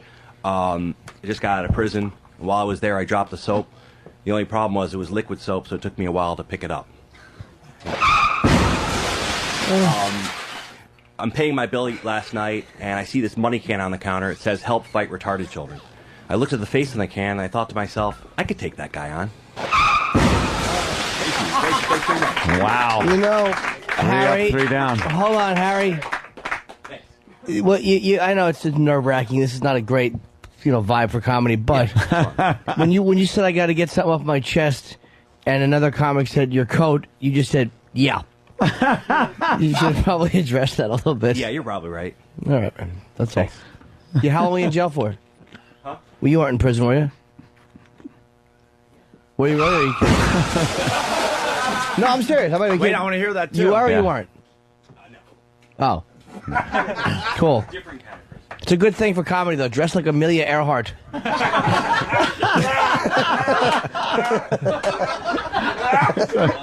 a job at the Adventurers Club at Disney.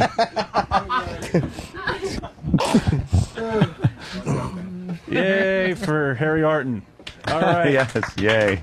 And here comes Haley Boyle.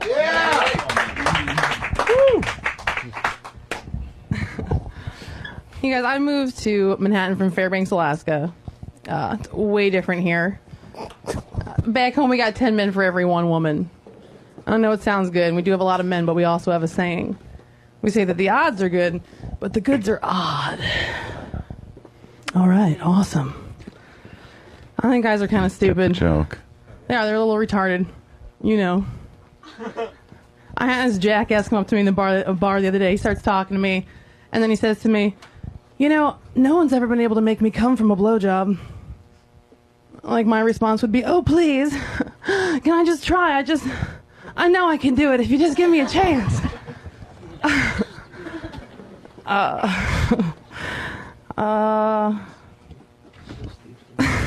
This is awesome. This is for the delay. going well for me. It's going really well. I smoke a lot of pot. Probably one of the reasons I'm having a little trouble right now. But I end up watching a lot of television. I see a lot of these public service announcements warning you not to get high. You've seen them, little fella. I saw one the other day with a kid, maybe 10 years old, and sat down at a desk in his bedroom, cut open 5 cigarettes, and started rolling them all into one big fatty. And then the announcer came on, and he was like, smoking 1 joint is the equivalent of smoking 5 cigarettes. Whoa. I don't know about you all, but that really made me think. I wish I could roll like that when I was his age. He's a talented little fella. Oh, boo! That was an excellent joke. Yeah. What? You want more? Yeah. Don't 15 seconds. fucking turn to me. Start haggling. Yeah, I would Don't give me shit. That's all right. My parents aren't listening. All right. I was trying to find a day job, and I interviewed at this restaurant, and the chef was like, can you cook? And I was like, yeah. And he was like, seriously, can you cook? And I was like, sir, seriously, I can cook. And he was like, miss, I don't think you understand. I could cook you a meal that would have you on your knees. And I was like, whoa, buddy, wants to be realistic here, okay? You wouldn't have to cook me dinner. Totally unnecessary.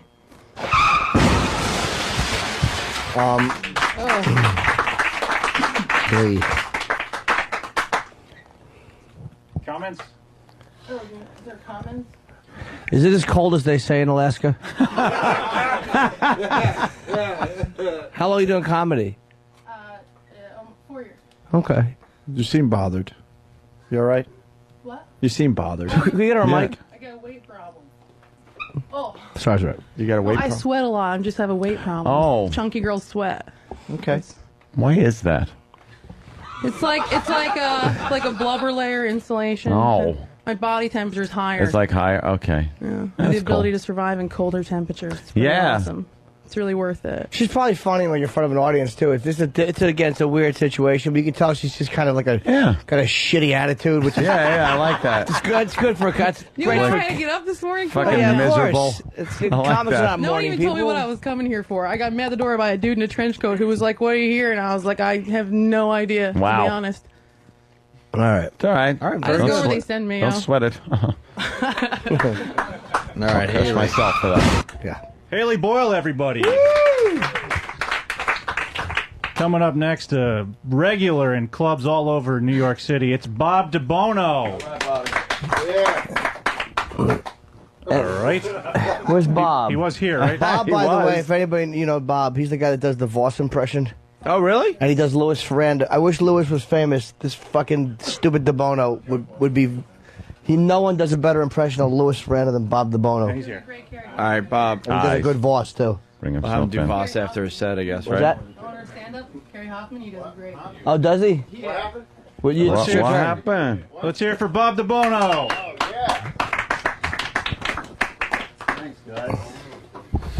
Yeah, I hate the city. I hate living here. It's awful. I hate tourists.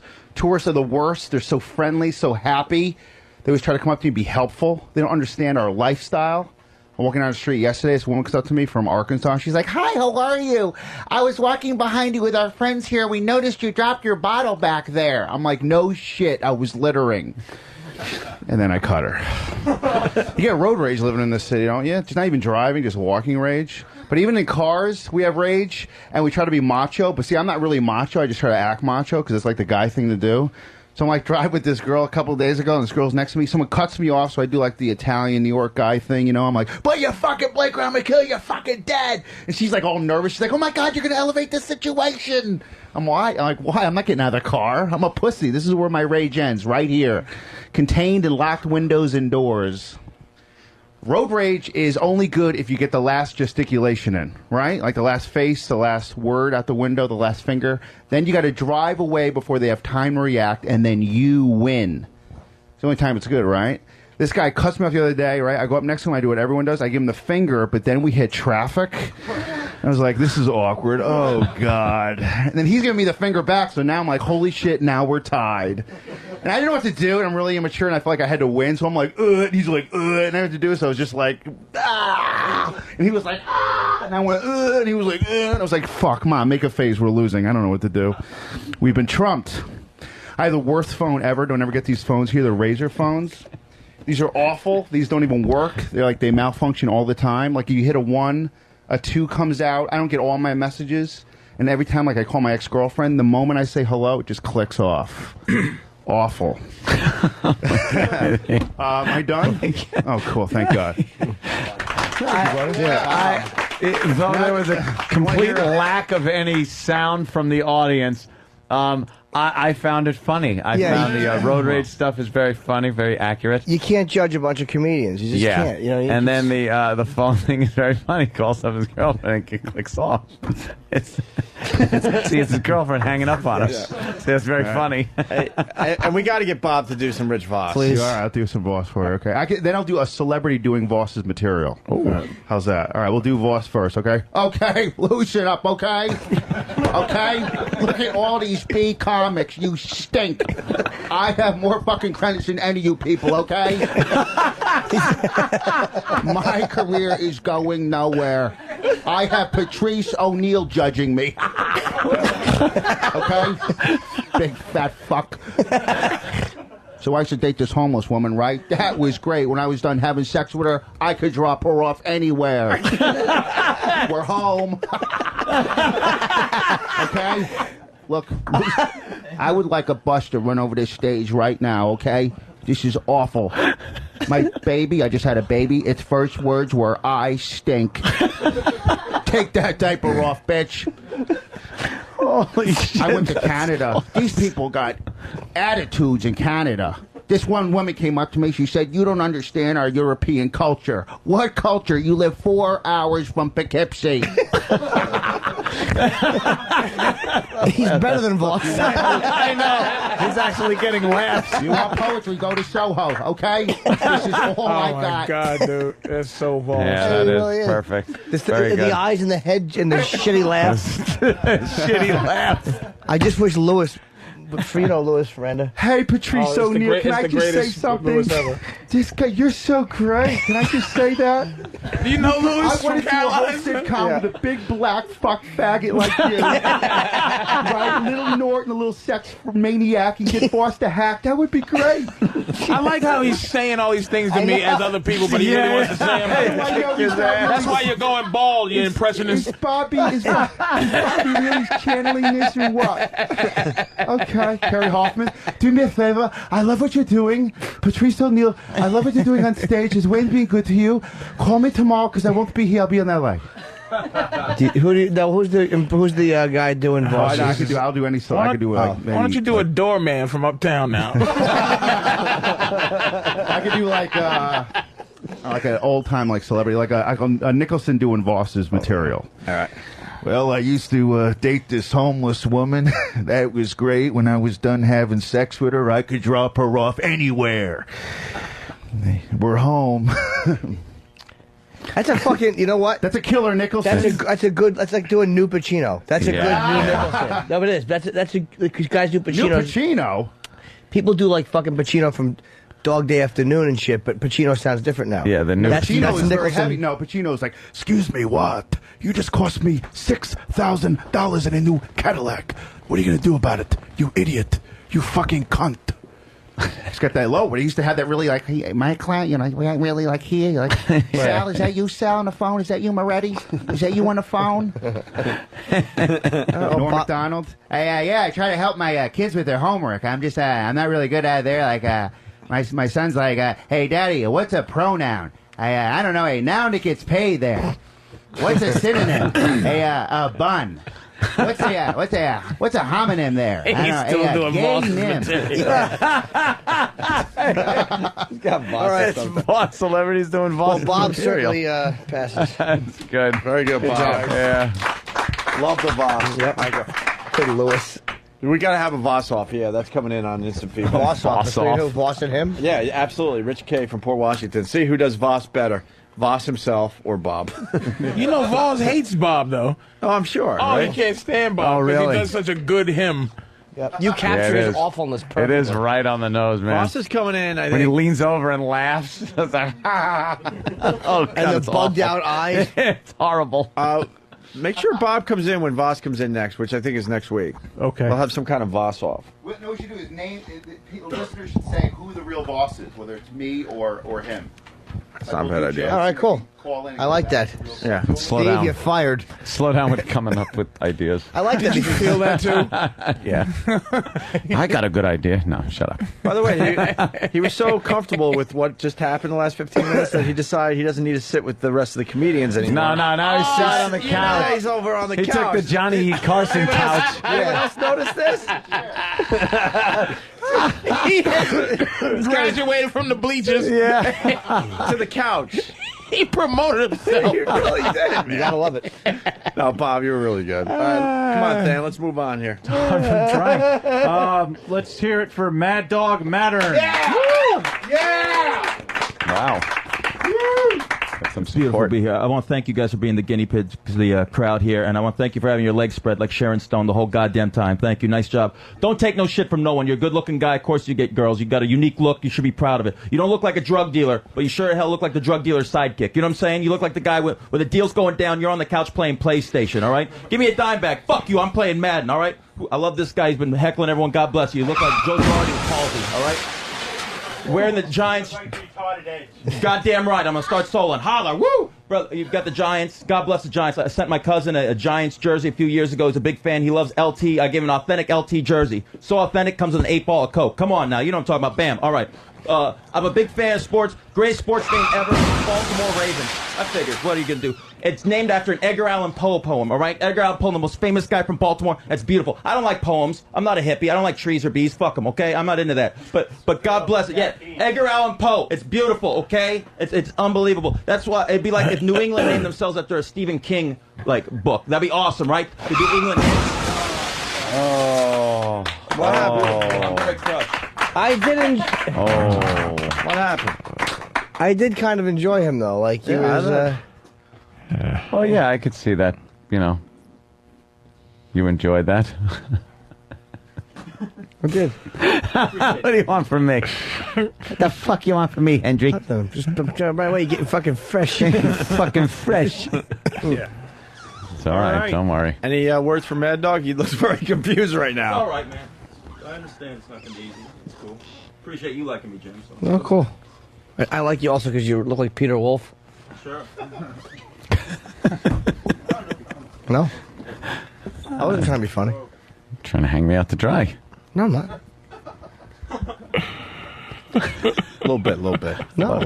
I love Jimmy. No, I was saying I'm only kidding, Jimmy. I don't think your car crashes were unjustified at all. Oh, okay. No, I didn't mean that you shouldn't have crashed them. I was saying there's something about it that I enjoyed. First of all, I am not just the sole judge here. I look around, and I'm taking a No, you're not. You're not looking around. I look around. I see Patrice. I see Jimmy. I see Ope. Like Jimmy said The earlier, audience. your hand had a stroke. No, before, but that was something that just was. You was feeling it. All right, you were feeling it. All right, let's go. All right, she was a wonderful sport before on the Opie and Anthony show. Yeah. Let's hear it for Shelley Hamilton. Hey! She got some credits. She was on the Opie and Anthony show. Thank you. Yeah, you might remember her from the Opie and Anthony show. She appears on the show. Yeah. Rachel fucking Ray is everywhere, and I don't know why. Everywhere, barking for shitty products. They made her the spokesperson for fucking Dunkin' Donuts. America runs on Dunkin'. Why? Because you're kind of fat and chipper? Shut up, you chubby cunt. Get out. Like, she's everywhere. And, like, she's like the Walmart of people. Like, she's everywhere, and she's 24/7, and you know that shit's not right, but I guess sometimes you need deodorant at 3 o'clock in the morning, and sometimes you need an annoying shrew to teach you how to make a fucking pizza. Great. But people support, like, I guess somewhere somebody supports her. Like, men want to fuck her. There are men that are attracted. Okay, I'll tell you why men are attracted to her. She is attainable. She's not that pretty. She's not real smart. She's a little chubby. These guys don't have the balls to go out and get a fucking stripper. But Rachel Ray will probably fuck you. She won't say anything about your tiny little penis. And then when she's finished, she'll roll off with you and then go make a casserole and vacuum the living room. So, yeah, I'm just not on board. Like, this version of, like, 50s little woman with a martini at the door. How was your day? We burned our bras. Knock it off. She's just another fucking example of somebody we have to support because of Oprah. Now I can't vote for Obama. I can't vote for Obama because of Rachel Ray. I can't support Obama via Rachel Ray because of Oprah. How's that for a fucking celebrity daisy chain? It's like 6 degrees if you're an asshole. So, thanks. That was a good. I like that one. She only got 2. Yeah. She only should have got one. Only got 2. Yeah, I like that. Yeah, do I have She's to good, man. pull one back? No, I mean, you know. I think you should. She did a great job. I think you should do a replay. Shut up, you chubby cunt was good. Yeah. I wouldn't do that one if you last time I was standing, but it was enjoyable. Mm-hmm. Yeah. She's only doing comedy 6 months. Yeah, see? That's very good. She has a... but don't go after Rachel Ray. Just don't go there. Don't go there. Coming next is Angry Bob. Now you're probably wondering what the Travelocity Gnome is doing here, and when did he swallow New England? Well, anyway, I saw a lot of great comics today, but Angry Bob's the only comic you can see here who has his own clothing line. Stained, stinky, and ain't getting laid. See this beautiful outfit here? This did very well during the holidays. We like to call this little number Burritos at 4 a.m. while masturbating to reruns of Punky Brewster. And for this week only, you get 1 free coupon to stop an Amber Alert anywhere in the country.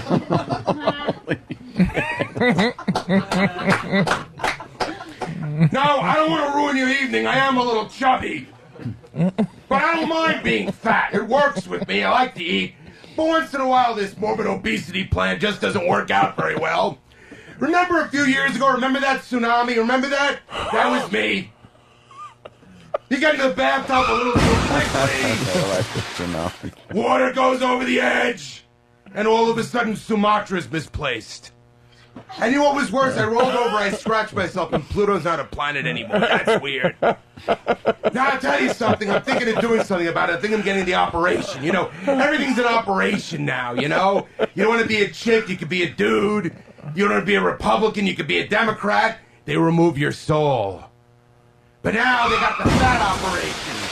I think they take your stomach out and put broccoli in its place. I went to the doctor, though, and the doctor said, this is fucked up. He said I'm too fat for the fat operation. That's fucked up. That's like being too pregnant to give birth. Can you imagine that?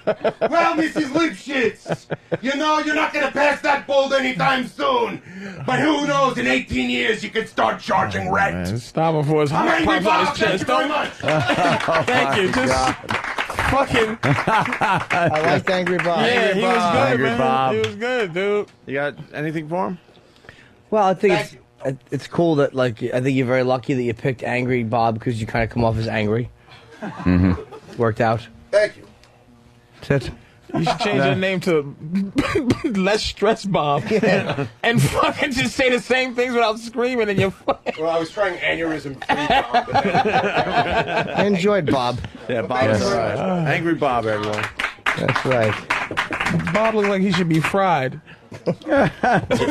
Watch out, he's angry. He's angry. Yeah, don't get on his bad side. Whoa, hey. Oh, he's not moving fast, Bob. I'm going to stay over here. I'm tentative Jim. Oh,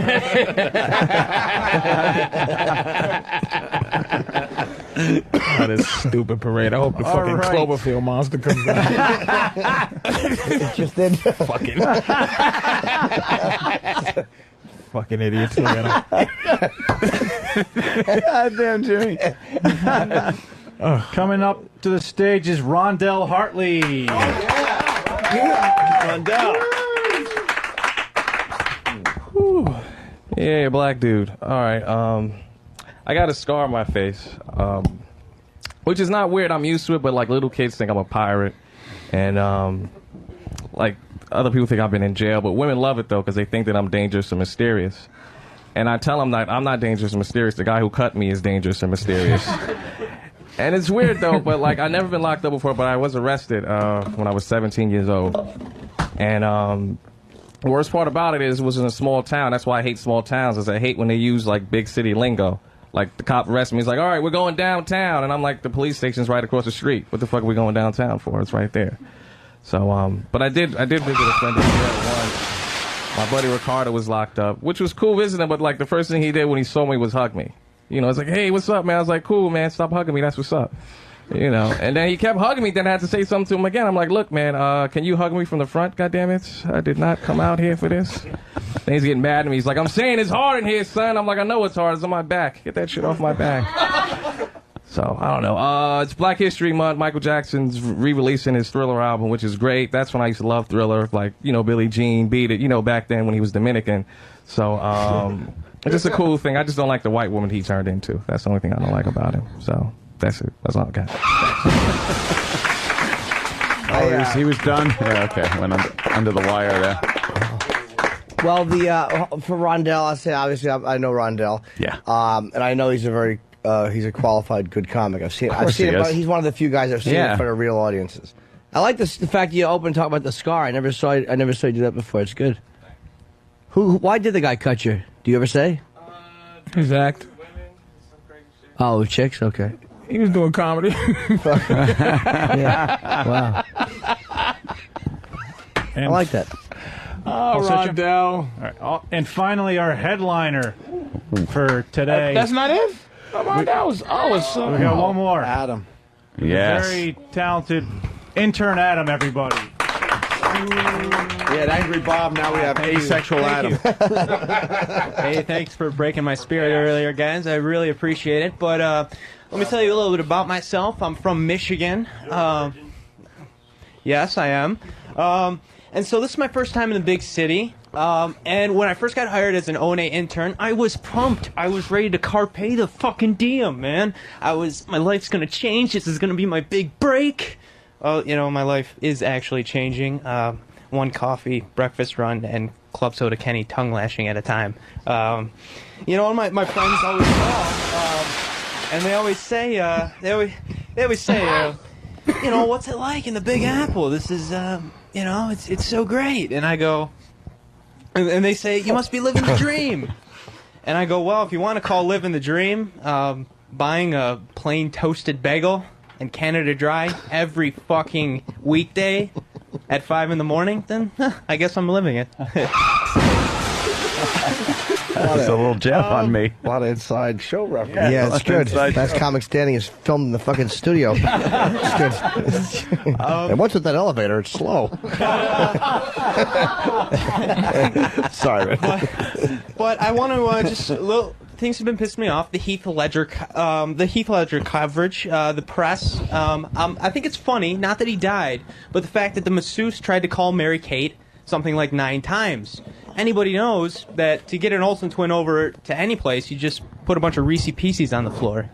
Little E.T. fucking lookalikes. Reese Pieces. What the fuck are you trying to rip off Rich Voss's act? Reese Pieces. Reese Pieces. Did I say it like that? Yeah, you said Reese Pieces. It was Reese's Pieces. That's probably better, but I don't think it was quite the wording that, as opposed to the collective unfunniness of the joke itself. But let's hear it for Adam, everybody. Yeah. And all your comedians. Intern Adam. So we should take a break and pick the 5 winners, I'm thinking. Oh, there's 5 winners. Yeah. Oh. Adam, come here. I have one question. How long have you been performing, Adam? Since about. Hold on, buddy. That's not on. How about that one? Yeah. Since about the beginning of the school year, like October. Oh, you're brand new. Yeah. Okay. My only suggestion would be, I know you're kind of playing to the audience just because you're here, but you got the stuff you do on stage is the stuff you should have done. Right. I was trying to get a little inside jokes, you know, a little intern humor. You know. Oh, that why? Yeah. So I understand it. Thanks for the. Yeah, just this way because we can't see what you really do on stage. Right, and which means Thank you're going to be cut. All right. It's okay. He's brand new. Brand. All right, we're going to take a quick break, and then we'll announce the 5 winners that will go to the front of the line for the last Comic Standing auditions here in New York City. Right? Yep. All right. And now, ladies and gentlemen. Yo, it's really good. I got the 2 baddest shot callers in the hood. Club Soda Kenny on my left, Rolling on my right. We're here to find out who got the illest disses in the house. Come on, we got to get this done so I can drink a 40. Got my man on the 1s and 2s, DJ. Fire it off when you're ready. See what's popping in here, kid. My style is the best, and so I challenge you. Kenny, bust some shots. This is the showdown. Do it, yo. Your shit sounds like a Kia. Oh, shit. You better check yourself before you wreck yourself. Your mama. That's a rookie move. The difference between you and a pizza can feed a family of 4. Kenny, you gonna let him get at you like that? Roland, you're just mad because I'm styling on you. At least I know who my daddy is. He's a baby daddy. He throws man cock around. Roland, what you got to say about that, Holmes? At least we don't have to call Happy Meals on layaway. Oh, yeah. Your flow's so weak you can't wipe the sweat off my balls. Yeah, everybody put it together for Roland, taking home the win, baby. Rolling out. Make money, make money.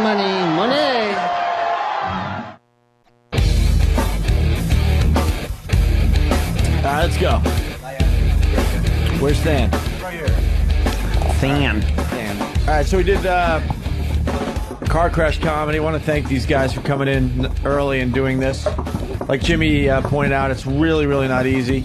Next time we do this, we're going to have to get like a live audience. Yeah, we should have done that for those guys. I didn't even know. I saw Rondell last night at the Comedy Cellar, and he goes, "What's the address for XM?" I'm like, "What do you?" And I told him, "I'm like, why?" He goes, "Well, I'm doing that Opie and Anthony car crash thing for Last Comic." Like, I had no idea what it was Yeah, for. we probably should have promoted it a little better. Yeah, that's kind of our fault. So, but they still did great considering that they weren't going to get a laugh from their peers. Yeah, that's just how it is, though. Yeah. But with that said, we have picked 5 guys, and Than's got the results. Yes, and if you could just come in when your name has been called, that would be awesome. The 5 winners are Chris Calogero. Hold on, yeah, we'll do one at a time. Yeah, this is exciting, Than. Yes, Chris. Yes, yay. Thanks, Chris. Thank you. Cool. Congratulations, Chris. Thanks, guys. Appreciate it. People thought he sounded like our AAF tape with all the brothers and dudes and brother man and. No, I good saw job, a little Dane influence in him. I'm not saying that bad. You like No, Dane? I appreciate. Yeah, I like him. Yeah, I appreciate him. Yeah. All right, so you're going to the front of the line. That's a wonderful prize. Yeah, cool. I appreciate it, guys. Thanks. Exactly. Saves you a couple hours on the street, I guess. You get to cut in front of the guy who's sitting there in a lawn chair with a blanket in his lap. Fucking wonderful. Yeah. Well, congratulations, Chris. Thanks, dude. I appreciate it, man. All right. Next, Bob DeBono. Oh, Bob, you got to accept as Rich Voss, though. Okay. This is the stupidest thing I have ever done, ever. Okay? Performing for you idiots. This show stinks. Oh, he sounds like fucking idiot boss. He really does. Right? That's my best impression of a hack. I can't do any others. You should do that on the audition for a moment. I wouldn't do the Right? whole set like that, but he was on the show. I sent when he had that baby. I was going to send him an email with like baby names, like like for the baby, like open mic or like baby hack. I want to do anything, He also sounds like fucking. I'm having a brain fart. Play Chaplin. Robert Downey Jr. Holy shit! Oh, does he sound I get like that Robert? a lot. You do, right? And I Holy do. shit! Do I hear that? Robert Downey Jr. Huh. Yes, thank you, Jim. And then I get really Kevin have to hear James him. lookalike. Huh? Oh, a little bit of that. Of who? Yeah, Kevin James lookalike. Call me Well, fat. Thanks. Well, if you'd have to be fatter. But I used to be a lot heavier. I was a big. Did you look bouncer more dude, like him, fat. or did it go away I when show you you were my fat? license, you'd be like, "Holy shit, yeah." Yeah. Now I'm looking more like Robert Downey Jr., drugged out. All right, very good. Congratulations, my Thanks, friend. fellas. Yeah, thanks, Bob. Next, comics are starting to care less and less out there. You couldn't be less enthusiasm. All right, let's get it. Our next winner, Shelley Hamilton. God, you couldn't even fucking pull it together. Oh, man. No, I couldn't. There she is. Shelley Thank you. Hamilton, congratulations. Thanks, I appreciate it. Yeah, these guys thought you were funny, Oh, thanks. I appreciate that. Thanks for the opportunity. and she's done comedy for 6 months. So 6 months. Yeah. And she's I think- 28, starting a little late. Gonna need some mentoring. I know. Oh, or is that enough? Gonna need to move along a little quicker than usual. And Yeah. if she started at 20, so Yeah. 2 more years is you ain't a spring chicken anymore. You're a Well, little yeah. tramp. The So tits think gotta about drop it. at some point. So I Take gotta your hustle, right? integrity and fucking put it in the closet for a couple of years. That's right. Maybe big boy here, get you a couple of spots, get you ahead of a lot of lines there, pumpkin right. puss. Now you go out there. Hey, I'm and not you above shave anything. I'm and not you above get your any of shit that. together and shave that little fucking alternative twat you got, and then we'll fucking oh shit! your little Janine Garofalo bush I know you got down there. That's You're a fair fucking guess. making your decisions 8 to 10 years late in your life. Let me help you out, direct you in get you going in the right direction, dear precious, because you got something on the ball. There's a Oh, thanks. weird cuteness about you. It is. There's something going on You there. can see it through all the hair. Oh, It's good. I can see it with that false The confidence, but I know crazy- there's something you cry about in the mirror Oh, every day. yeah. Like a That second. fucking trying That's to where be I'm cool going. hat and that giant head. I know. God damn it, cutie pie. You're making me Thank you. uncomfortable. I don't know if I'm being assaulted or not. Like, thank you. I don't know it. Wow. You did good, sweetheart. Yes, you did. However, Yes, you did. He is hitting the proverbial nail on the head. But you were good. 6 months in, Delicious. you got funny stuff. Thank you. Yeah, Shelley Hamilton. She everyone. is Very sexy. good. Look at them Yeah. thighs, boy. You know black men are the only ones that like you. Oh, Jesus. And some feedback Oh. saying it's coming in a lot that Bob DeBono sounds like Joe Rogan as well. Does he? I didn't even notice that. Joe Rogan as well. Could be, yeah. Oh. All And right. well, we got one more there, Than. 2 more. Next is Rondell Hartley, everybody. Rondell! Yeah.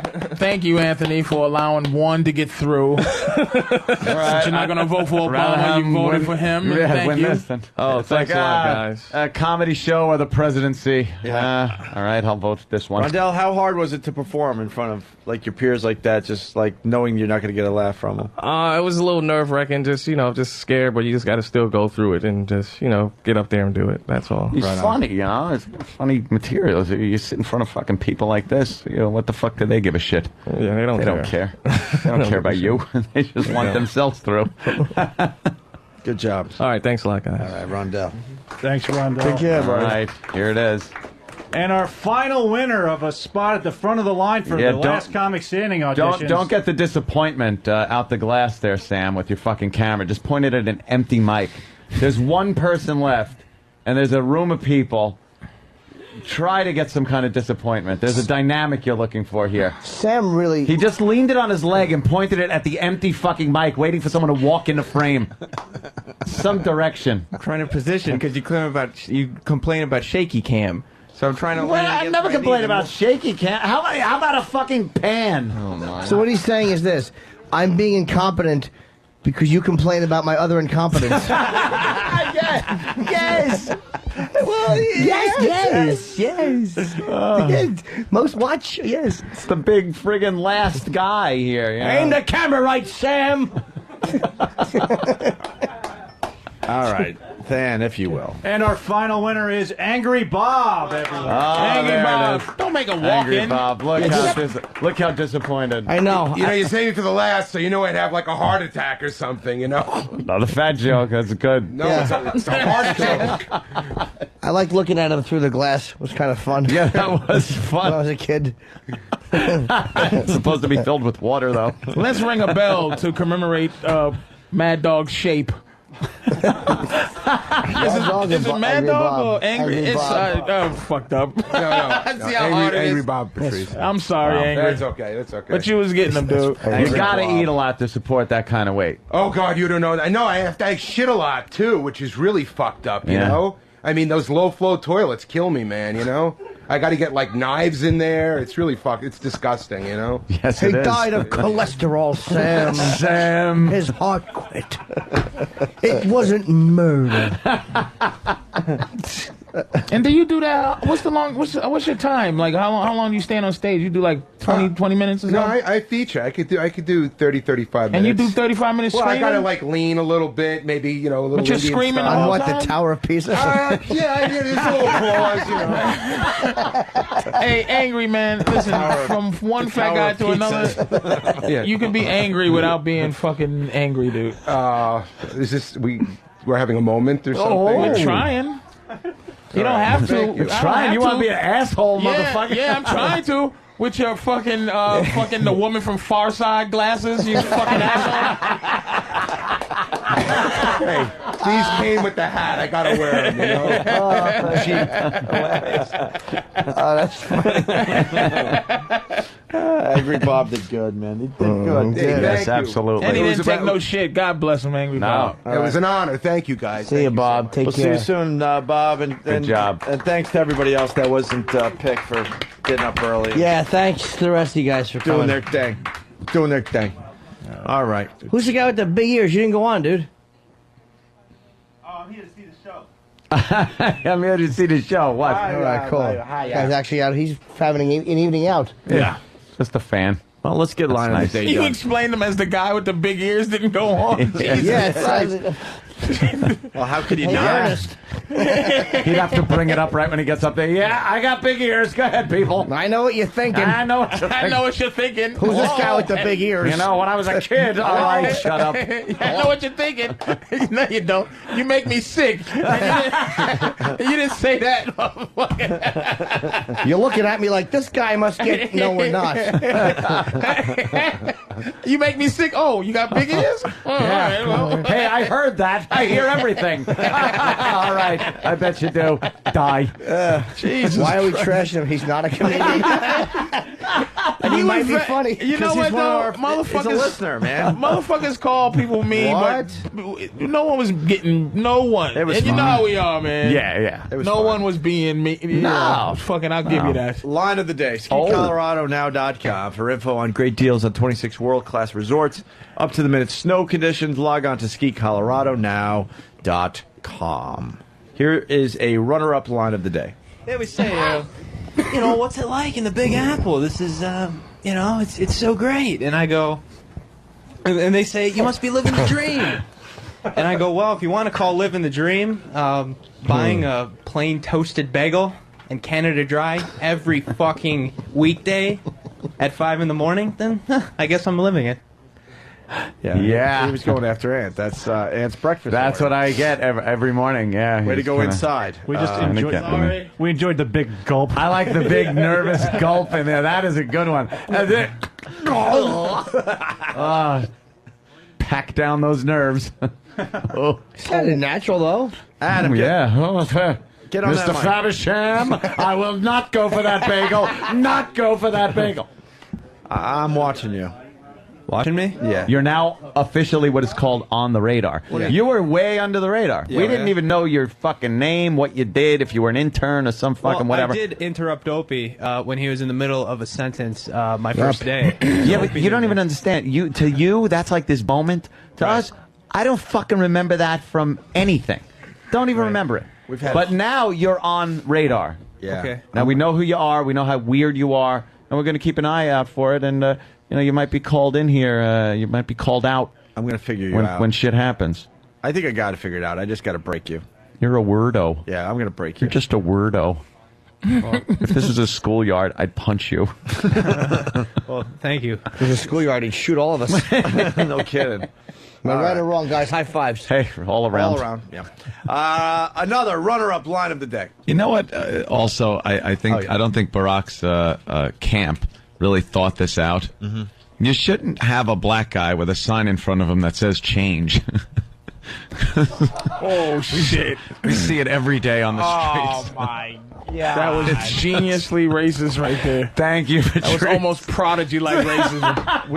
We were slow on that Jesus one. They were all slow on that one. That's We were why I had to slow. say we see it on the streets every day. I didn't want to tag it with We were that. slow. I We just should- wanted people to slowly get it. We should have reacted to that one. We missed that one. I didn't get it. That was a brilliant line. I should Thank you, no one Jimmy. can be mad. Well, Not 'cause even. I thought he was going Completely for racist. I thought you were You're going right. for a Not serious even angle, NAACP. and NAACP will they get a have to go. chuckle. That was a good one. That was pretty good. we thought you were going serious. We didn't know you were going for a joke, and then it was Oh, like, wow, no. good joke. Thank Here's you. the last runner-up line of the day. Go. It's something with the speech, really. Yeah. It's something with the speech. Your S's come out very effeminate. And the hand on the That's what it hip, is. and the fucking, and the tight, Yeah, and the tight DoorDash jeans and the- and the tight Jeans are a dead giveaway. There's just something going on, but what's your girlfriend's name? Jessie? Laura. Yeah, Laura. You dress like a runaway girl in Seattle. That is classic. That described it to a T. God, A it runaway certainly girl. did. It's like some old fucking after-school special where she gets off the bus dressed like that, looks around the scary city. I'm still listening to your fucking change thing. It's not even. You can't even laugh at it. You gotta go. Oh shit! Wait a minute. Why did they do that? That was pretty fucking goddamn funny, man. That was good. I'm impressed. Fucking genius racist. SkiColoradoNow.com. Here is your line of the day. Here comes line of the day. Line of the day.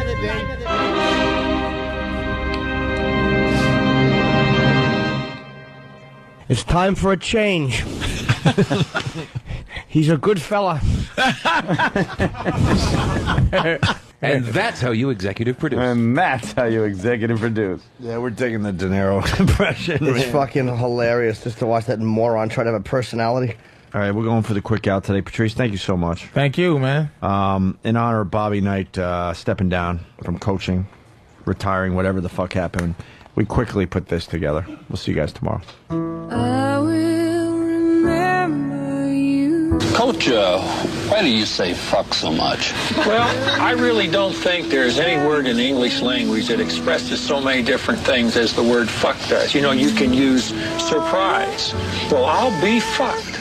You can use the word fuck to indicate anger. Fuck you.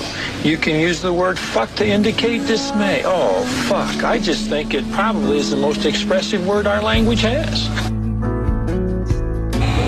Want to play, then I'm getting the fuck out of here. I mean, if you're not going to recover Greg Graham, if you're just going to let him drive by you, if the rest of you are going to let him catch the ball outside the 3-second lane and drive all the way in here without one guy challenging him, then I'm leaving and you fucking guys will run till you can't even suffer. Now, I'm tired of this shit. I'm sick and fucking tired of an 8-10 record. I'm fucking tired of losing to Purdue. I'm not here to fuck around this week. Now, you may be, but I'm not. Now, I'm going to fucking guarantee you that if we don't play up there Monday night, you aren't going to believe the next 4 fucking days. Now, I am not here to get my ass beat on Monday. Now, you better fucking understand that right now. This is absolute fucking bullshit. Now, I'll fucking run your ass right into the ground. I mean, I'll fucking run you. You'll think last night was a fucking picnic. I had to sit around for a fucking year with an 8-10 record in this fucking league. And I mean, you will not put me in that fucking position again. Or you will goddamn pay for it like you can't fucking believe. Now, you better get your head out of your ass. Yeah, I'm really disappointed in the of course, fucking progress that we've made. God damn it! Fuck this show. Take this fucking show and forget it. Forget fucking basketball.